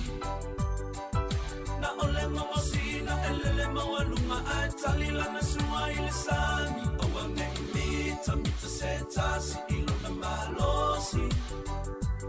Ae ngalo ai ole whaafetai. Ia mawe ona whaafoki. Ilena ia au mai ua mafuai. Mana tua ia tali uole wa ane ingo telefonga tai. O ole ala ma ole poto ia te oe. Le tala le tusi o le vale inuma. Umalo whaamoe moe. So ani ile ua mana o mia. I felo fani tato umama wa ole o la fia fia. O ane imita mita setasi ilo na malosi. Ae ngalo ai ole whaafetai.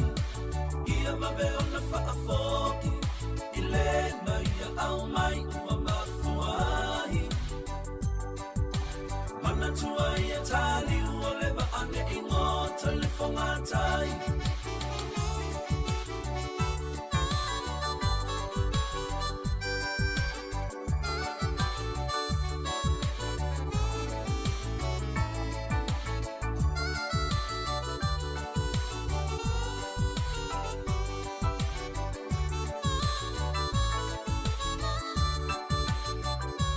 Awane imita mita setasi ilo na malosi.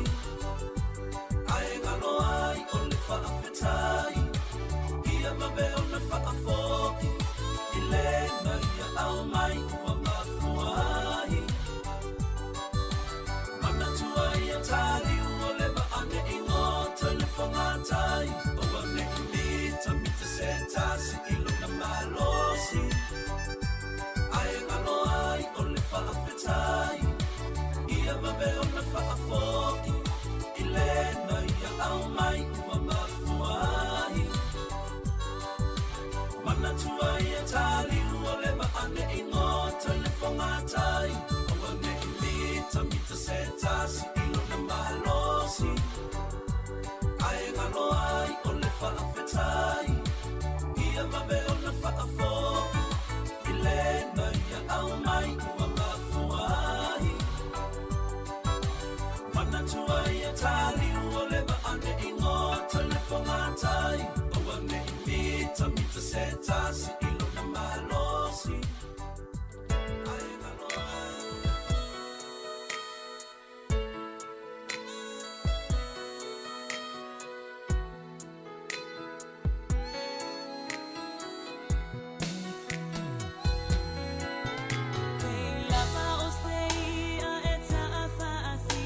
Moana, ua pei o se maata ua ilunga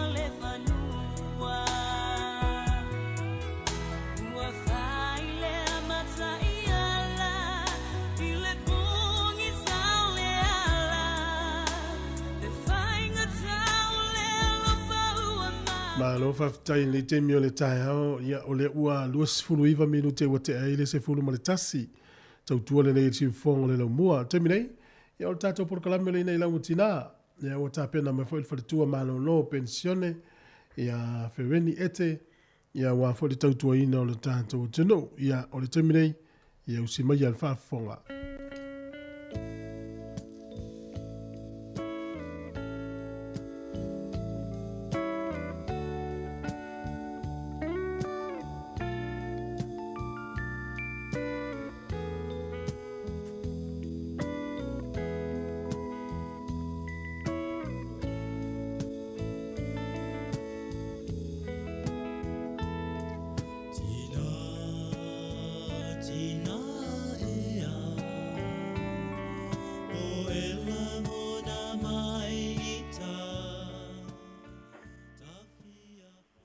Mawalunga le vi inga man whane tanga i lo tātou tua.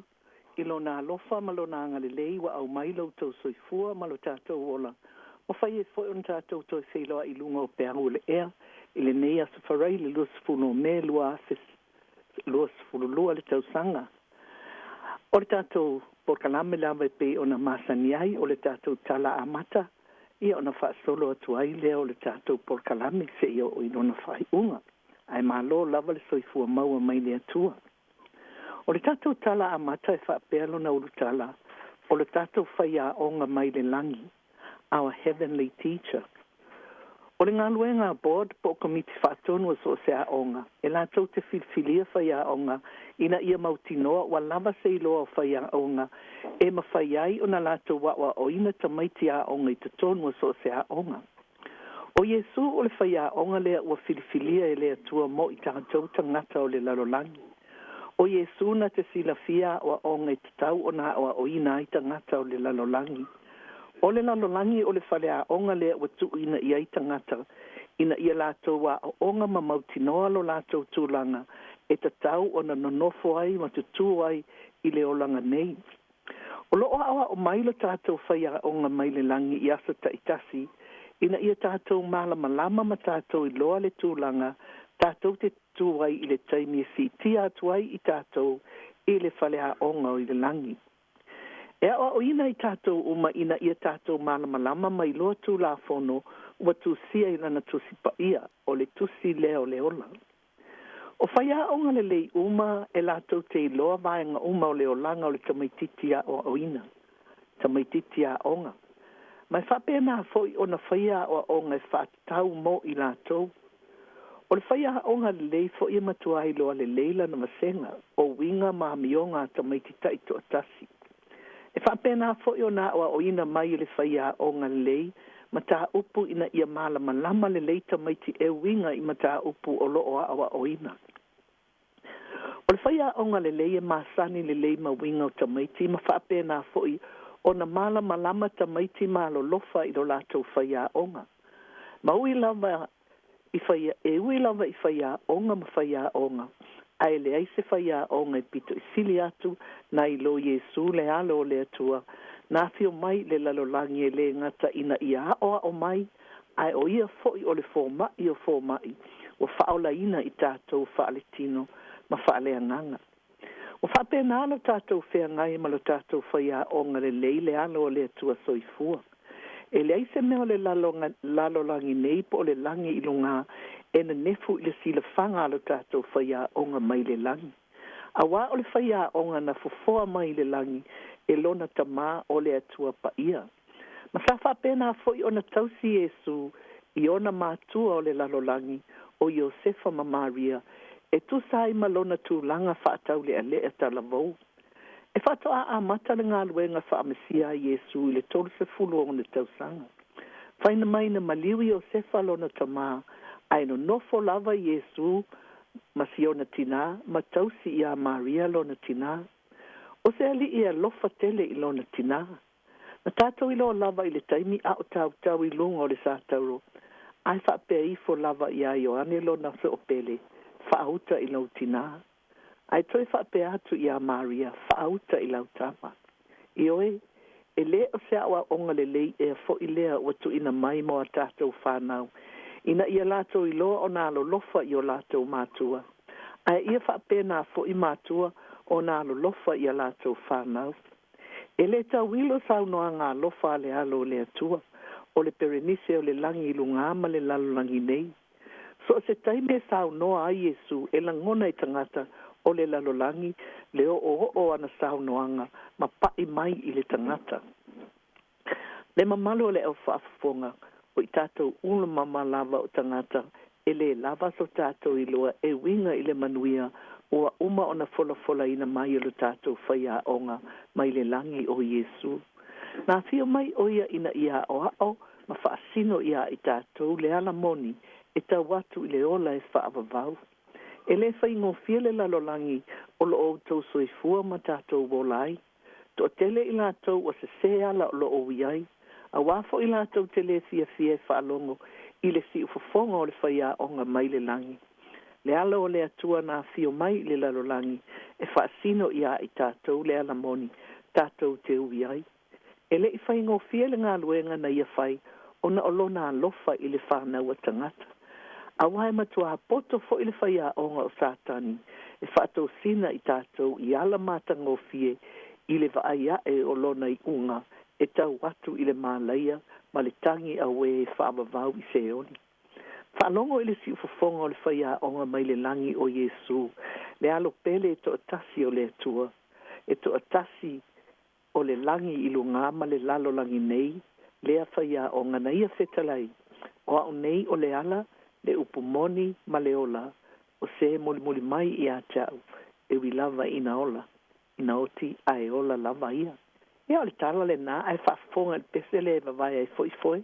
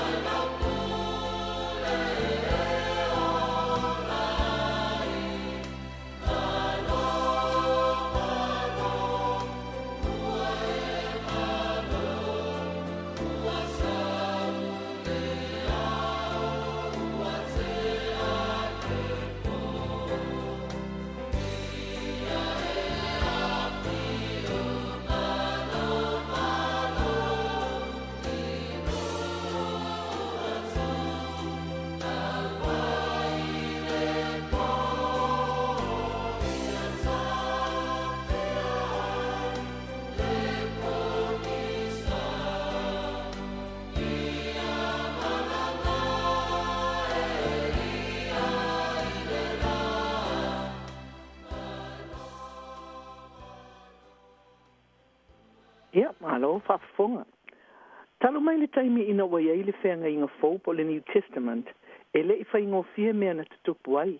To tele I lātou na mali liu wha māturo, ona to tele lava sa lātou le talia Yesu le ala o le atua.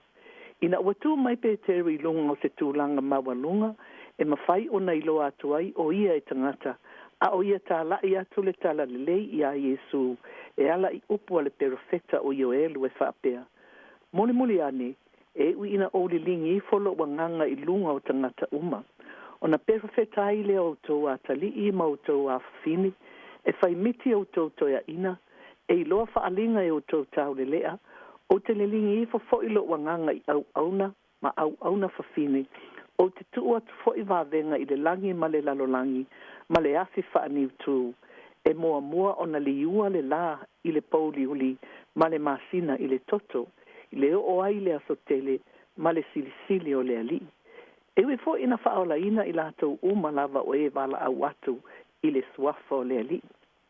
O le launga whaamanato atu le a Peteru I nao na po ia I lātou uma, na lātou whaalongo ia na launga.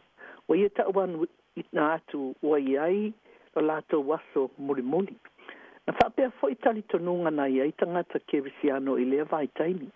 Whaato a maliu Yesu ma oe toe fioa i le langi mai le maunga o olive.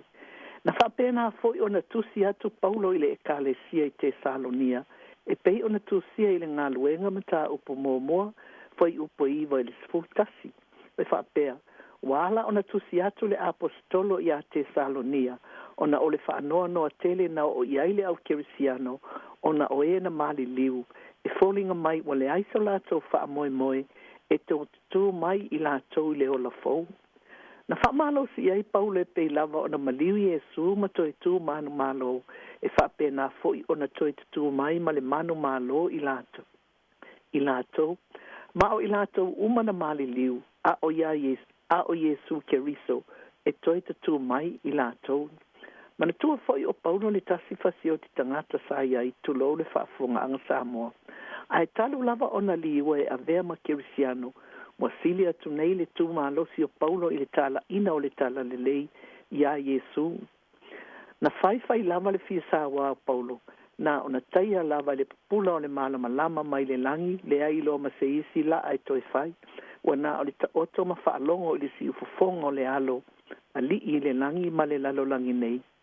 Saulo e, aisa ea ua e sa wā mai ai i a te au. Ioe, o si leo mālu ma le alofa o le whaia onga ma le langi, e le mawhai o na toe alo ai si tangata ola o le lalo langi nei, ia o le tātou tala a mata lea, ia ai whaafonga mai lo i pese lea.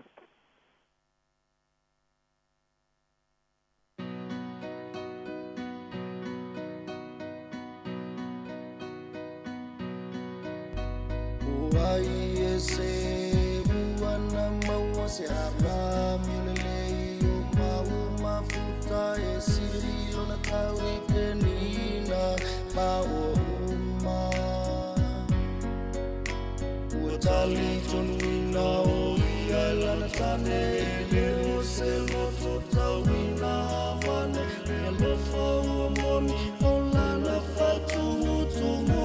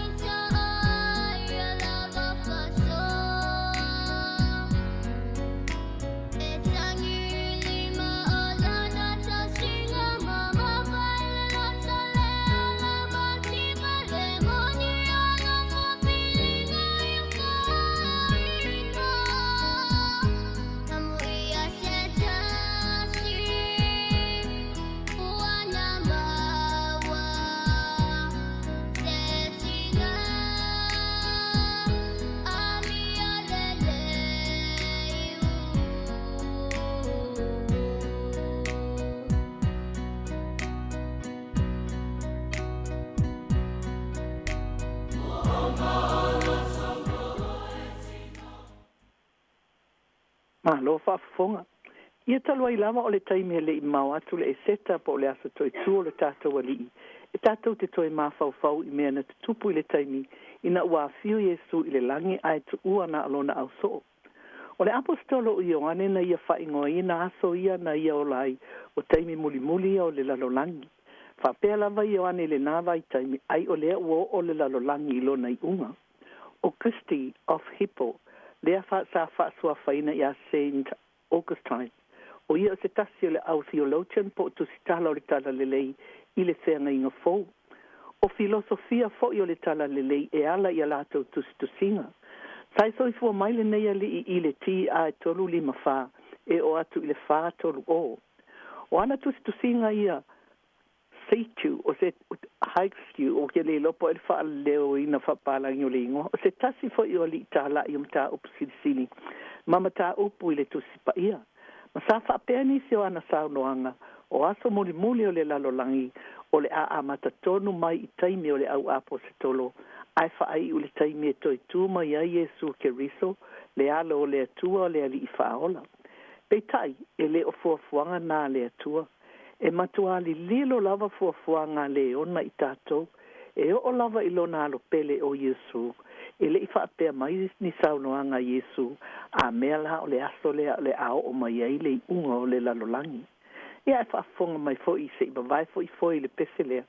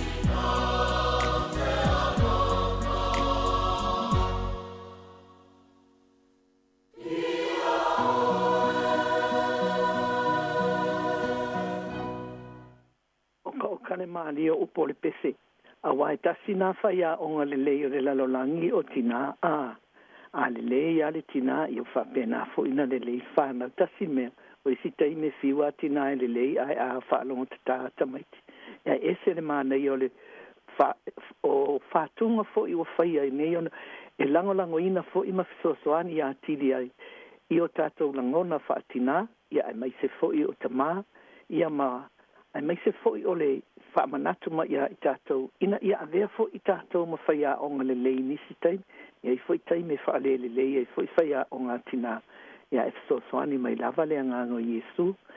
Historical predictions po le tala wha solo pito valo anga I le toia fio mai o le li ai mai se fo I o le unga o le lalolangi. Mo fio senturi o whai lava le nei a mio o le whainga o valo anga I le unga o le lalolangi ma le toia fio mai o le li. O mathematicians po I lātou fo I popoto I le whainga o numera, astrologers pe o le awa ai whetue pe fo I o nei ei mā koia na lātou valo ia le soi ma oisa ili Jesu le mea o lo soifo ma Jesu I le lalolangi na ua lātou whaitau I whetu ma o lātou winga. I le tausanga e ase whasalau iwa na whasalau ai le Alicia Mani o Johannes Stoiflang. Na soifo mai I le tausanga e ase whasalau 5 se ia o atu I le ase 5 se lau tau tasi. Na ia walo ia ai leo o le lolo I le lalolangi I le aso 2 Februari I le tausanga e ase 5 se lau 2 fa. E pei lava o na tu ina atu mua le nei ali ia tamai o le mathematician. Po se ali ia I ailo na poto whaapitoa I numera. O le astronomer fo I po o na poto whaapitoa I le valo ia o le wingo whailonga mai o whetu I le vani monimo. Ma o hana tustusinga na whaapea o na lango ina e I lātou le au wā ai whetu. Sa whaapea na o na talitonu I le tele o ana tustusinga I lātou sa ia pea poto whaapitoa I mea tau whetu. E ono pāneta na awhia I sa ili linga Stoifla ai mai se lava Pisces. Mana tua Pisces o le whaaputunga whetu o le ia. Ma atonu o le ala lea na manatu ai Stoifla o le aha o mai le lolo I le lalolangi. Ona ua na iloa le whailonga o le ia. Ai o le mea na tupu, na fiu le lalolangi te tali se lolo, pei ona tā lai e Stoifla I le aso, ma le ai se mea na tupu. Ai o le tausanga lea o le tausanga pito I sili lea o na mango ele I mō ngā la. Talo whai, e to tele I lātou na whaatau watu o lātou whale, ma isi tā pena penanga, ai o mai lava le aso ele ai se lolo na o mai. Na toi sui e stofla lana aso i le tausanga e afe lima se lau lua se fulu valu. Ai wale aima se tasi e toi whaalongo i a teia. Na whapea le tala whaanoa noa. Tele lava i le neia li i. Mai na maliwa i lava ilona masiasi malona whaanoa noa. Ia whafonga me fo i pesele e seiva vai ei foi.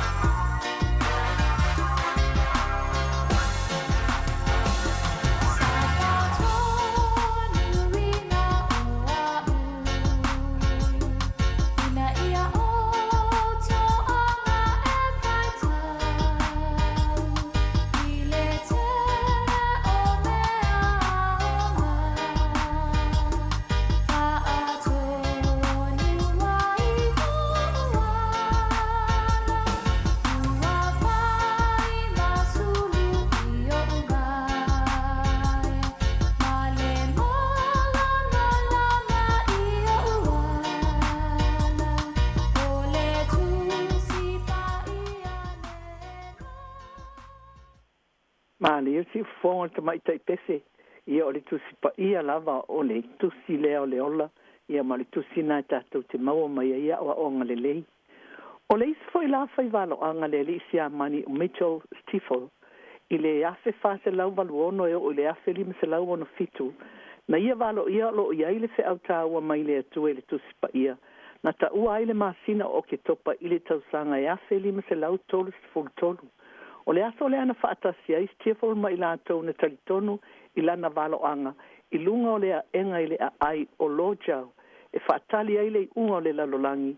A toa ma le ave o la ina o i la tau i le langi.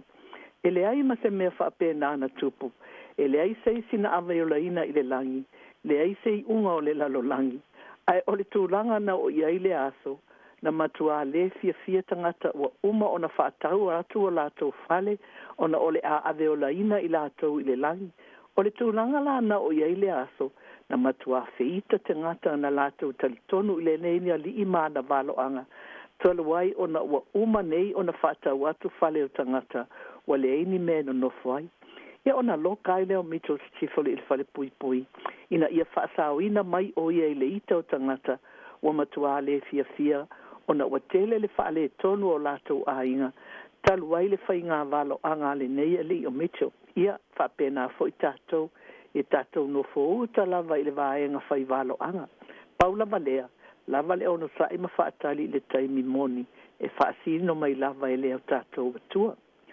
I le tausanga e afe lima se lau lima se fulu, e o atu i le tausanga e afe ono se lau se fulu fitu, na tūlai mai e fo i le ali o John Napier, o le tangata si kotilani, o le ali lotu porotesano ai o se ali fo i lawi lo le matematika ma le fasaya nisi na ia amataina le isi vaenga o le matematika logarithms face fing talta uno upu o ia na malo ia le o mai o le unga o le lalolangi i le tausanga ia se ona se lau valu po le afe fitu se lau taluai le lawi lo o ia ilana tusi a plain discovery of the whole revelation of Saint John. Po le mawaina o whaalinga uma o lo tusi mai le so pele o Yesu le ali o Ioane. I le tausanga e awha iwa lima se lau iwa tolu na tusia i le ngangana Peritania ma sato o tele i la tau na tō sina i ai. O ana tusinga na whaaliliwina i le ngangana Farani, Dutch, Siamani na whaapea o na lau tele ai le lau i lo le nei ali. Taluai na maliu Napier ele i whaatau ina wha moenga o lea sa le mawhai ai o na amina o ie whaamatala pe ai sea wa le whaatau ina ai na folanga. O John Wesley po Ioane Weselele ele i whaife au na ia whaatu ina le lotu metutisi na ia toi sa ili masu i mea na tutupu le tala ina o le tala lelei i taimi ua tuanai. Ma whaatusa i mea o lo tusia i le tusia whaalinga ma ta upo se furulua fai upo se furulua. Na mafu ai o na whaapea o na manatu o le ao o mai le aso whaamasino i le tausanga e awhewal se lauto luono. Pei tai e leise mea whaapea na na tupu. E tele lava i lātou sa lātou songa amatau ma whaipea. E sa ili mea lilu e winga i a fionga ma le finangalo o le atua. Pei tai. E moni lava fetalai ngā na tātou ali. Nā o le atua lava na ia taluai ua o fo i taime lava mawhai o na ilo mea lilo uma. E le mawhai o na tauina mai se tangata. E taluai fo le taime whaangata ili tātou por kalame o lea ia se i tuat fo ia tu fu e tale pesa lea ia ona wha uma toi fo i le tātou por kalame.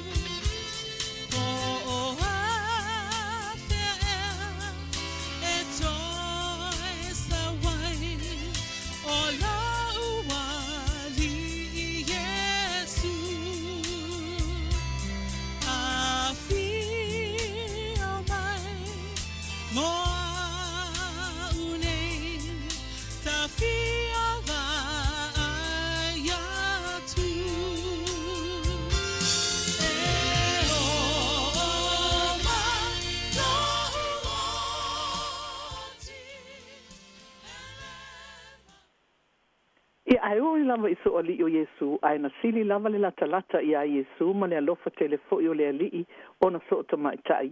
E le ngata o Maria li tina o Yesu, Maria le makatala, le anoana o tina sa lato lango ina le alii taimi o anatala ina, e o lava isi o na tina, ma tua pele lava i a Yesu tina o masa avea fo e nisi mauna so. Fa meila na tatalo ilon tama o te whaaftai i a te oelo o tamae, le ali o le langi ma le lalolangi ina ua e na naia mea i e popoto mai a tamamai a ua whaalia i mea i tama vale o le lava lo utama a wa o lo finangalo lava lea o tu ina mai mea uma i a tea ue lo utama a wa o lona finangalo lea ia le na e le mawhai o na tātou i lo mea lilo uma o le lalolangi wa na o le atua lava lo tātou utama ma lo na lo pele o Yesu ia tele tusinga e whaia i tangata ia e tātou te whaatalitali lava masalo ale tusi e pito i sili o na tāua ia o le tusi pa ia tātou te whaitau ia so uma E tātou te manatua I lātou uma I a tātou te talo, ia o maua I ngase o le tino, ngase fo'i o le mawhauwhau, ia e le lava se mea mawhai le tangata, vanganali I matamai tai fo mai u whaapitolo lātou tamai, le tonga fitina o ngase. Ia na o le tasi lava le fo mai sili na te avatu fo'i le poto, ia li I matamai tai fo mai, e mawhai ei o na tonga fitia wha mai, o iai fo'i o na maua I whaanoa noanga, ona o e pele o avesea matatono a inga, wha moe pe le tātou tua, na o ia tātou te mawai, le wha marwhana whananga. Ia manuia tina o mo Samoa, manuia le mamalu o le au whaafonga ta mama tina mātutua, ia e o lava I se au pito I titi, whaafitai te le atu fo I le si ufonga lau mua, ia sunga tu fue o loo whaafoia mai le tātou masini, o loo whaasala lau atua I le nei por kalame. Ia manuia lava le nei vai aso I le mafuta mai o lo tātou tama. Ia me se Yesu ke viso le whaia onga mai le langi mo I tātou uma taito atasi. Ia al taimi nei, tō whāso I fua le mamalu o le au whaafonga.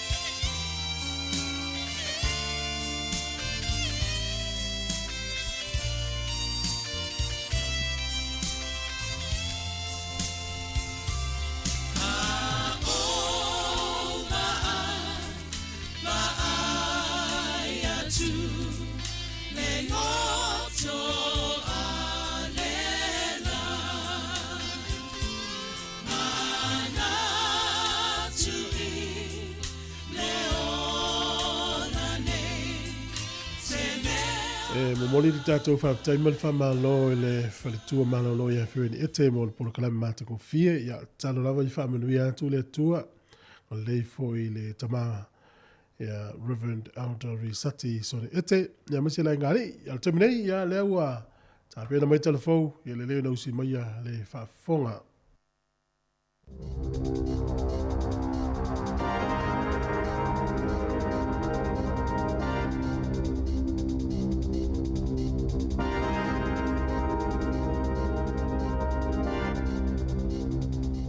Tui whaatalo whaato le whaapoponga o talafou mai le si ufonga le lau mua mo le nei vaenga o le aso. I se talanoanga le afionga le minista mo tangata Pasifika au Peter William Seal I le si ufonga le lau mua na whesilingia ia le sui o le leitio tufu e fiso e whaamanino nisio vaenga o le amanuia I Samoa ma tangata Pasifika mai le paketi o le luafe lua le ana tau lau wina e le malo I le aso ana nafi. Ia peila o le tūlanga tau whale o le ua I el fufuanga o I porilua I se whainga paanga tangata motor Pasifika ma Maui. O le amatalia ele ngaruenga mo le si se fulu tau sanga ia sao ia il tātou atunu ua ina ia whaatau ni lātou whale umia sa loto tolu se lau. Ia ma o le ua amatalia I le ngaruenga le whasuru iwa miliona le lātou inatu iai. Mo le pidioka le utato tano ia. Sao o fo I le whaamani nonga le fionga o pito I le vaenga tupe mo le dawn raids. O le se fulu tolu te sima le 5 miliona talu mai le whato e senga fo ele malo I le dawn raids, I le fonga fo I sa fel malo, le kupele ua ave, ina ia whaatino ai folfolanga fo ele malo, pe ona tautino el polea, ma o le ngaruenga le na afai ina ia ao mai, langona finangalo o mea fo ina tupu I le atunuu I nā fo I vai taimi. Fa popo atu ai fo I mata leni ale au fai pese, fatu pese, po I lātou fo I ole au artes ele atumu.